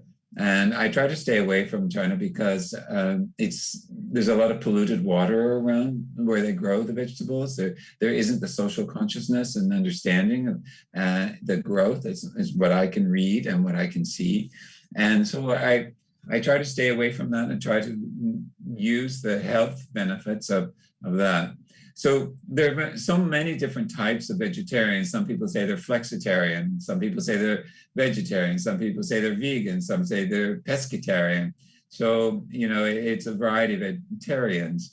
And for me, I had an operation a few years ago, and a colleague of mine said, well, why don't you just go vegan for a while? And so that you can heal a lot better, so that you don't have a variety of the other elements which are going into your body, such as milk products, and then of course the hormones and all the things that go into milk. And I, not that I drank milk, but I would eat cheese. I mean, I was a cheese lover. But living in Singapore, I haven't really desired cheese because, again, it's a hot country, and it's better, I think, cheese in a cold country because it is about putting fat on you and things like that, which are to help you in hibernation of colder climates. But I found it heavy again, and I didn't have the taste for it. So, but I believe that really helped in my healing process, and even if it was just mentally, but I just felt better for it, to tell you the truth, because I didn't have that extra heaviness inside of me. And I think that one of the things that I think is extremely important for all of us is to think of not everybody thinks about their physicality and the way the food goes into your body and how it reacts to your body. And that we say, oh, we have some pains, or we have some gas, or we have some this and whichever. But then it's about focusing on, well, what did I have? What did I eat? How can I not eat that again? Or how can I schedule my timing so I eat in a better timing? Because sometimes if you leave a long period of time between and you don't drink, then you start to get a variety of effects, and then you get hunger and cravings and all sorts of things. But for me personally, it's really it's deep health consciousness and the feelings that it has inside of my body. And because I'm very kinesthetic, my body is extremely important inside. And then I believe it has an effect outside. So how does that affect mentally, as you were talking about, is that I sometimes wonder that in actual fact, because sometimes I probably don't eat regularly enough. And that affects my brain because I don't get enough energy to my head. And also the breathing, that's another thing which I believe is extremely important, whether you're vegetarian or not, but the breathing is extremely vital to get oxygen to your head. And it's about, for me, again, it's that holisticness of your whole being, seeing it as an entity. It is your house that you're living in, and you wouldn't want to have dirty things in your house, and you wouldn't want to have things that are against your mindset, about your beliefs in your house. And so it's, how do you want to keep your house in many ways? Yes, Kevin, in fact, you rightly pointed out, as far as I'm concerned, I treat the milk and dairy products as animal fat. So you can't call them vegetarian because they are obviously coming from animals, and the milk is for calf, not for humans. So I think that is the point that I want to make here is the humans can eat other things to survive, but calf cannot. So you are stealing the milk from the calf, which he or she will use to grow in life, to grow and become a full-blown animal. So I think moving on to the subject which is related to the environment. because the animal right is a much bigger subject, but you briefly talked about environment. Why do you think being vegetarian is environment friendly from your point of view, Kevin?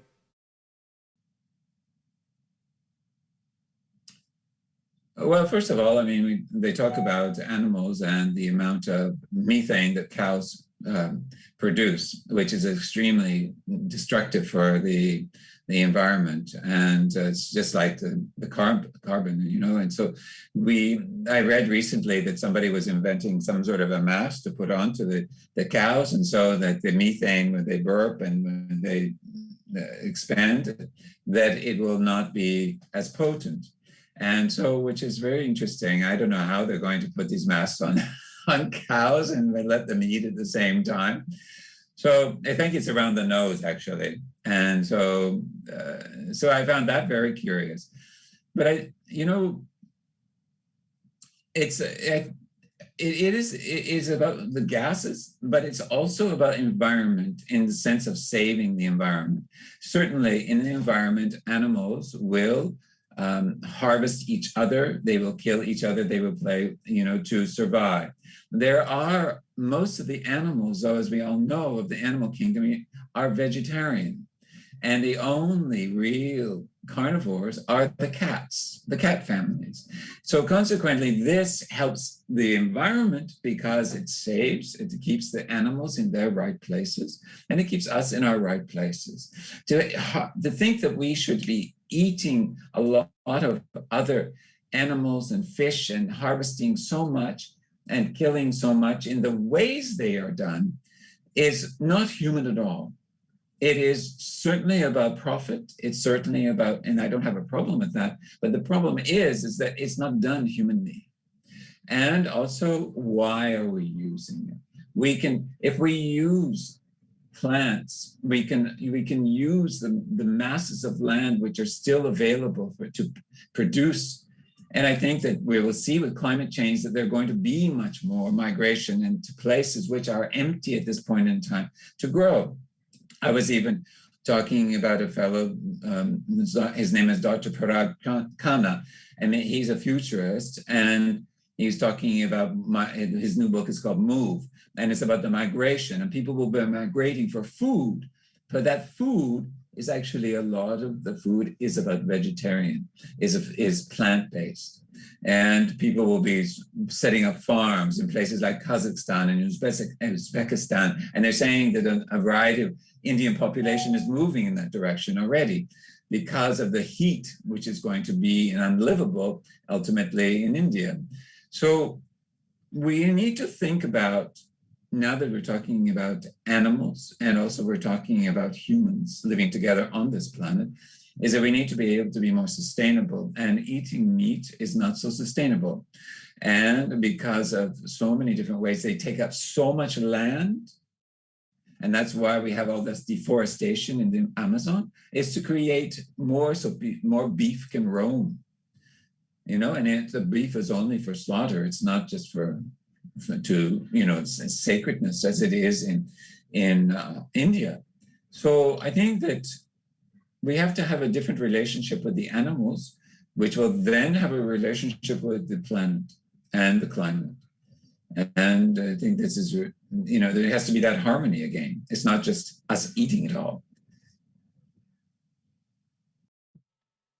Well, I think, I believe, Kevin, is that the word farm, which is used for, you know, poultry farm and, you know, all these kinds of animal farms, is absolutely wrong, because farm is meant for growing your vegetables and not animals. I think that is part of the confusion among humans, that they feel since it is coming from farm, it must be vegetarian. So I think we need to get the definition right. And you mentioned about cows. Obviously, when we are growing cows in farm, the methane will be a problem, because when they exist in nature, there is no farm, there is no boundary. They can freely move around, and there is no concentration of methane gas coming from one location. And there will be predation naturally. The cat family, various kinds, will predate on them, and 1% of the herd will be used to consume to take care of the population control of these animals. But what we are doing now is we are bringing them into a farm, genetically growing them so that they can be of benefit. They are much bigger, larger, producing more milk. So we are actually kind of, our hunger is driving the whole farm business today. So talking about this subject, I think, do you think personally that do animals have right, just like we talk about human rights, do animals also deserve a right? And what do you think that should be?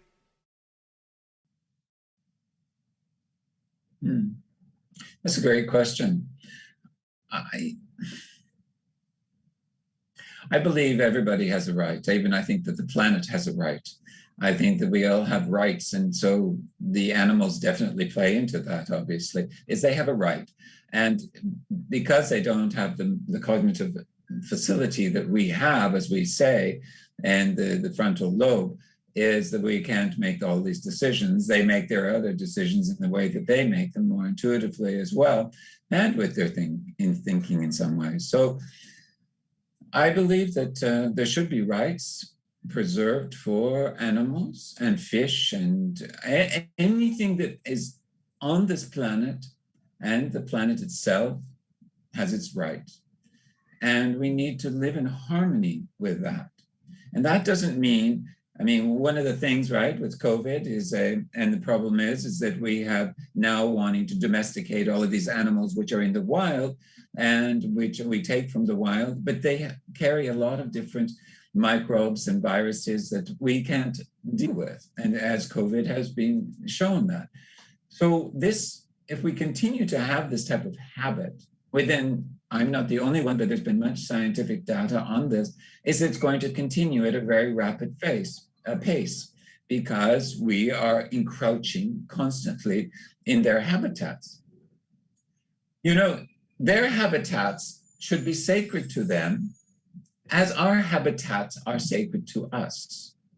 And we wouldn't want somebody else coming in and robbing us as the animals are being robbed of their habitats. It doesn't make sense. We are only seeing this from our greedy perspective of life. And you know what? It's been said many times, is the planet does not need us. It will survive. Once we have gone, it'll still be there. It may not look the same, but it will evolve in some way, shape, or form. But we need to understand that we're guests here, and we can all live together. And I made that sound utopian in some ways, but it's not. It's just that we have gotten so far off track in the consumerism, the oil, money, greed, all of this. We have totally put ourselves aside from all sorts of humanistic ways and human rights and animal rights and water rights and planet rights, all of these. Absolutely, Kevin. In fact, you mentioned very nicely. In fact, it is a reality, not a utopia. I think mankind must wake up to that. And you, as rightly said, we are guests. And if you look at the nature, the humans are not part of any food chain that exists on this planet. You know, the big fish eats the small fish. It doesn't deviate in between and go start eating humans and then come back and eat smaller fish. The humans are not part of any food chain, so we should leave it at that and continue living our life with moral values and consciousness about being environment friendly. So Kevin, thank you so much for joining us and talking about these subjects. It was a pleasure. Thank you so much, Chandra.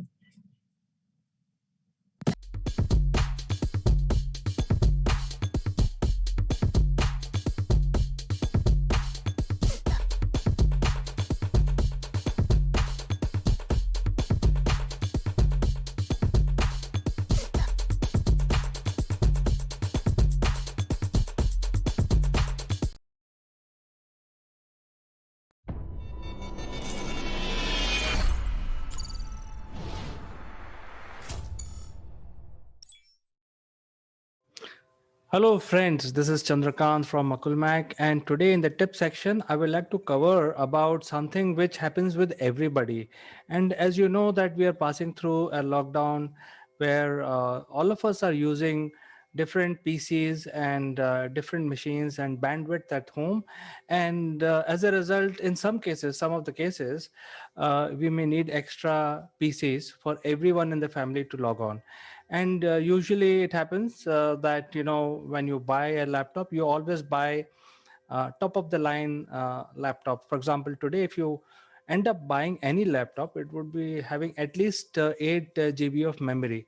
But after a couple of years, this will become obsolete. So when you buy your laptop, you always tend to buy the top of the line laptop with the best processor, best memory, and best hard disk. But after a few years, these hardware become obsolete and hence not usable, and then you are forced to buy a new laptop after 3 to 5 years. Now, all of these laptops, you don't discard them.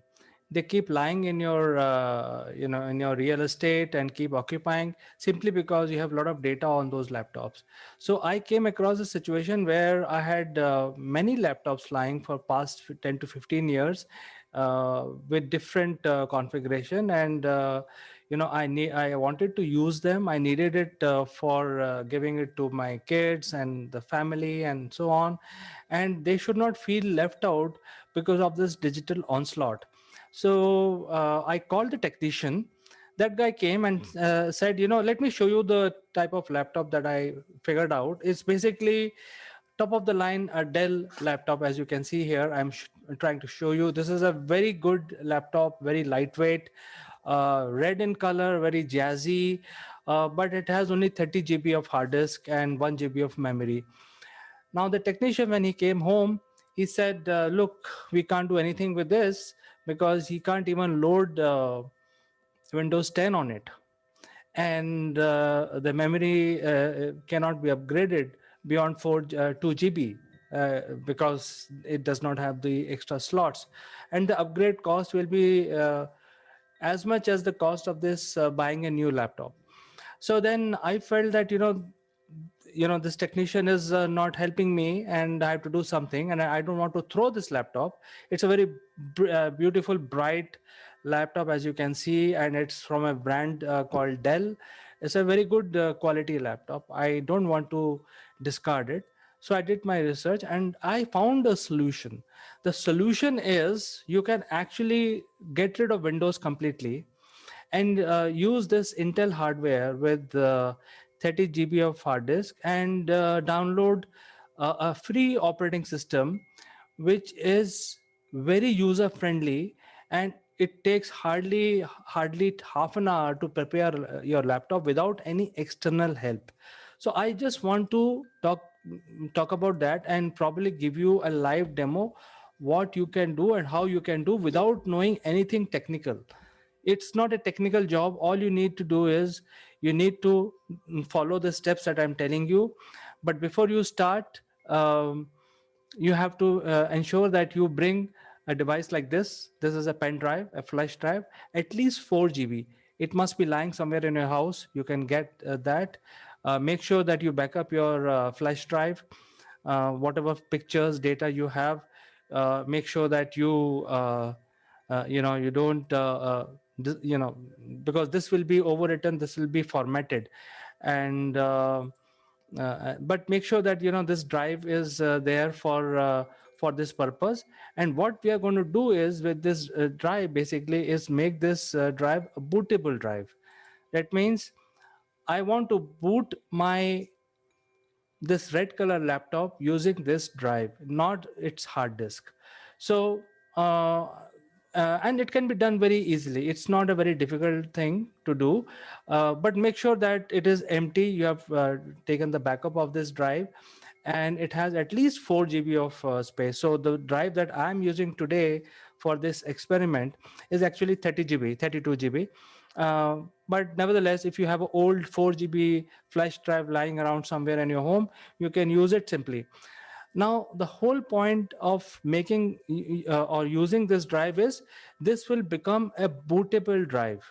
And when I say bootable drive, uh, once this drive has the operating system and entire bootable aspect of the operating system, then you can convert any number of hardware into this operating system using just this drive. So first of all, you have to make this as a bootable drive, and for that you need to do two things. And today in our experiment, we are going to download the Linux version. Linux, it takes lesser memory than Windows, because Windows 10 takes about 30 GB, and the older versions of Windows are no longer supported. So you have to move out of Windows if you want to use the old hardware. And Linux takes about 4 to 8 GB depending on what systems you are going to load on it. And I'll tell you exactly how you can do it and how user friendly this is going to be for your kids and for even your parents who want to use the internet, browse, do simple things like writing document, browsing, watching a YouTube video, even 4K videos, how you can use it. So first thing is you need to prepare this 4 GB, at least 4 GB flash drive. You must have it, keep it ready before you start this activity. And then go to this Ubuntu website. We are going to use Ubuntu version of Linux. There are many. You can choose any. Actually, you can use Mint, you can use Kali Linux, you can use Ubuntu. I'm going to use Ubuntu. It is just my comfort, but if you're comfortable with any other thing, just do it. All of them have pros and cons. You can go through the internet and read about it. But I feel Ubuntu is very user friendly. However, if you want to create your Linux very close to look like Windows, then you can also use Mint Linux, because Mint Linux menu looks very similar to Windows. But nevertheless, none of these versions are Windows, they are Linux. And so if you use Ubuntu, many of these things are pre-built in it, like Word and all that. We will see all that as we go along. So what you have to do is go to Ubuntu website, and it's absolutely free. It, as you know, it's all freeware. It is there are no charges for downloading Ubuntu. So you go to Ubuntu and click on download. On the download page, you get these different versions. You get different types of I mean, the Ubuntu can be downloaded even for IoT devices, but in today's experiment we are going to download only for desktop, because our purpose is to prepare our old laptop which has become obsolete to become ready today, and again make it usable. And now here in the download section, you see two button. One is green, and which says 20.04 LTS, and other is 20.10. Now the difference between these two is that the LTS is the stable version of Ubuntu, and that is how the Linux gives their versions. I mean, the LTS upgrade will happen once in 18 months, once in 2 years, and this is stable, and there will be no upgrade. So you will not be, unlike Windows, which which gives upgrade or update or some patch every 3 to 4 months. If you choose LTS version, uh, there will be no update for next 18 months to 2 years. Uh, or you can use the ongoing version, which is having all the latest features. So 20.0 LTS version basically will be the most stable version, but will not have the latest feature. But if you want to go with the latest feature which are getting added as you're downloading it, then go for 20 and this version, and which is good enough. I've experimented with both are equally good. For our activity today, you can choose whichever you want, whichever you feel comfortable with. So for today we will click on this one, which is the latest version, 20.1, and it start downloading, and it'll just say that thank you and etc., and straight away without any permission it downloads it. Depending on the speed of your network, like for example, if I have a 256 mbps line right now, it'll take hardly 2 minutes to download. And but nevertheless, it should not take more than 10 minutes to download. It is just 2 GB file which you can download. After it is downloaded, you will see in your download section, it is already downloaded here, and it is just 2 GB. The entire operating system is 2 GB, and now it is there with you as an executable file. And one thing you have to make sure that it should be an ISO file. It should not be an exe file or any other file. It should be an ISO file, because ISO file is the operating system files. Now, in order to make this into a bootable drive like this one, we need a tool called Power ISO. So again, it's a simple utility. You can go to poweriso.com. Again, this is all free.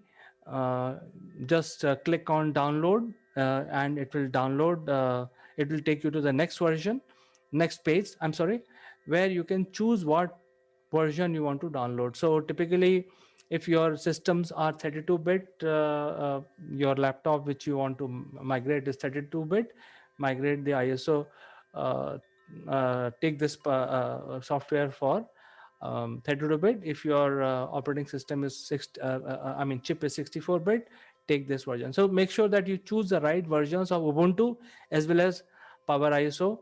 Download all of these guys. Once you click on download, it will download very quickly, and as you can see, it is already here. It's downloaded. It's a very small application. It's hardly 4 MB application. It downloads within few seconds. Once it is downloaded, you kickstart the Power ISO, and it has many things, so we don't want to confuse with what other features it has. But click on the tools. What we are looking for is the tool section. Click on this option, and you will start seeing a drop down menu. And what we want to do is basically make a bootable USB drive. This is the option that we want to use. Basically, what will happen is once you click on this, it will ask you to provide the ISO file of Ubuntu. And it's a very simple process. Just download the ISO software, start it, choose, click on tools, go to this option called create bootable USB drive, and then supply the Ubuntu, the version here. And then at this point in time, you have to insert, before you go ahead, insert the drive into the USB port, and the system will recognize and then copy everything into this drive. Now this drive will become a Ubuntu bootable drive. Now this is ready.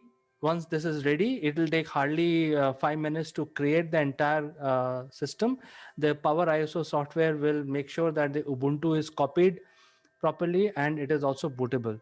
What you need to do now is take the new laptop like this one here that I have, and insert the USB drive into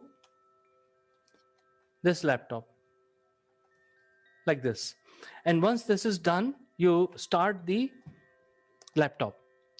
When you start the laptop, just before it start booting from the hard disk, you press F12 depending on your make. In my case, it's a Dell PC, so I have to press F12 many times. I have to continue pressing after every 1 second, keep pressing F12 as soon as the PC starts. So that will actually bring the BIOS of the operating system of the laptop. And once you see that BIOS, all you have to do is basically you have to tell the BIOS of the laptop to boot from a USB, because right now it is set booting from the hard disk. This is the address of the hard disk. So you have to tell the BIOS to boot from the USB. So it is as simple as selecting this option, save and restart. So when you restart, your laptop already has the bootable Ubuntu flash drive in it, And this time BIOS will recognize USB as a bootable drive, and it will boot from the flash drive. Once that happens, immediately after a few seconds, you will be given this option. And here, depending on which country, what language you want to install Ubuntu, obviously for me it's English, but whichever country you are in, you can choose whatever language you want, and you have to choose install Ubuntu. That's it. So you just install it, click on install, and this guy will install Ubuntu on your PC. And now, once you remove the flash drive, you don't have to do anything. Your PC is ready, and it has everything. It looks like Windows, as you can see, is exactly like Windows. It's not Windows, but it looks like Windows, and it has built-in utilities like instead of Word, it has the writer document. It has presentation. It has a lot of games. It has a browser and things like that. So it has already everything in it as part of the OS, and you can use it just like Windows without any complexities. And all of this will come in about 4 to 8 GB, depending on what softwares you choose.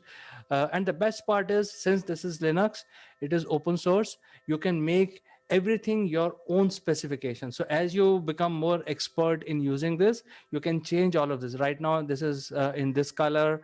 You can change it to maroon color, or you can change it to orange. You can change the picture. You can, suppose you don't like the file manager, you can get a new one, a freeware from Linux website.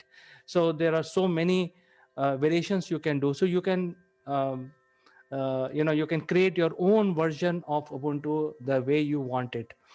And unlike Windows, which you are stuck with one particular software, here there are more flexibility. And the best part is, now I can use my 30 gig hardware which was lying without any use.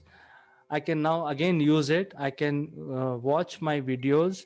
I can start using it for my purpose, and also browse the net, and also do my office automation work, like creating Excels, writing Word documents, preparing presentation, joining if the kids are there, they can join the classroom using Chrome. You can download a Chrome on Ubuntu, and the look and feel will be different, but usability will be exactly the same, just like Windows. So my friends, this is a tip for making sure you're kickstarting use of your old hardware which is not usable, just lying around. You don't know what to do with this. You don't want to throw it, because when you bought it, it was really the top of the line, and you spend a lot of money buying it, but it is not useful now.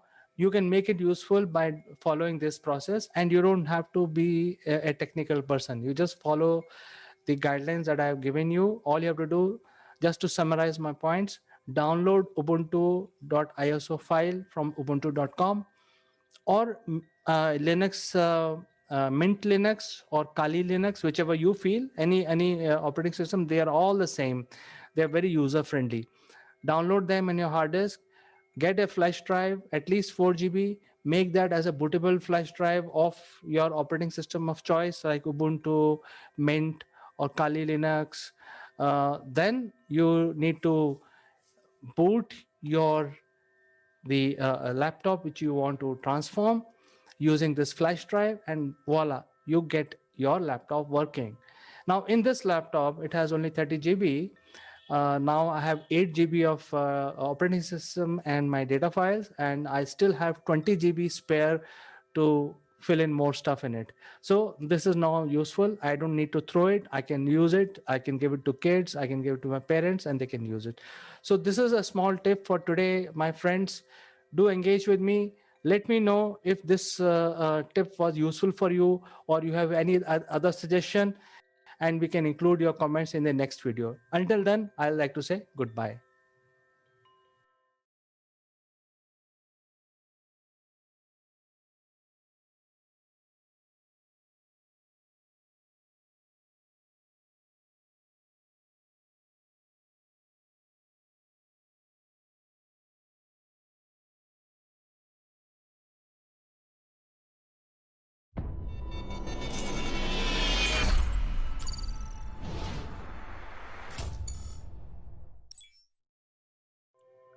Hello, friends. This is Chandrakant from Akulmach Technologies, and I graciously welcome all of you to this edition of Legal Matters.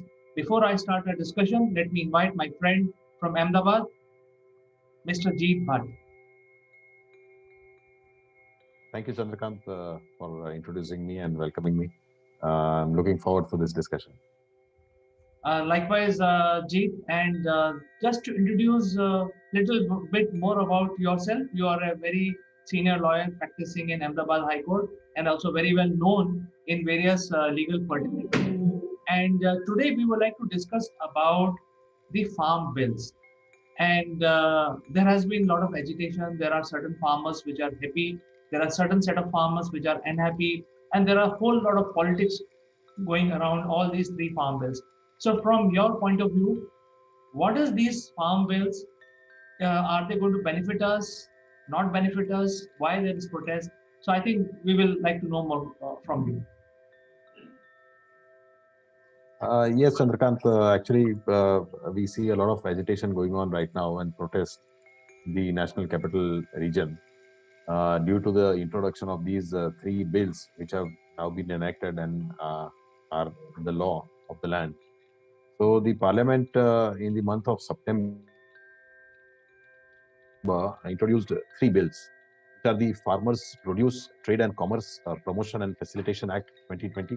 The next one is the Farmers Empowerment and Protection Agreement on Fair Assurance and Farm Services Act 2020, and there was an Essential Commodities Amendment Act 2020. All these acts deal about and what they are, we will discuss. But before, I would like to tell you what is the existing system till now and how the entire agricultural sector was restricted and regulated under the APMC acts of the states. So basically, agriculture falls within the state list under the 7th schedule of the Constitution. It's a state subject, and states regulate it, and they carry out the act, relating to agriculture. They issue laws and regulations and notifications. So this time, in order to have a entire one nation, one law system, wherein the central government has tried to introduce these bills, and basically it focuses more on trade and commerce, and it tries to do away, in not completely, but in a way introduce a new system where the farmers can directly buy and sell outside of the APMC markets. So basically, the purpose of introducing these APMC, that is the Agricultural Produce Market Committees and the Agricultural Produce Market Laws, was because at the time of independence, the farmers were not so well off, and they were. It was seen that they were quite in debt because they had to every year produce uh, uh, farming products, and they needed loans, and so therefore a lot of times the private players used to exploit them, and therefore it was felt that there needs to be a law to protect farmers from being exploited, and therefore in the 1960s states started to introduce these agricultural produce market laws, and which regulated the sale and purchase, and every farmer as well as the trader who wanted to purchase had to be registered through those what is called as mandis, and every region and area had their own mandis, and through which the trader had to register, and then only he could purchase. And all sales and transactions were noted down and were kept in the register. So this provided for the laws to govern farm produce. It regulated the buyer trader registration, price information, recovery of dues, and dispute resolutions. Now, as time progressed and as we saw that the APMC Act also was not in tune with the current times of free market and free market economies, and when liberalization has happened to such an extent that almost all sectors now the government wants to take away its control and push things into the market. So these bills now introduce this new system wherein the farmer and the buyers or traders can directly transact between each other. So that is the purpose of introduction of the Farmers Produce Trade and Commerce Promotion and Facilitation Act 2020. The next act which has been brought is the Farmers Empowerment and Protection Agreement of Fair Assurance and Farm Services Act, wherein the farmers can enter into agreements with traders for selling of their agricultural produce. And the agreement and the contracts will be provided by the central government, the form its terms and conditions. And basically, it provides for the protection of farmers on price assurance and farm services. And the third act, which is the Essential Commodity Amendment Act 2020, which now uh, which has been introduced, is that it basically the Essential Commodities Act was originally enacted in the interest of general public, for which certain essential commodities supply, distribution, and production was restricted. But now with this amendment, the supply of foodstuffs, including cereal, pulses, potato, onions, oilseeds, etc., uh, have been removed from the purview of the Essential Commodities Act, and it can be restricted only in the times of war, famine, or extraordinary price rise and natural calamity of grave nature. So therefore, they cannot be brought within the purview of essential commodity, and there cannot be a restriction on its uh, production, supply, and distribution. So these are the three bills which have been introduced and which have now been enacted. And basically, the let me just read the object and purpose of the introduction of this Farmer Produce Trade and Commerce Bill 2020 is that it provides for the creation of an ecosystem where the farmers and traders enjoy the freedom of choice relating to sale and purchase of farmers' produce, which facilitates remunerative prices through competitive alternative trading channels to promote efficient, transparent, and barrier-free interstate and intrastate trade and commerce of farmers' produce outside the physical premises of markets or deemed markets notified under various state agricultural produce market legislation, to provide a facilitative framework for electronic trading and for matters concerned therewith. So this is the aim and object of this act which has been introduced. And the salient features of this act are that any person having a PAN card can become a trader and can enter into an agreement with the uh, uh, farmers either through physical or electronic trading and transaction platforms, and they shall have the freedom to carry on interstate or intrastate trade and commerce in farmers' produce in the trade area. So, one farmer from Punjab and Haryana can sell his produce in any of the states in the country. So, therefore, it gives a wide variety of buyers, which otherwise was restricted to the APMCs of that regional areas. So, therefore, it brings more competition and it gives more options to the farmers to sell their produce. That is the basic salient features. But what is the objectionable objection and what are the dispute which has arisen is that one of the provision, section 6, provides that the market fee or cess or levy which the state APMC acts was levying on the state for every transaction cannot be levied under this act. Second, so therefore what the states and the APMCs are contemplating is that it will ultimately uh, it it will ultimately be a loss to the state exchequer, and this is a state subject. So therefore, that will create a problem for the state's development, and uh, also it also provides for the dispute resolution, wherein the dispute, in case if there is any dispute between the buyer and the seller, then the same can be put to an end through an conciliation process, wherein the sub-divisional magistrate would be acting like an umpire who will provide for a fair decision. And if that decision is not agreeable to any of the parties, then the parties can also appeal it. But those orders of these sub-divisional magistrate and the appellate authority would be final and binding. And what it does is it takes away the jurisdiction of the civil courts.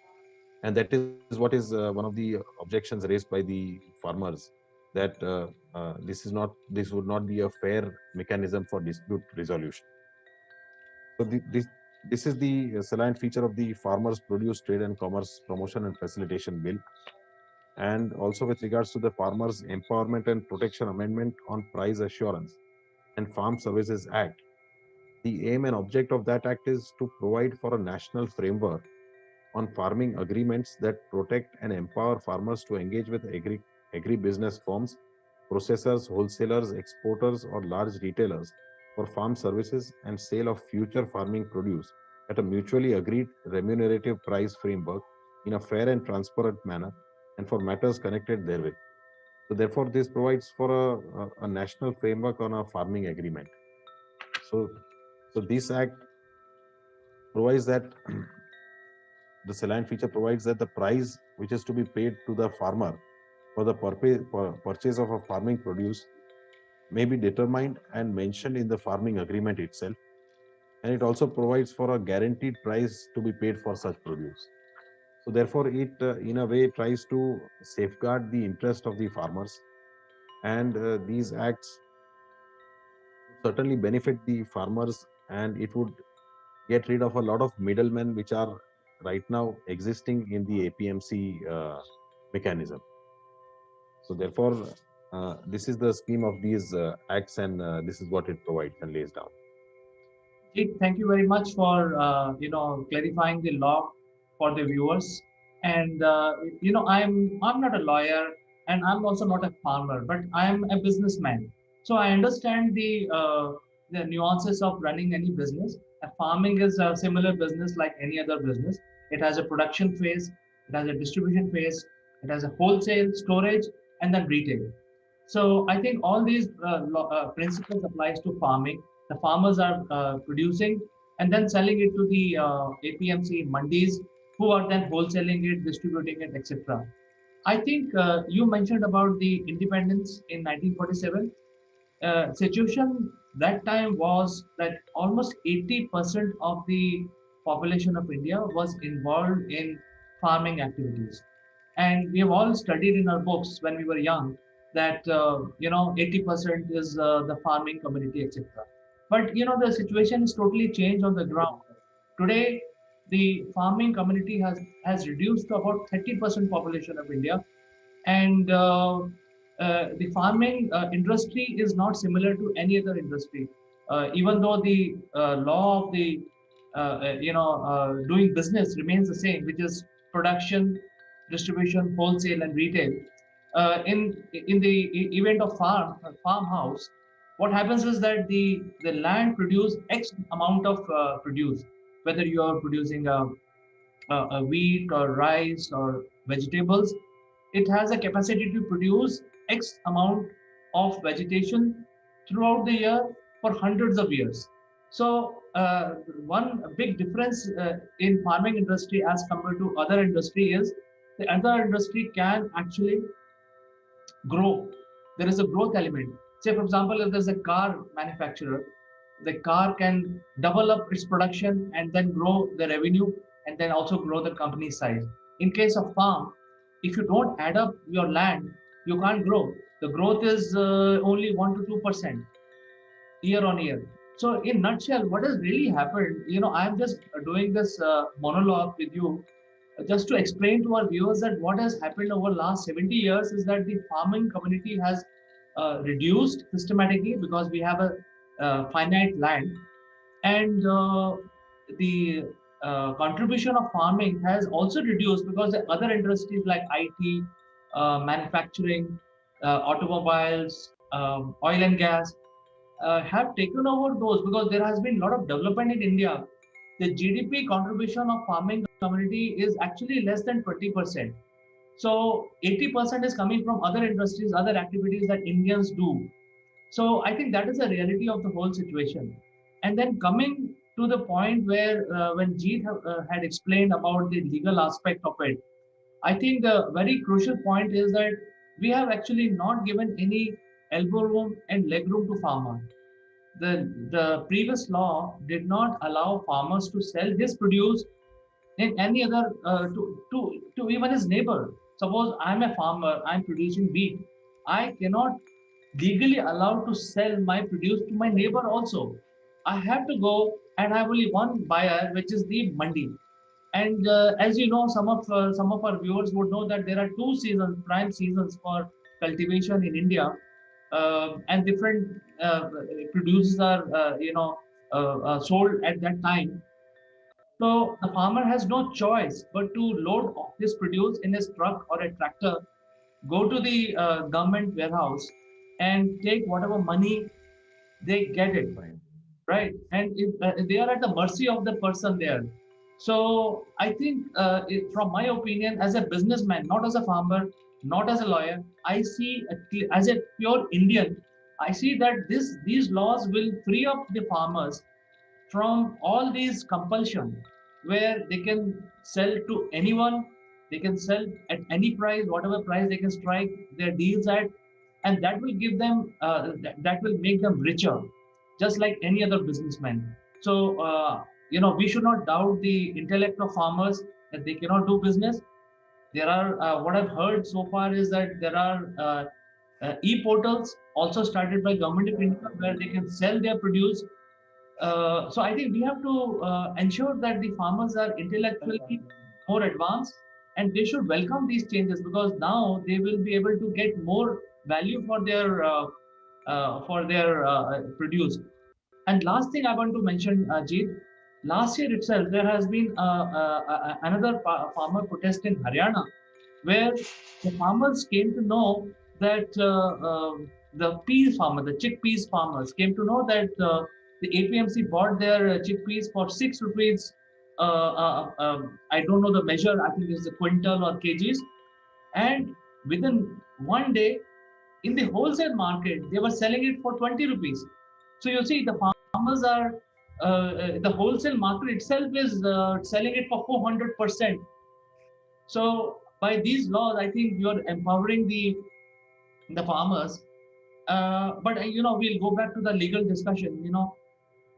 Why so much confusion? Why the political parties are getting involved? Because we are now these laws will benefit the citizens.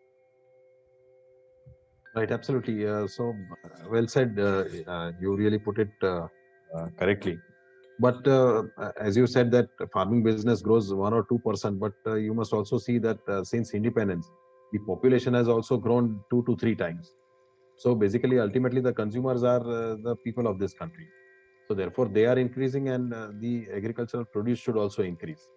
But recently, when this bill has been passed, what it provides is that today India has become surplus in most agricultural commodity. So certainly, farming and agricultural produce business has grown tremendously.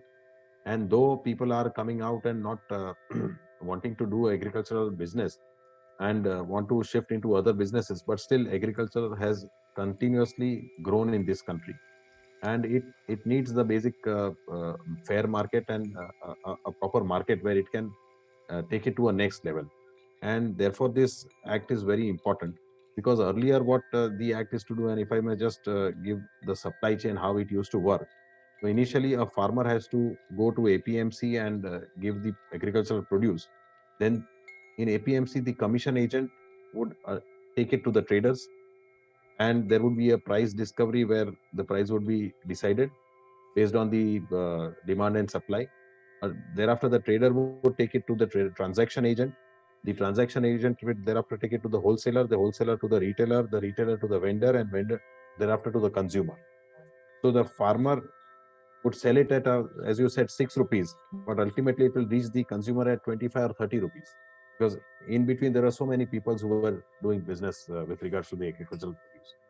So now with this new act, the farmer can directly take it to the wholesaler, retailer, vendor, or any of the trader. It can be anyone, and at the price which they can decide mutually.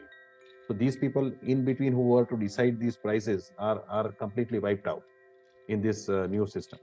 Though the APMC will still be there and those acts will remain, but the farmer will have a new avenue of selling it directly to other stakeholders. So therefore, he will get a better price. I would assume that the prices ultimately of these farming products would also increase, because the business houses or the corporate houses who would also get involved would also sell it at a profit. So ultimately, the the cost of these products will increase, and ultimately the consumers will be at a loss. But I think the farmers would certainly benefit out of this system, and as it does away with a lot of middlemen who are in the existing system of APMCs. So, Jeet, let me explain my perspective on this one, especially when you talk about the prices going high. Uh, in my opinion, what will happen in reality is that the amount that the farmers will get, for example, let's go back to our 6 rupees wala example where the farmers are selling for 6 rupees. But in the new system, they will be able to drive more value for their produce.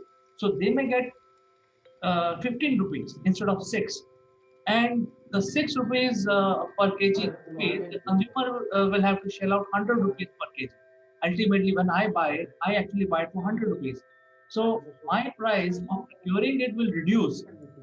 And while farmers' income is increasing 300%, my cost of procuring the farm produce will reduce considerably, almost by half. So I will end up paying 50 rupees. And going back to the corporate buyer, I think the confusion has been created. I'll just like to clarify. You know, who's the biggest corporate house which is buying? It is the Nestle. It is processed Pepsi.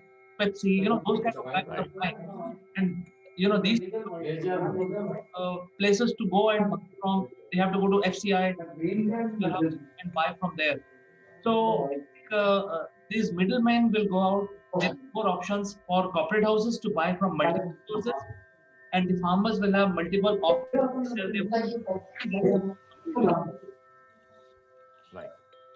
Absolutely, that's correct. As you said, so middlemen. So it is required in that sense that these middlemen should go and farmers must benefit because they are very important part of this country. So I think the farmers should understand, allow this law to operate, allow this to grow, and thereafter take a decision where what are the loopholes and ultimately what can be corrected, rather than completely asking for the repeal of the enactments. So I think the people who are asking for these repeal of these laws are the people who are going to lose their jobs, and the population of those kind of people are the middlemen and the setup which is reporting this to the state government or different political parties. So I think the farmers of all other states like Tamil Nadu, West Bengal, MP, etc. They are not complaining about it. It's only the farmers from one or two states which are complaining. So I think in interest of 30 million farmers in India, hardly 3,000 are on the street. So I think we should just ignore them and move ahead and implement these laws. That is what, as a common citizen, I feel. What is your opinion? Yes, you are right, but the matters are also before the Supreme Court, and I think the farmers should wait for the uh, judgment of the Supreme Court in this matter. Because if they say that the provisions are unconstitutional or without power, then the only authority which can say it is unconstitutional is the Supreme Court, and they are already before the Supreme Court. So therefore, there is so they must trust the apex court of this country and wait for its judgment on this issue. I think I appreciate your point, and Supreme Court is the ultimate authority. Since the matter is in front of the court, the honorable judges will decide for the benefit of everyone. And I leave it at that, and we can discuss this further because this is the matter which is still sub judice. We will come back on the subject, Jeet, sometime in future once their decision is made. But for the time being, this is what we feel. You have explained beautifully, and thank you for finding time to explain to our viewers what it means from the legal standpoint. I think this is going to be very valuable and knowledge-driven discussion for the viewers. Thank you so much. Thank you very much. So I will catch up with you next Thursday as usual. Until then, bye. Bye.